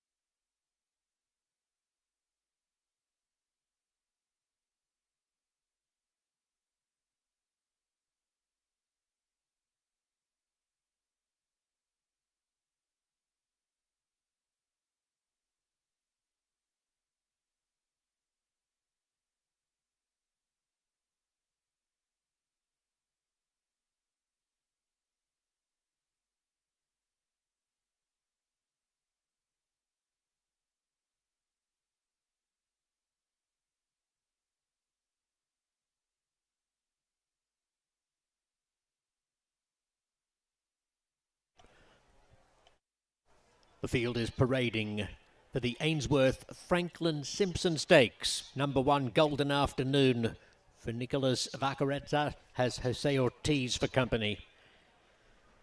2, Troubleshooting is trained by Greg Foley and ridden by Tyler Gaffalione. 3, Warheart, trained by Rodolphe Brissette and ridden by Ben Curtis. 4 is Dream On, trained by Mark Cassie with Javier Castellano astride. 5, Antisocial, trained by Jorge Duarte Jr., Joel Rosario up.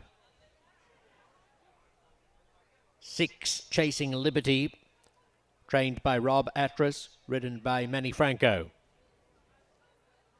7, Governor Sam, prepared by George Weaver, guided by Irad Ortiz Jr. Number 8, Spiced Up, is trained by Bill Mott. Junior Alvarado has been enlisted. Number 9, Mibago, trained by Mark Cassie. Flavian Pratt on board. 10, Innovator, trained by Steve Asmussen, ridden by Keith Asmussen.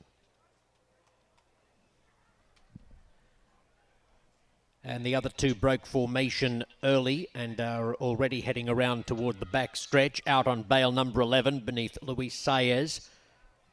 Mike Maker is the conditioner. And 12, Bridle a Butterfly, is trained by Al Stoll Jr. with John Velasquez aboard. 6 minutes to post for the 6.5 furlong Grade 1 Ainsworth Franklin-Simpson Stakes.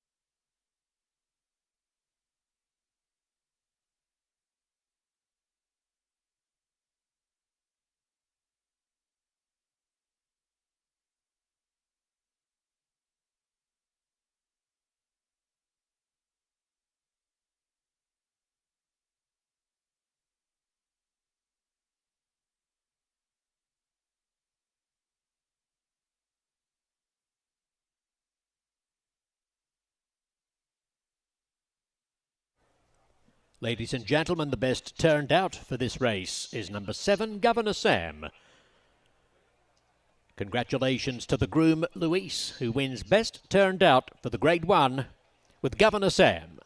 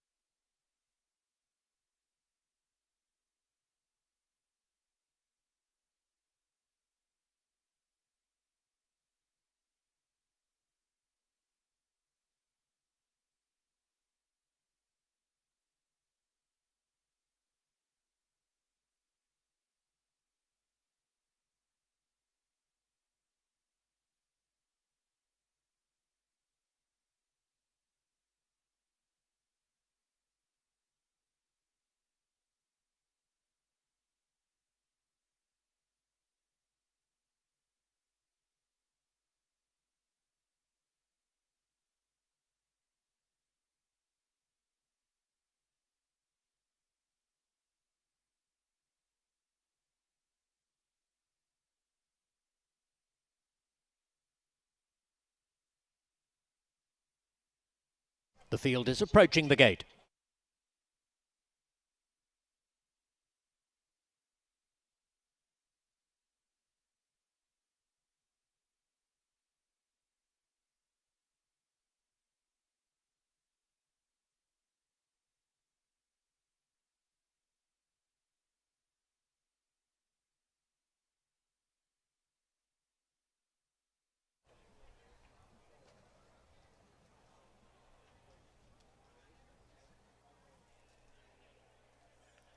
Moving into line, Golden Afternoon to the inside stall, followed in by Governor Sam. Troubleshooting and spiced up.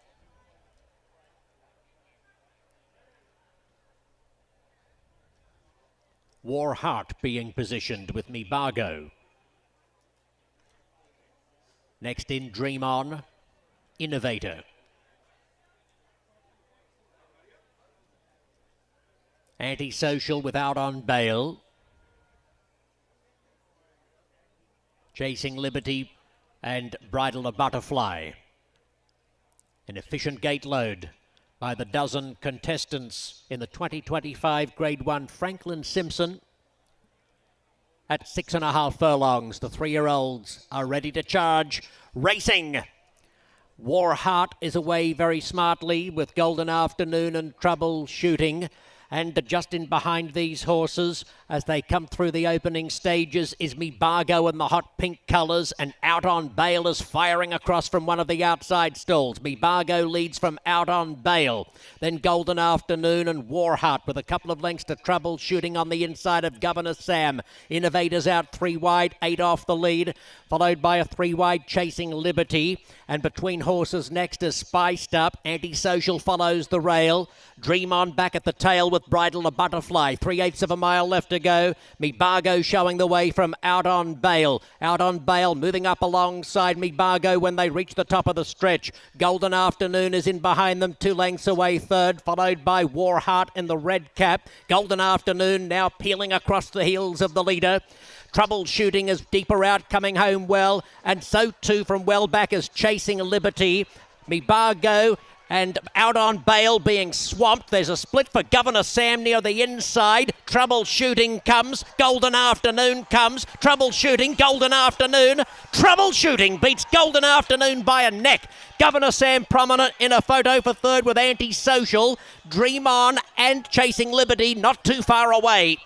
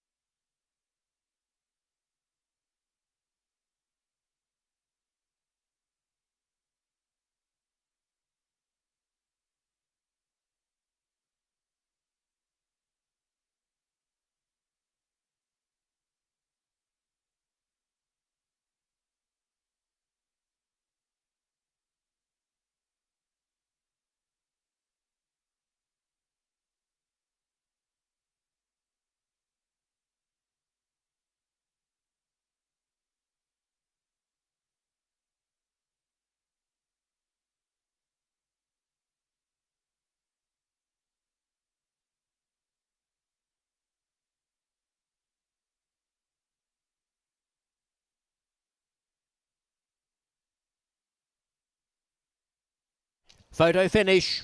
It's a photo after the Ainsworth Franklin-Simpson Stakes.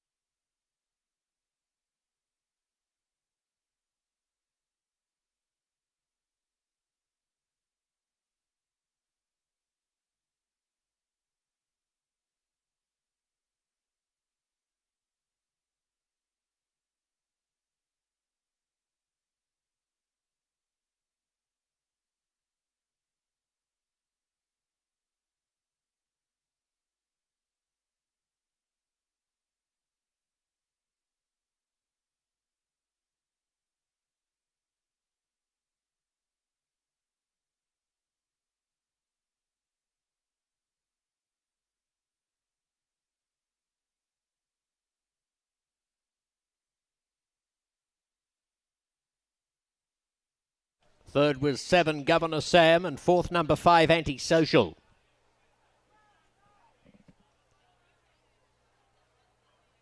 Number 2, Troubleshooting, the unofficial winner, beating 1, Golden Afternoon. 7, Governor Sam third, 5, Antisocial fourth, the time 1:14.33.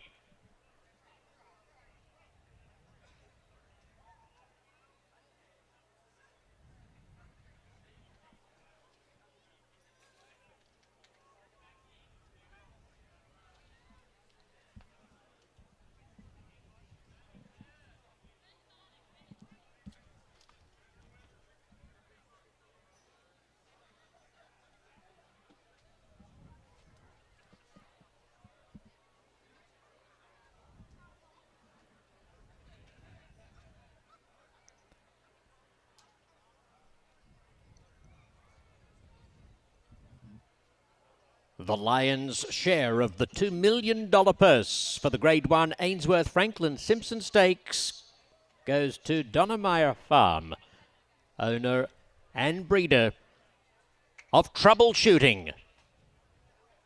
Troubleshooting, bred in Kentucky by the owners. Greg Foley is the winning trainer. Tyler Gaffalione, the winning jockey. Troubleshooting, a dark bale brown colt by Not This Time from the Into Mischief mare Into Trouble.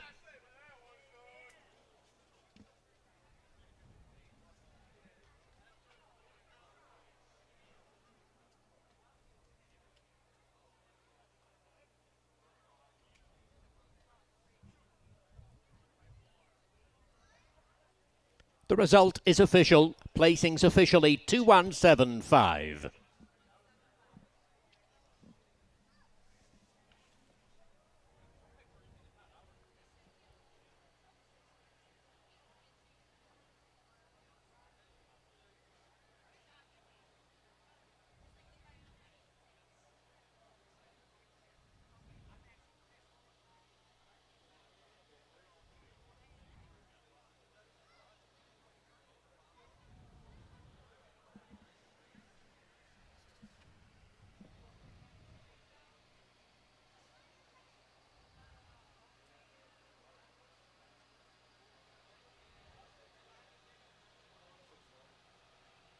Congratulations again to the winning connections.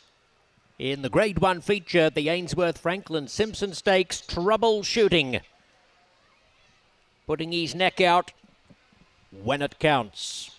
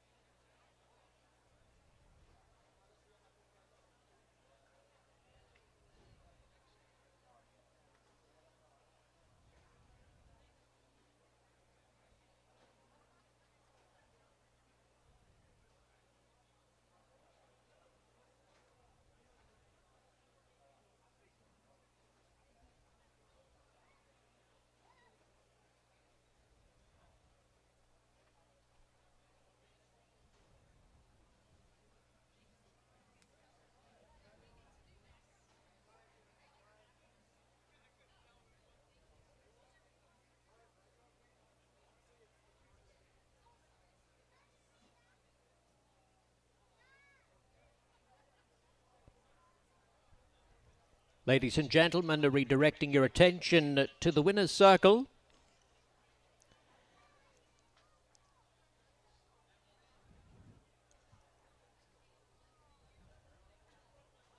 Dale Romans, president of the Kentucky HBPA,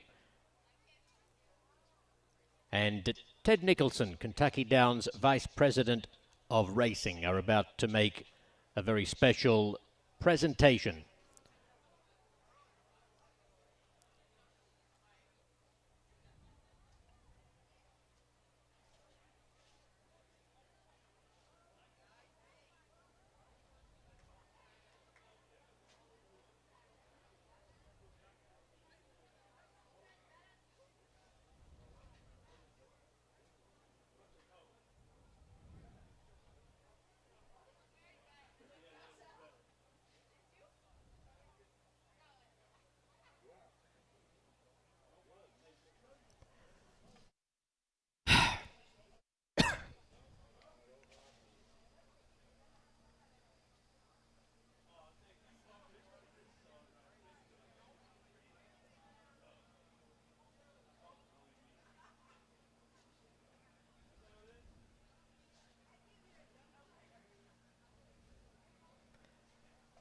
Ladies and gentlemen, Stable Recovery is a charity whose mission is to provide a safe and stable living environment for men in early recovery. A peer-driven therapeutic community with a focus on equine-related employment opportunities. State Recovery is the recipient of this $100,000 check presented to COO Colette Becker by Dale Romans and Ted Nicholson.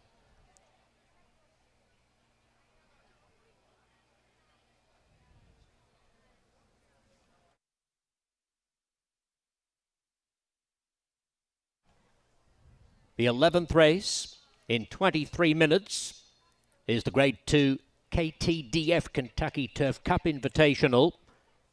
It's the final opportunity to play a double on today's program. There are no changes to the field.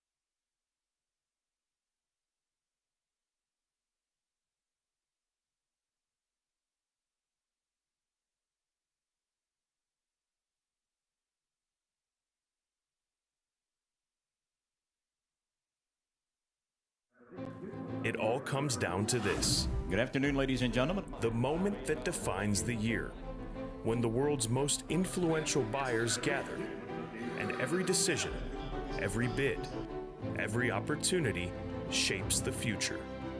At a marketplace that brings the thoroughbred world together, and where futures are forged, because every moment matters. At the World's Yearling Sale, Keeneland, September. Into the stretch of the Nashville Derby, and it has been Navy Seal all the way, drifting to the middle of the course, but holding on to the lead. Bellum Justum has come through. Horse racing in Bourbon? Abramar is right there in contention, but Now that's music to my ears. 6th Street Bourbon. A strong, honest spirit for a strong, honest soul. Bellum Justum wins the Nashville Derby.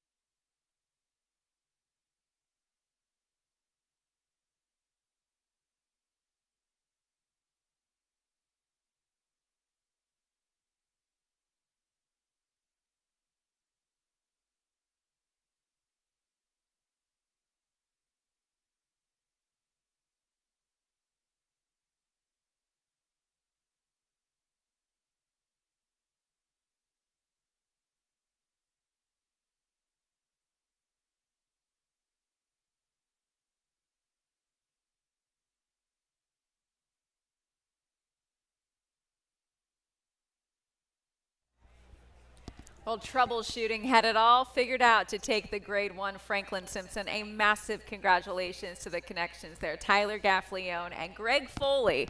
It feels like it's a hometown win. That was one of the bigger winner's circle celebrations you're going to see with the entire Foley clan in there, but also with the Ball family from Donnemeyer Farm. It definitely stayed in Kentucky, that victory did. That it did. Congratulations. A wonderful victory there. And you have to say runner-up for Nick Vaccarezza. Getting that Grade 1 placing is huge as well. So it was a thrilling finish in our Grade 1 affair, but we are not done yet. What do we have on tap?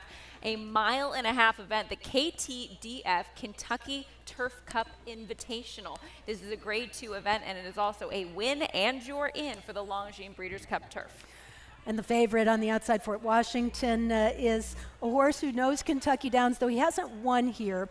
Look at the progression. In 2022, he finished 5th in the Gun Runner. In 2023, he almost won going a mile, and now comes in as the favorite in this Grade 2 Turf Cup. It's a horse who took a little while, but boy, he's reaching his best stride with this win in the Arlington Million over Grand Sonata, who is the defending race champ. I look for Fort Washington to run a big race. I will say it's a different situation than previous years with some give in the ground here.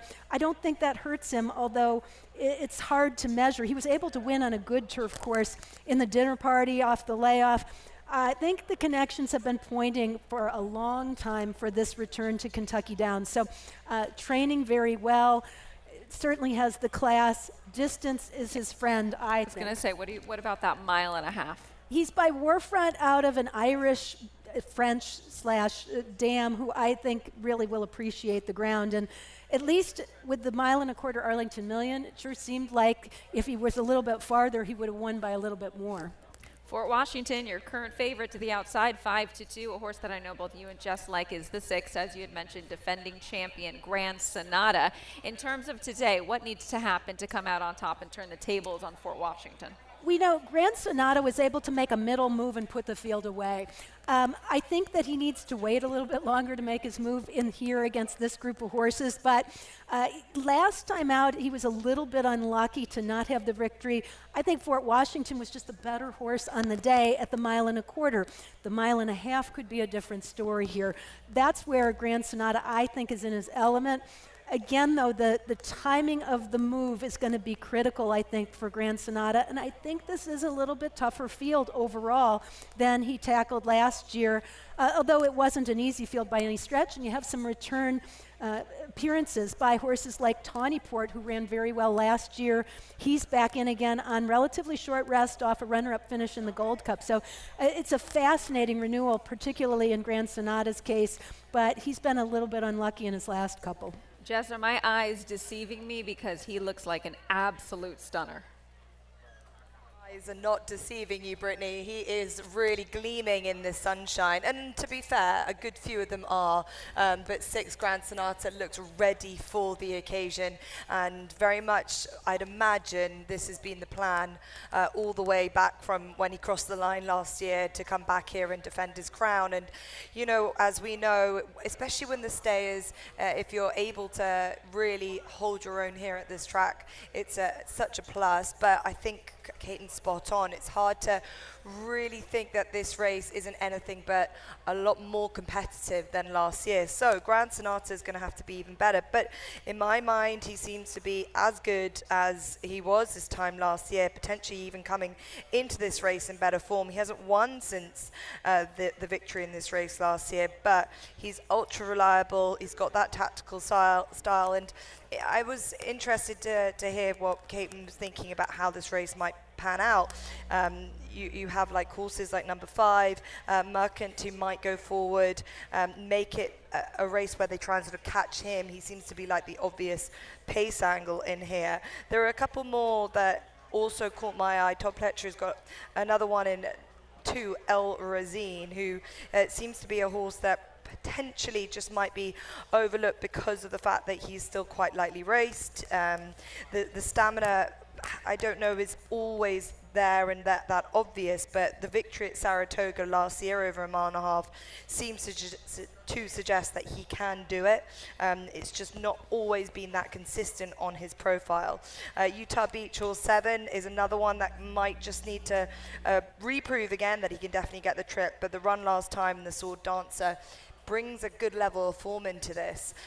This is a good renewal, as said. Very interesting from a pace dynamic, how it's going to lay out for some of them, where they'll be catching on to the pace that might be set by horse 5, but not much in terms of in the paddock of any negatives. I'd say Tawnyport might have been the only one to get a little bit warm. He's coming back off a quick layoff, and that was a fair run behind Flatten the Curve. He absolutely bolted up, and that was over a further trip. This is slightly sharper for him today, but definitely just might be the only horse that be finding this quite warm. Well, we like that there aren't any knocks. Of course, there probably shouldn't be as a level of that these horses are running at. All good lookers. In terms of the pace scenario, Caton, what do you make of it? I also thought the 10 would probably be forwardly placed in addition to I agree the runner with you. she mentioned. I think Corruption is definitely going to be one of the pace setters if he gets out of the gate cleanly as he did last time.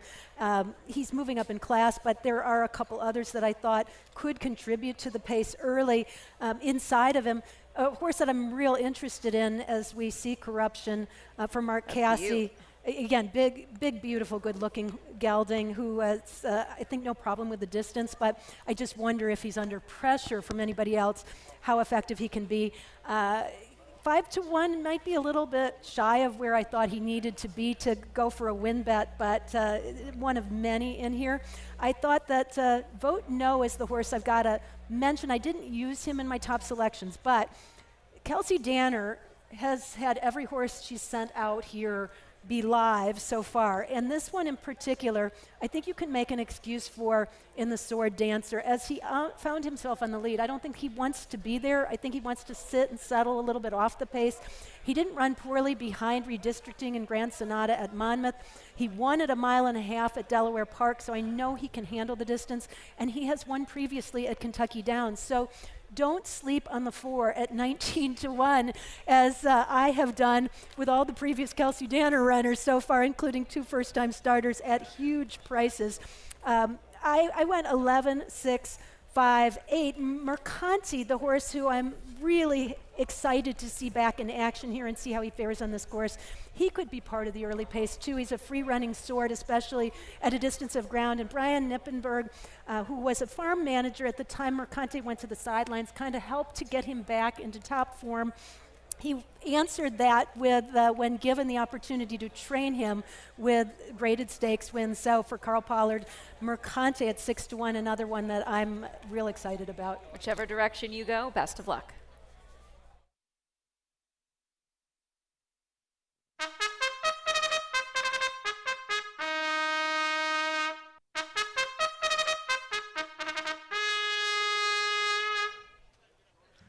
Ladies and gentlemen, the 11th race is the Grade 2 KTDF Kentucky Turf Cup Invitational at 1.5 miles. The post parade led by number 1, Divan Propos, trained by Sathi Joseph Jr. and ridden by Frankie Dettori. Number 2, El Razine for Shadwell Stable is trained by Todd Pletcher. Irad Ortiz Jr. is up. 3, Tawny Port, trained by Miguel Clement, ridden by Manny Franco. 4, Vote No, trained by Kelsey Danner. Luis Saez is aboard.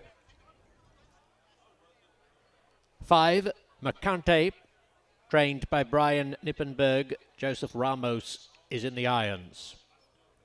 6, Grand Sonata, prepared by Todd Pletcher. Tyler Gaffalione occupies the saddle. 7, Utah Beach, trained by Ignacio Correas, ridden by Joel Rosario. Number 8, Old Crazy Bone, conditioned by Mike Maker. Flavian Pratt is aloft.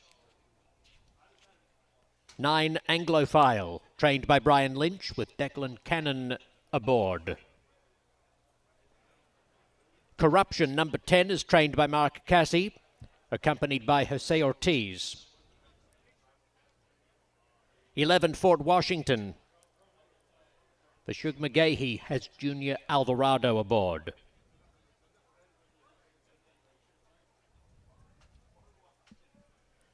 Six minutes to the scheduled post time.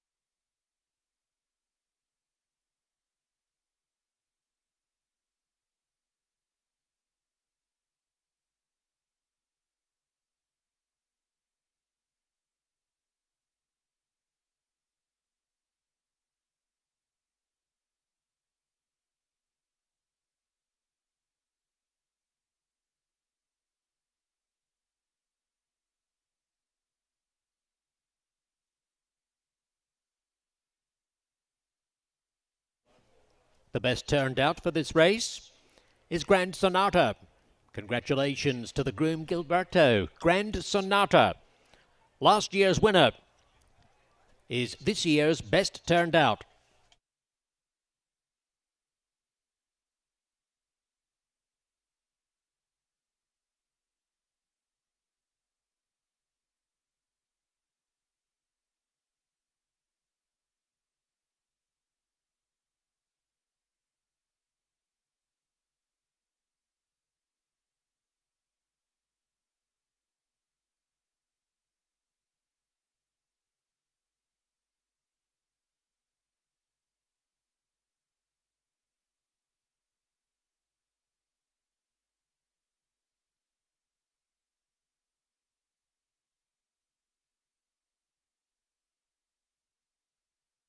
Two minutes to post.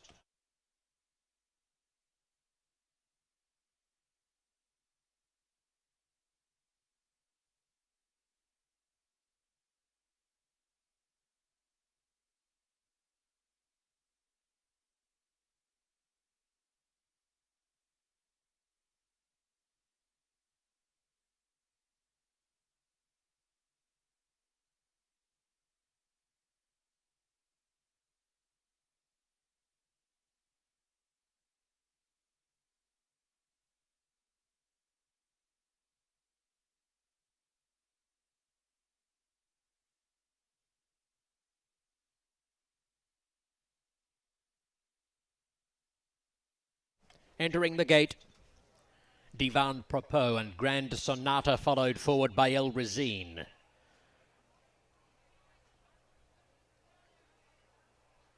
Utah Beach, Tawny Port coming up.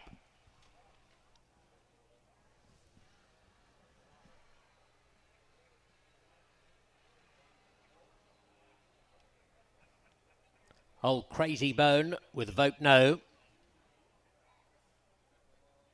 Mercante coming forward, Anglophile.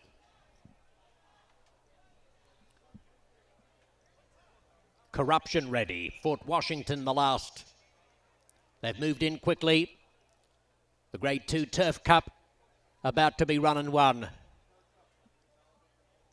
Racing. And they appear to begin in a very even line.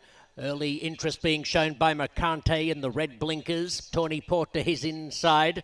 Old Crazy Bone and Corruption's working down the outside, followed fifth by Vote No. And then comes a line of four. El Razine inside. Utah Beach, Anglophile. And wider out, Fort Washington is struggling to find a parking spot in the early going. A gap of 2.5 lengths. Grand Sonata second last. And Divan Propos last of all. A mile and 1/8 left to run. Jose Ortiz lets Corruption stride. It's Corruption into the back stretch, opening up 3 lengths on Mercante, followed by Old Crazy Bone. Tawny Port, Vote No sharing 4th position, with El Razine poking through between that pair, and Fort Washington still out 4 deep. They're followed by Anglophile. Divan Propos is third last from Grand Sonata and Utah Beach to the 7/8 pole halfway up the hill. The leader is Corruption by 2.5 lengths from Old Crazy Bone and Mercante. Tawny Port and El Razine in the dark blue colours. And Vote No has the green colours, black cap. Fort Washington simply cannot get on the course. And back in the second half of the field then in the white silks would be Anglophile from Grand Sonata, the hot pink and yellow. Divan Propos and the grey Utah Beach. 5/8 of a mile left to run. And Corruption on top by 2 lengths from Old Crazy Bone. And back on the inside comes Mercante. Fort Washington still 3 wide. And then El Razine, 5th one off the fence. Grand Sonata beginning to circumnavigate the field as they jam up coming towards the 3/8 pole. Tawny Port is buried in the ruck together with Divan Propos at the 3/8 pole. Utah Beach is a long way back, and Anglophile is back at the tail of the field as they reach the top of the lane. Just over a 1/4 mile to go. Corruption showing the way from Old Crazy Bone. Mercante back along the inside. They're followed by Grand Sonata, still gaining ground. Fort Washington trying to stick on after a horrid trip. The widest is Utah Beach. at the 8th pole, and it's Old Crazy Bone into the lead. Old Crazy Bone kicks away a couple of lengths from the early leader, Corruption. Old Crazy Bone's in front. Flavian Pratt on Old Crazy Bone takes the Turf Cup and takes it comprehensively, with Tawny Port flashing into another minor placing in this race. Corruption was third and Mercante fourth.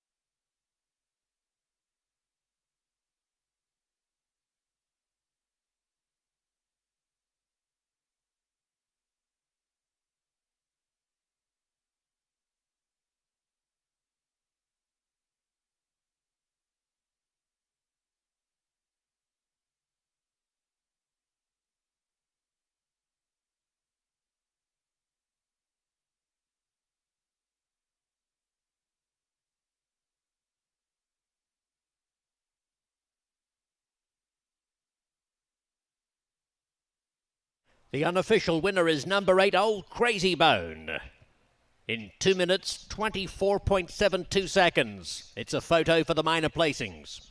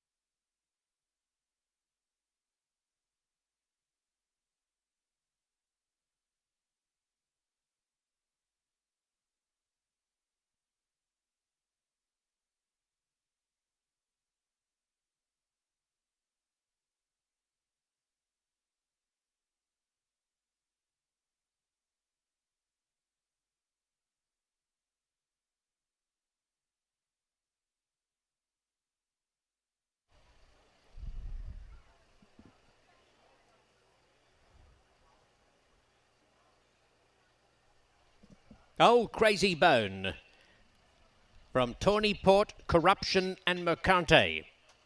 Number 3, Tawny Port ending up second after finishing third last year. Corruption, number 10, has held third. 5, Mercante will complete the superfecta.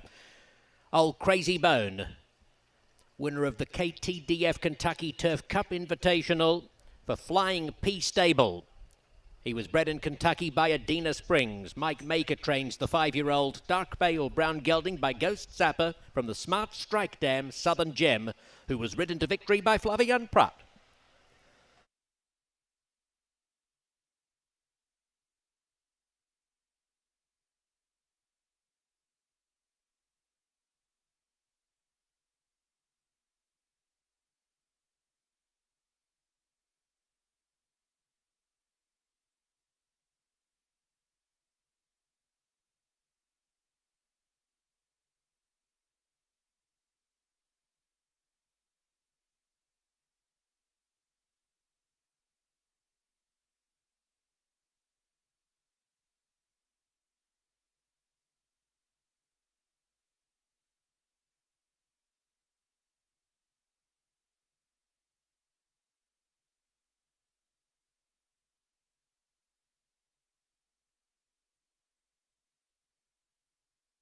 Congratulations again to the winning connections of the KTDF Kentucky Turf Cup Invitational.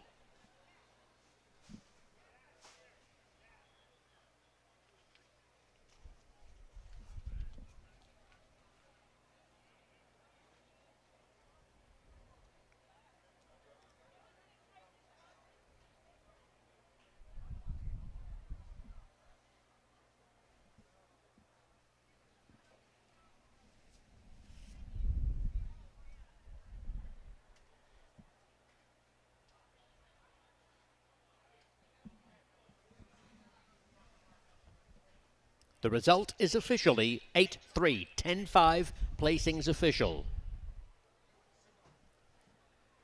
The 12th race offers 50-cent super high 5 wagering. The rider of number 4, She's on a Roll, John Velasquez. The jockey for number 10, Massachusetts, Ricardo Santana Jr. Scratch the also eligibles 13 through 16. Post time in 24 minutes.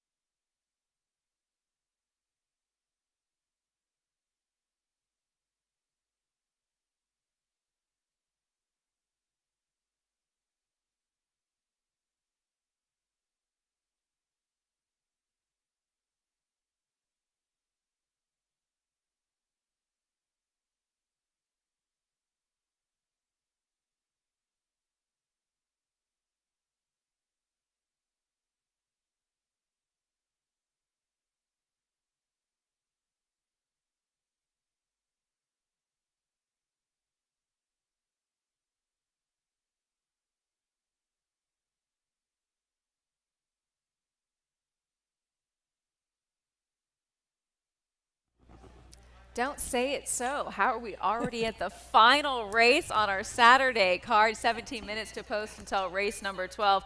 Huge performance in the last by Old Crazy Bone from Mike Maker and Flavian Pratt. How about another situation where he claims a horse, turns him into a stakes winner? Boy, he seems to do that as well as anybody I've ever watched, and not unusual to see Mike Maker, whether it takes a little while or whether he hits the blocks running, he is always in the mix here. Has an affinity for that. All right, congratulations to them. We move forward to our last. This is a maiden special weight event, 1 mile, 2-year-olds, and we have some intriguing pedigrees and some horses that have started with a little bit of experience underneath that belt. So let's dive into the 9, Prodigious. Are you surprised this horse is holding favoritism currently? I'm not surprised entirely because the horse comes in off of a race at Saratoga, and those horses are attracting a lot of attention. Also, Miguel Clement, though winless so far at the meet, is 22% overall, had an extremely strong showing at Saratoga, and particularly with turf horses, this one has a pedigree that kind of fits the bill, and he's a half-brother to a horse named Emmanuel, so there is reason to believe this horse has ability. He also really lost all chance at the beginning of his debut performance there. I think with a better break, you change the outcome completely. The blinkers go on today. Miguel's horses improve generally from their first start to their second start. He's a top contender. I didn't put him on top, but I definitely put him among the top 3 horses that I was zeroing in on here. I have a feeling that Jess Stafford down in the paddock might make this one her paddock pick. Very much so. I walked into the paddock, didn't know what number correlated to which name until I looked at my card. And I actually like doing that with 2-year-olds. I like to look at the horses first and then go back to the card and say, okay, interesting, that's that one.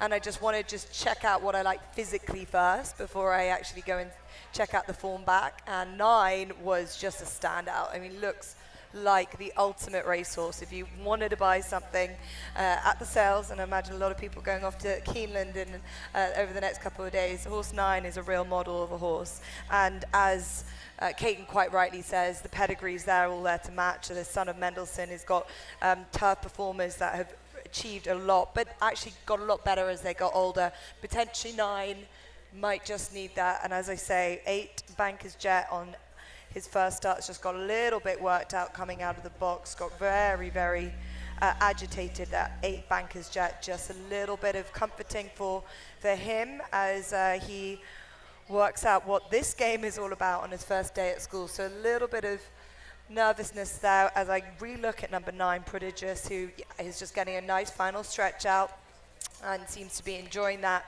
He does definitely need to improve, you'd have to say, on that first run, but definitely has that kind of that presence to him and looks like a kind of horse that will be likely to improve on that first run, and does look very fit indeed as well. But my very much a paddock pick. The horse 2, though, Orbit, was the one that I was really looking forward to seeing. He's had multiple entries for this meet.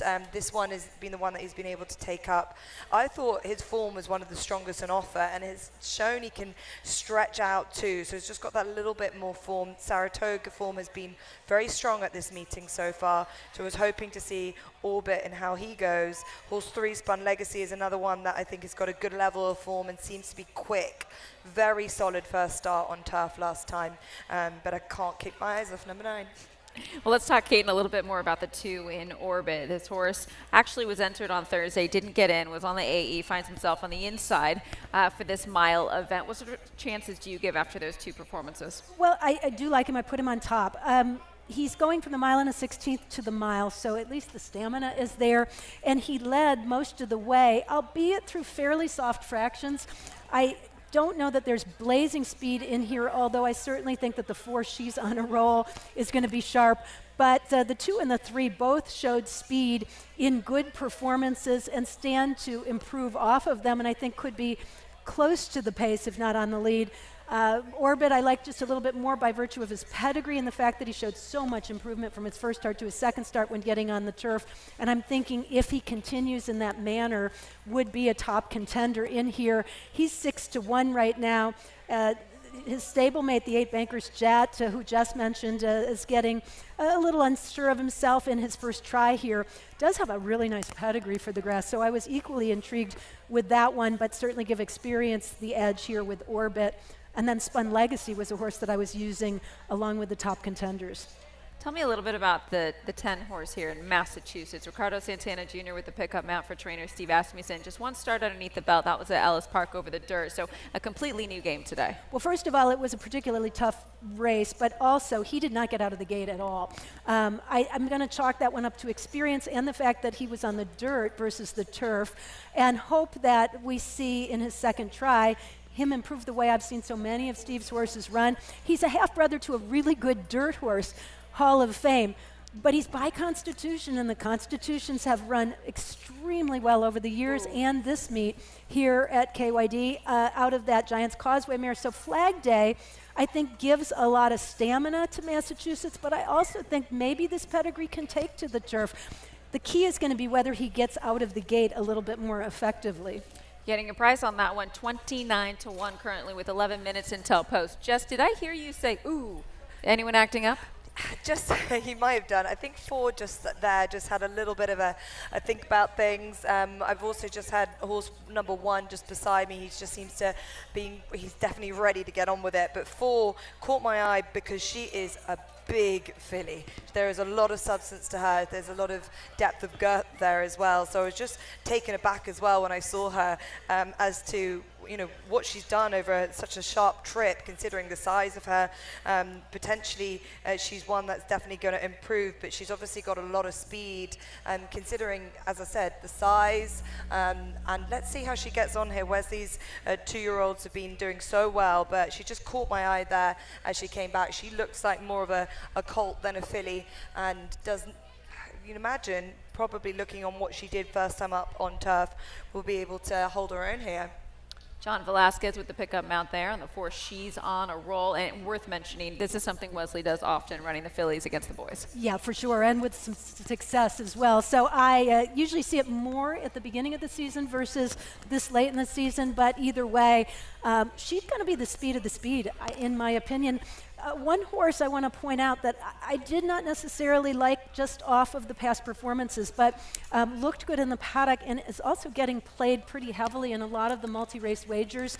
One of the shortest payoffs in some of those exotics, the 11 Exonerate for Brad Cox. Cox with a win earlier today with an offspring of Justify, sends out Exonerate to try the turf for the first time. And first-time turf is a fairly solid angle. The Justifies have run well here this season. Third-time starter, I think, is a real edge because you've got some experience, albeit it hasn't been great, but at the same time, if he takes to the turf the way the previous Brad Cox runner did, then I think that Exonerate's going to be real interesting. Right now, the 8-1 odds with the payoffs in some of the multi-race wagers suggests that that'll come down a little bit once they break out of the gate. But that said, I like Exonerate a little bit here. I think this is that type of race where somebody could surprise you. Keep an eye on those odds, potentially late money to smart money. 9 minutes until post time for our 12th and final here on this very satisfying Saturday card. Maiden special weight event for 2-year-olds, 1 mile the distance. Good luck and good night.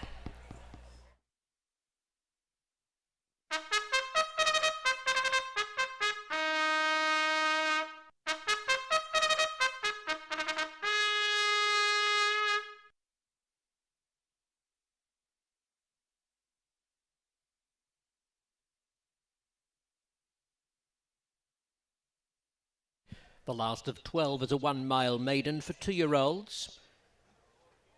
Scratch the also eligibles, numbers 13 through 16. 50-cent super high 5 wagering is an option. 8 minutes to post. A pair of jockey changes. John Velasquez on number 4. She's on a roll. Ricardo Santana Jr. on number 10, Massachusetts. Race 12 is the Jeff Hole Memorial.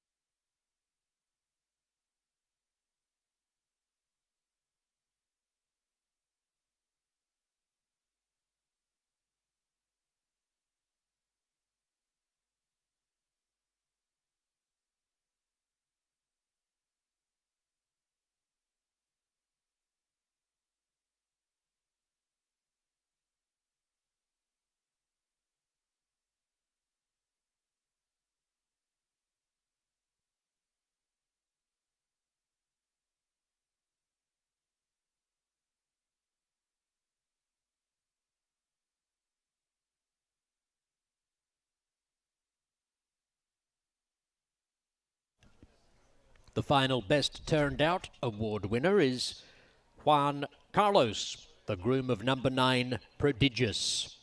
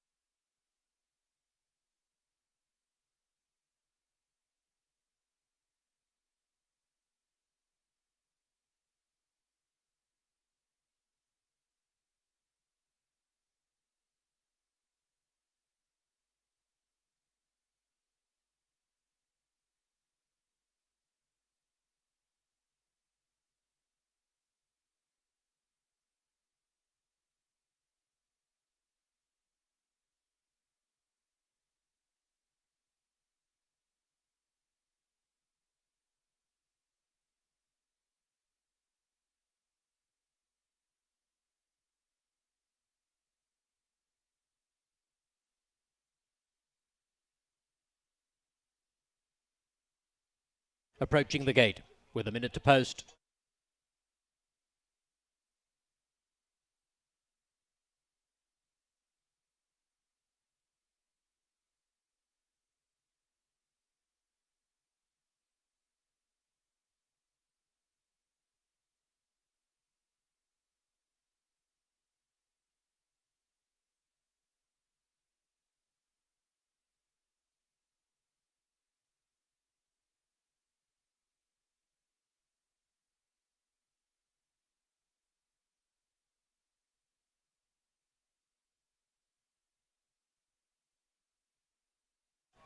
Moving into line.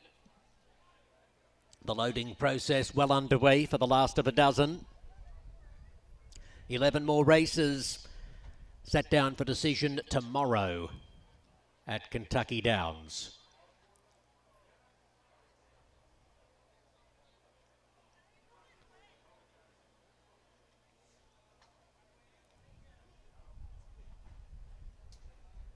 The lone filly, She's on a Roll, enters gate 4.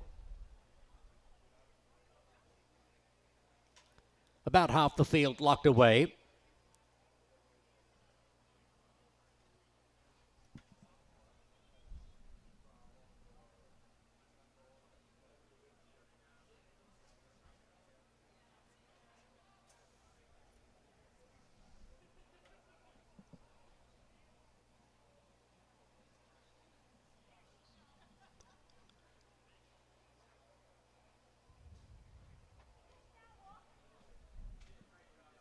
Prodigious behind gate 9 has attracted plenty of support.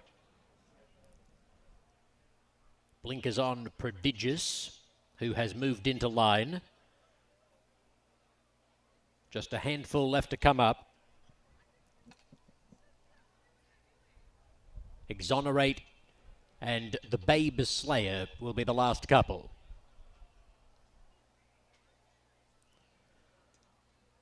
A 1 mile, 2-year-old maiden concludes the Saturday proceedings.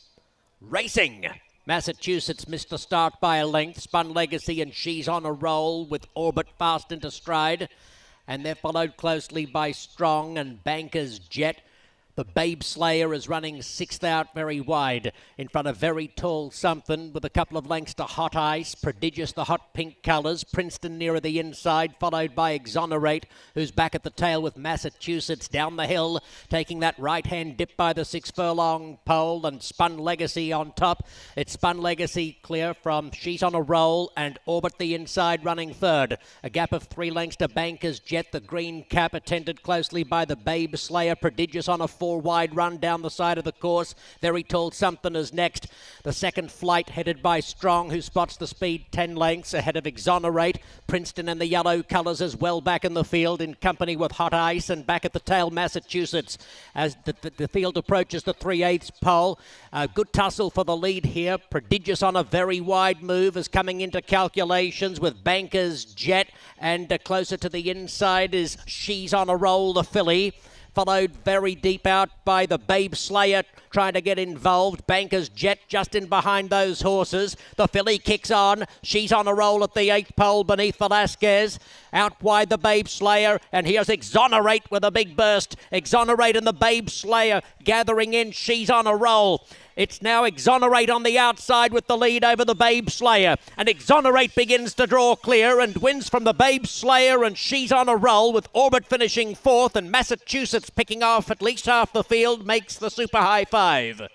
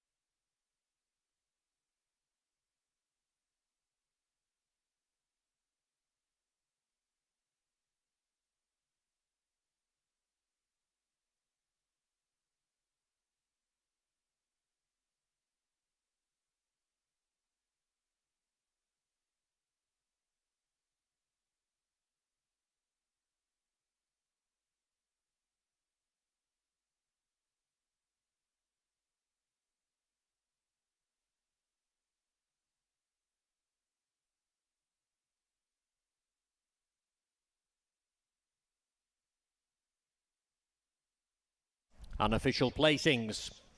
Number 11, Exonerate, has defeated 12, the Babe Slayer, with number 4, She's on a Roll, finishing 3rd. Number 2, Orbit, was 4th. Number 10, Massachusetts, 5th. The time 1:35.23 seconds.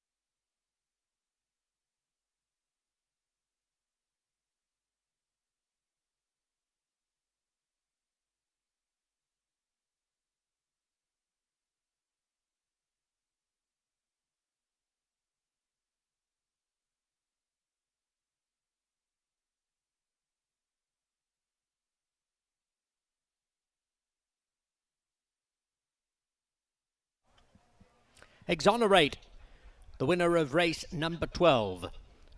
A dark pale brown colt by Justify from the Street Sense dam, Wow Me Fast. Bred in Kentucky by Doug Arnold and Tom Dupree. Owned by Robert LaPenta and Madaket Stables. Trained by Brad Cox and ridden by Flavian Pratt.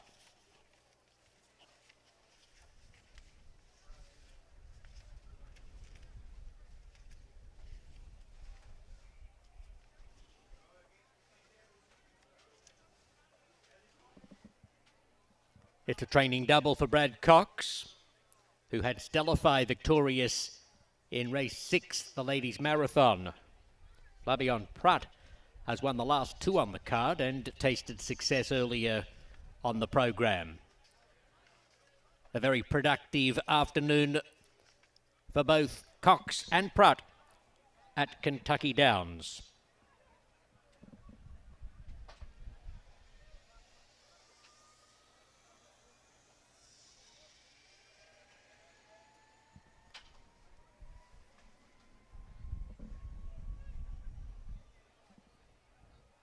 The 12th race was the Jeff Hall Memorial.